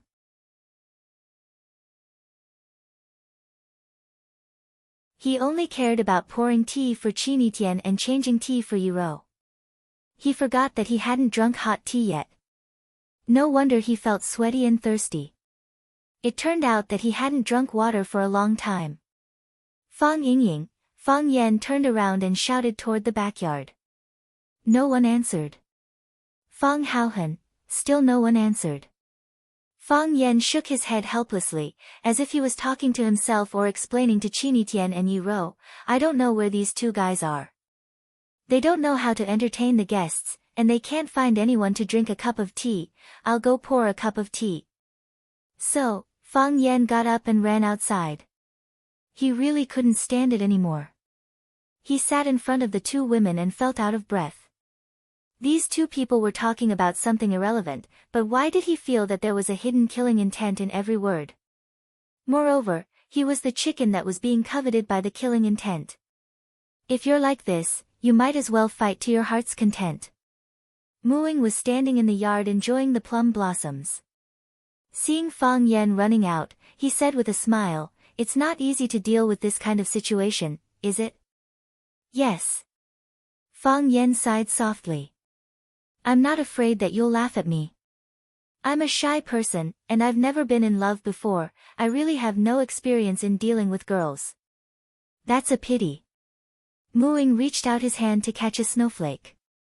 His handsome face was absorbed in watching the fluff-like snowflake melting in his palm. Miss is not an easy person to deal with. Fang Yen looked at Muing curiously and asked, how do you usually deal with her? Deal with her? Muing shook his head. I've never been able to deal with Mississippi. I do whatever she says. Fang Yen really envied Qinitian. It was such a happy thing to have such a brainless fan. Fang Yen looked for Fang Yingying and Fang Haohan all over the yard. He felt that he needed them very much. Yiro, Qinitian, Fang Yingying, and Fang Haohan all knew them. Moreover, these two idiots were the spies that Yiro had arranged around him. Perhaps she didn't need to arrange them. They were born to be rebellious. If they could sit in the living room with him, they could talk about their daily lives, talk about the past, and make jokes. Time would pass quickly. The two women wouldn't stab him in the dark, and he wouldn't feel like sitting on pins and needles. However, Fang Yen looked all over the yard and didn't see Fang Yingying and Fang Haohan. They seemed to have disappeared into thin air. Those two bastards. Fang Yen gnashed his teeth and cursed. Beside Stone River. It was a good place near the call, facing the wind and the sun. Two figures, one fat and one thin, were tightly huddled together, looking at the fire in front of them expectantly. How well is it? Fang Yingying smelled the fragrance in the air and asked. Fang Haohan sniffed hard and said, it's well done. Open the pot. Fang Yingying shouted. Then, he grabbed at the open fire above the fire with both hands like an iron rake. Fang Haohan didn't want to be outdone. He used a small iron piece to fly up and down, and the red-hot firewood was pushed aside by him. Under the fire, there were several big black sweet potatoes. The sweet potatoes were covered with dust and didn't look good, but the fragrance they emitted made people swallow their saliva uncontrollably. Brother Hero, you first. Fang Yingying modestly and politely made a gesture of invitation. Brother Hero, you first. Fang Yingying was also very polite and gave way to the older one. Then, the two reached out to grab the biggest sweet potato at the same time. Ha, the hero chooses first. Fang Yingying grabbed the sweet potato and said. Brother Hero, you choose first. Fang Haohan also grabbed the sweet potato and said, "You let me choose first. Let go first. You can choose anything except this. Is this still called me choosing first? You didn't let me choose first. Do you want to fight?" The fat on Fang Yingying's face shook again. "Fight after you're full," Fang Yingying suggested. Fang Yingying felt that what Fang Haohan said made sense, so the big sweet potato was divided into half by them. They greedily ate the roasted sweet potatoes in their hands, feeling that there was nothing more blissful than this. "Brother Hero, what do you think Junior Martial Uncle is doing now?" Fang Yingying asked curiously. "He's looking for us." Fang Yingying took a bite of the sweet potato. It was so hot that his tongue rolled around in his mouth. "He's definitely looking for us to go in and flirt. Does he think we're stupid? We're not going in. Brother Hero, if you were Junior Martial Uncle, who would you choose?" Fang Haohan asked. Fang Yingying raised his dirty fat face and thought seriously for a while. He slapped Fang Haohan's head and said angrily, "Don't ask me such difficult questions when we're eating."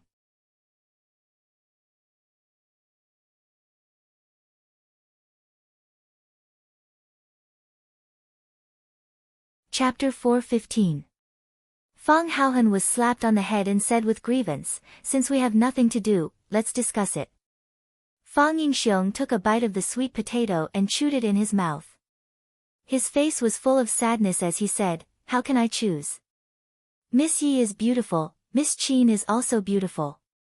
Miss Ye's martial arts are good, Miss Qin's background is great, Miss Yi is very good to me, Miss Qin is also very good to me.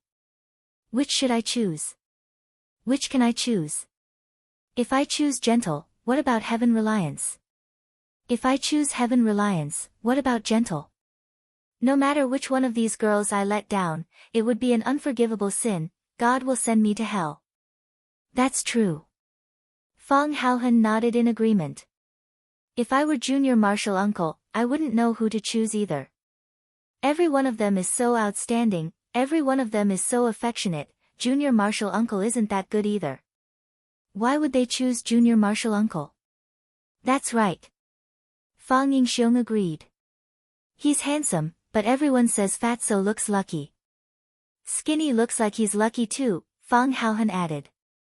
"Yes, Fatso and Skinny both look lucky." Fang Yingying couldn't help but bring Fang Haohan along. At least, they were on the same side on this issue. "And we look safe. Which girl follows us, TSK, we definitely won't have to worry about cheating.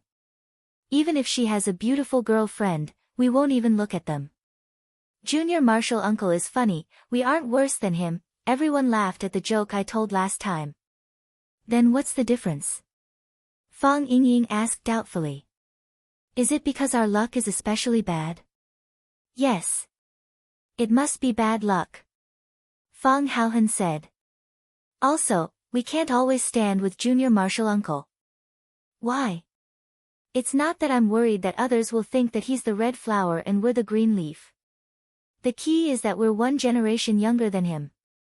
Think about it, if a girl who likes us hears that we're going to call him Junior Martial Uncle, won't she be scared away?" "Yes, yes." Fang Haohan nodded repeatedly. "That's what I said. Jiang Qin and Yuan Lin had praised us for being cute, but why are you so close to Junior Martial Uncle? It's because they know that if they follow us, they have to call Junior Martial Uncle Uncle. If they grow up and marry Junior Martial Uncle, we have to call them Master's wife. Who wouldn't want such a big advantage? But we also have our own style." Fang Yingying tore off a piece of sweet potato skin and said, "When Junior Martial Uncle is now in a terrible mess like a headless fly, we're eating roasted sweet potatoes with relish. This kind of life, I wouldn't exchange it even for a fairy." "Yes, I wouldn't exchange it even for a fairy," Fang Haohan echoed. "If it's a fairy sister, I'd exchange it. Junior Martial Uncle is so pitiful." Fang Yingying sighed and said. "Yes. Junior Martial Uncle is so pitiful."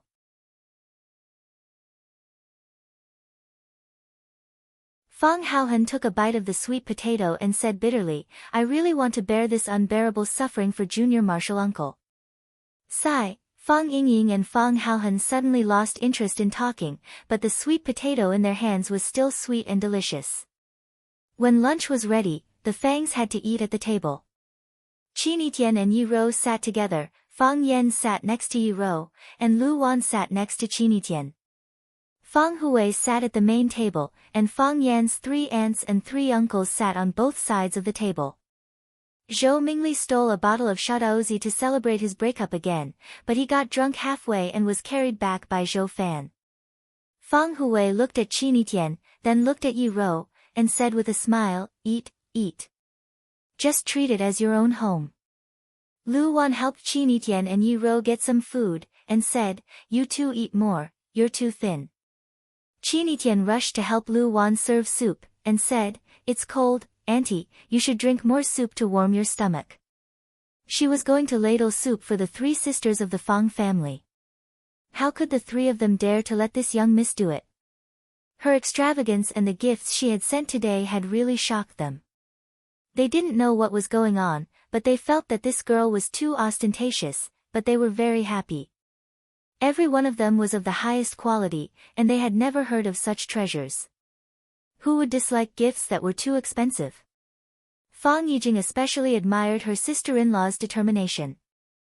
Zhou Fan was a small leader in the unit, and when her subordinates sent some bags, branded watches and so on to her home, she would throw them back mercilessly.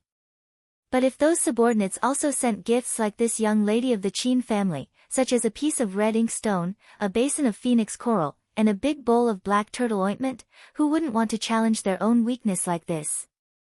Fang Yixing had to drink with guests at the Li family's house at noon, so he didn't come back for lunch. The 3 aunts of the Fangs didn't say anything, and the 3 uncles of the Fangs didn't know what to say. Even Lu Wan only talked about some interesting stories about Swallow Dock and Fang Yan under Qin Yitian's lead. It had to be said that this was the dullest lunch that Fang Yan had ever had since he came back home. Fang Hui was the first to put down his bowl and chopsticks, saying that he was full. Fang Yijing hurriedly pushed the old man back to the backyard, and then he was unwilling to go to the table again. The others didn't have such good luck. The guests hadn't left, and they couldn't just leave their bowls and leave.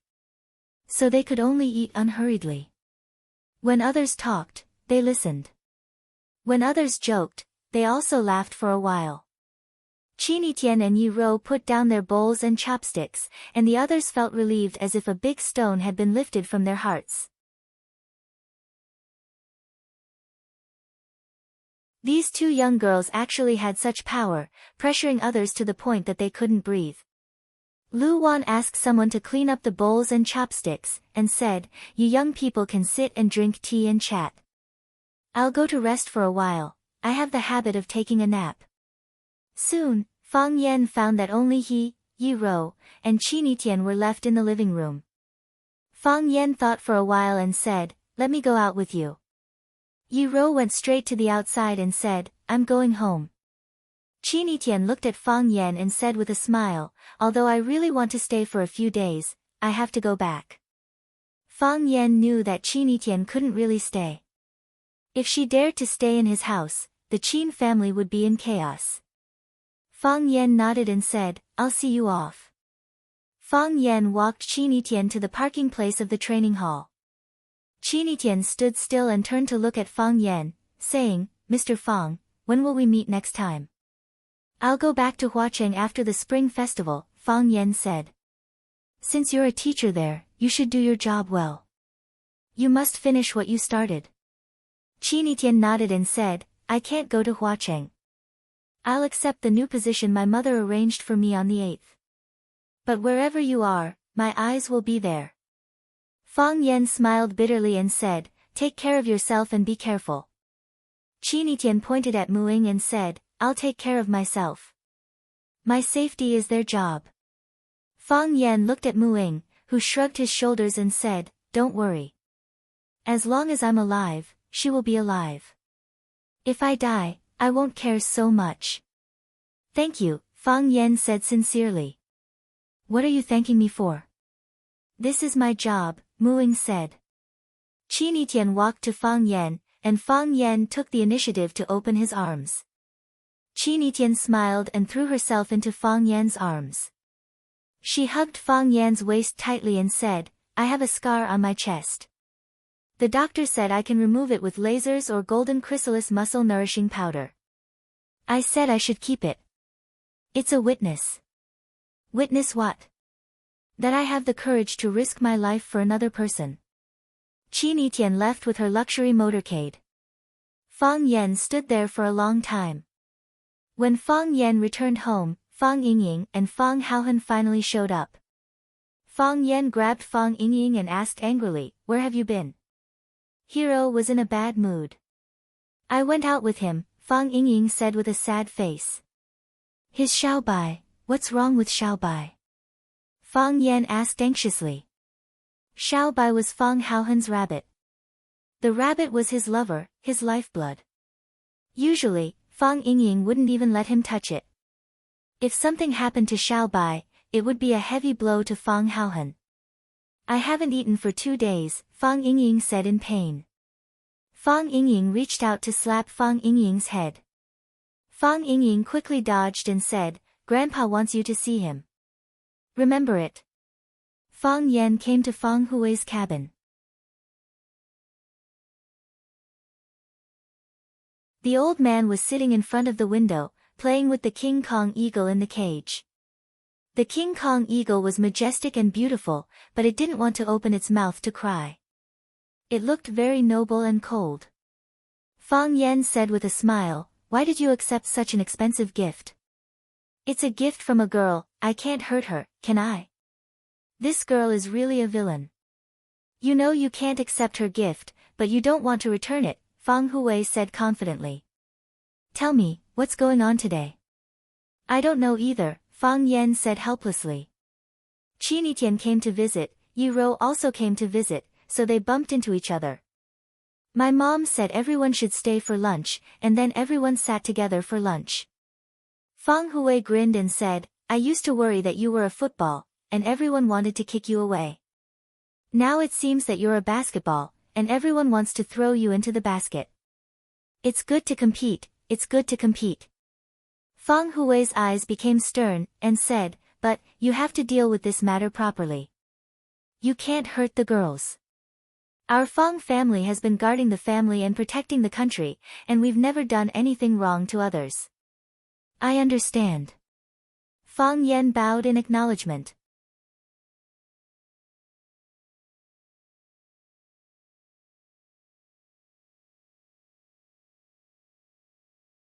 Chapter 4:16. Dear passengers, Flight YY60225 from Huaqing to Yanjing is about to arrive at Yanjing Airport. Perhaps it was because of the Spring Festival, but the number of seats on the plane wasn't ideal. There weren't many passengers, so the plane seemed a bit empty. Everyone's eyes were fixed on the first-class seats in the front cabin, and many people were still whispering to each other. It seemed that something interesting was happening.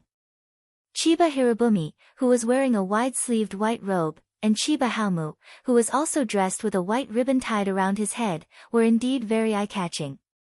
The father and son were dressed differently from ordinary people, and they were silent.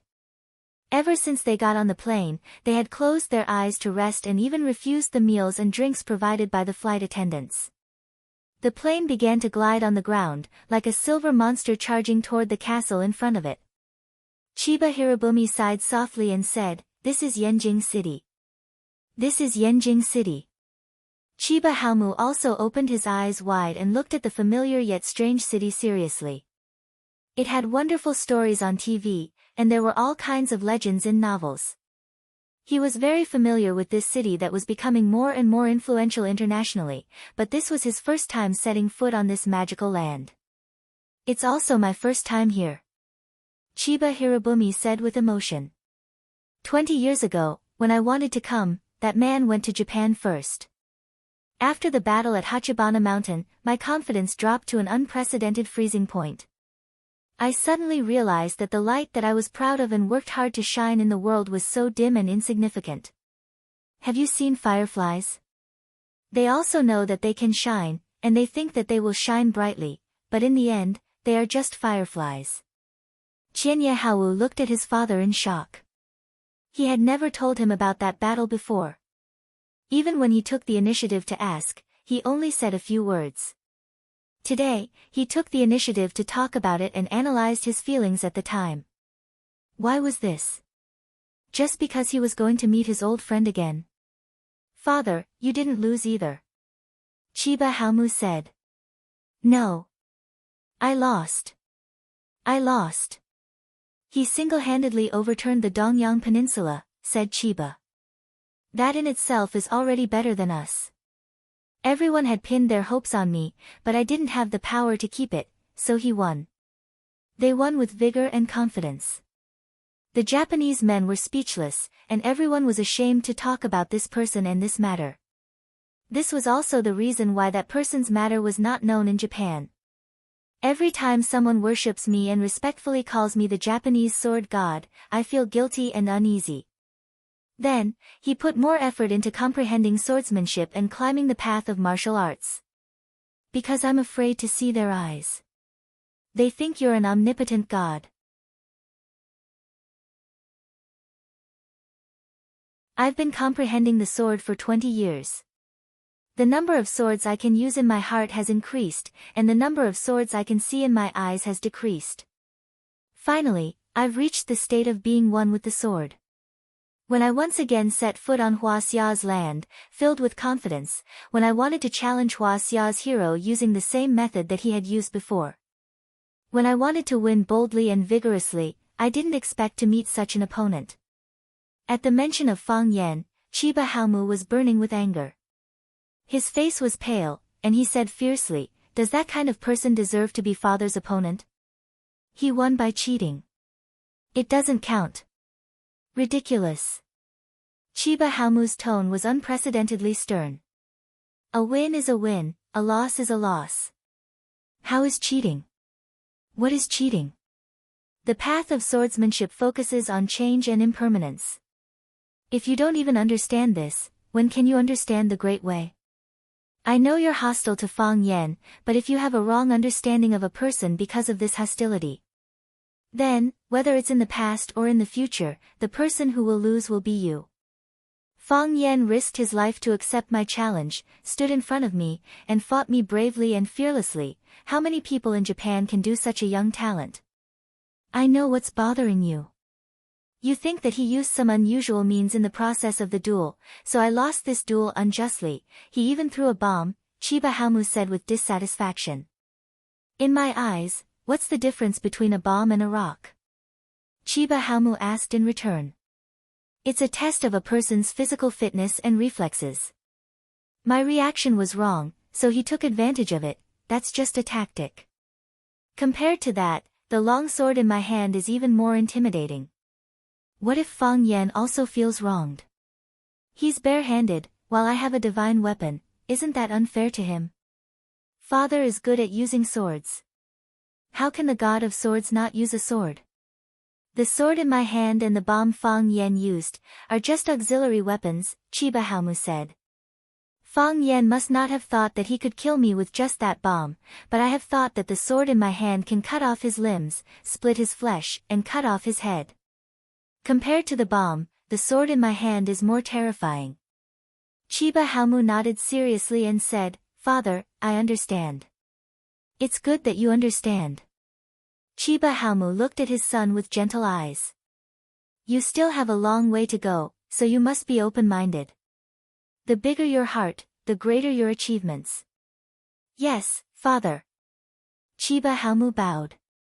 Chiba Haomu sighed softly and said, "What a pity." What's a pity, father? 3 dragons and 7 tigers, guarding the peace of Hua Xia. Chiba Haomu said with a face full of regret, I only know one of them, and the others are not fated to fight. What a pity. 3 dragons and 7 tigers. They're just flattering themselves, aren't they? Don't underestimate your enemy, White Azure Dragon. Is there something wrong with this name? Chiba Haomu said with a smile, if that's the case, what is your father? Chiba Haomu only now knew that the person who fought against his father was one of the 3 dragons of Huaxia, Azure Dragon. If that was the case, he really couldn't belittle this person anymore. If that was the case, what was his father? Father, you can fight with them when you come to the capital this time, Chiba Haomu advised. Chiba Haomu chuckled and said, I hope it's not too late. It's definitely not too late, Chiba Haomu said firmly. He thought that no matter what, he would let his father fight with the 3 dragons and 7 tigers of Huaxia. For a swordsman who valued martial arts as much as his life, it would be a lifelong regret if he couldn't fight with the world's top masters. The plane stopped, and the father and son got off the plane first under the guidance of the stewardess. Walking out of the airport gate, Chiba Haomu took a breath of the cold air outside and raised his eyebrows slightly. Father, what happened? The air is too dirty, Chiba Haomu said. They didn't have to wait for long before a black car with a red flag slowly stopped in front of them. Fang Yan rolled down the window and said with a smile, hurry up and get in the car. No parking here. Thus, Chiba Haomu and Chiba Haomu opened the door and got in. Chiba Haomu was still hostile to Fang Yan, so he didn't want to talk to Fang Yan. Chiba Haomu, on the other hand, looked calm as if he didn't care about anything. Thank you, Chiba Haomu said gratefully. You're welcome, Fang Yan said. I'm not a busybody. This is what I owe you. You're a man who keeps his promise. This is the glorious virtue of our Huaxia people, Fang Yan said with a smile. That's what everyone says. Fang Yan didn't intend to take Chiba Haomu to Yanjing City. After getting off the airport highway, he drove straight in the direction of Swallow Dock. The snow on the road gradually melted, and only puddles of black water splashed by the car's tires. The wheat fields on both sides of the road also showed green shoots, weakly enduring the cold wind. Please stop by the side of the road, Chiba Haomu said. Screech, Fang Yan stopped the car nimbly and asked, did you miss anything? No, Chiba Haomu said. Chiba Haomu opened the door and got out of the car, then walked to the middle of the wheat field. He walked very carefully, trying to avoid stepping on any green shoots. He took off his shoes and stepped on the ice and snow barefoot as if he was on a pilgrimage, seriously feeling the coldness and fertility of the land. The cold wind messed up his black hair and fluttered the corners of his clothes, but he closed his eyes comfortably. Fang Yan and Chiba Haomu stood by the side of the road, looking at his devotion to the land, and respected him even more. Chiba Haomu walked back barefoot. Chiba Haomu wanted to help him carry his shoes, but Chiba Haomu said, no need. From now on, I'll be barefooted. He pulled a handkerchief from his arms and carefully wiped the mud off his feet, then opened the door and got into Fang Yan's car. Seeing Fang Yan looking at him with a puzzled look, Chiba Haomu said with a smile, each place nurtures its own people. Japan was an island country with strong winds and waves and frequent earthquakes. Therefore, everyone had a natural fear of nature. Their feet are unstable, and even the hand holding the sword has to be a little light. I've always wanted to experience stepping on the black soil with both feet, and trusting all my strength to the land under my feet. You don't have to worry about it being bumpy, and you don't have to worry about it hurting you. You're one with the earth, and this warm and peaceful feeling is really intoxicating. Huaxia is a place with great people. Only when the land has spirituality can a large number of heroes emerge. Chiba Haomu looked at the vast land outside and said enviously, Huaxia people are blessed. You're tuning in to the Blissful Bookshelf YouTube channel. We're so grateful for your support, and don't forget to subscribe to join us on this incredible journey through captivating stories. Your generosity through donations truly makes a world of difference, as it's the primary source of revenue that allows me to expand and enhance this channel for you. Thank you from the bottom of my heart for being a part of this adventure.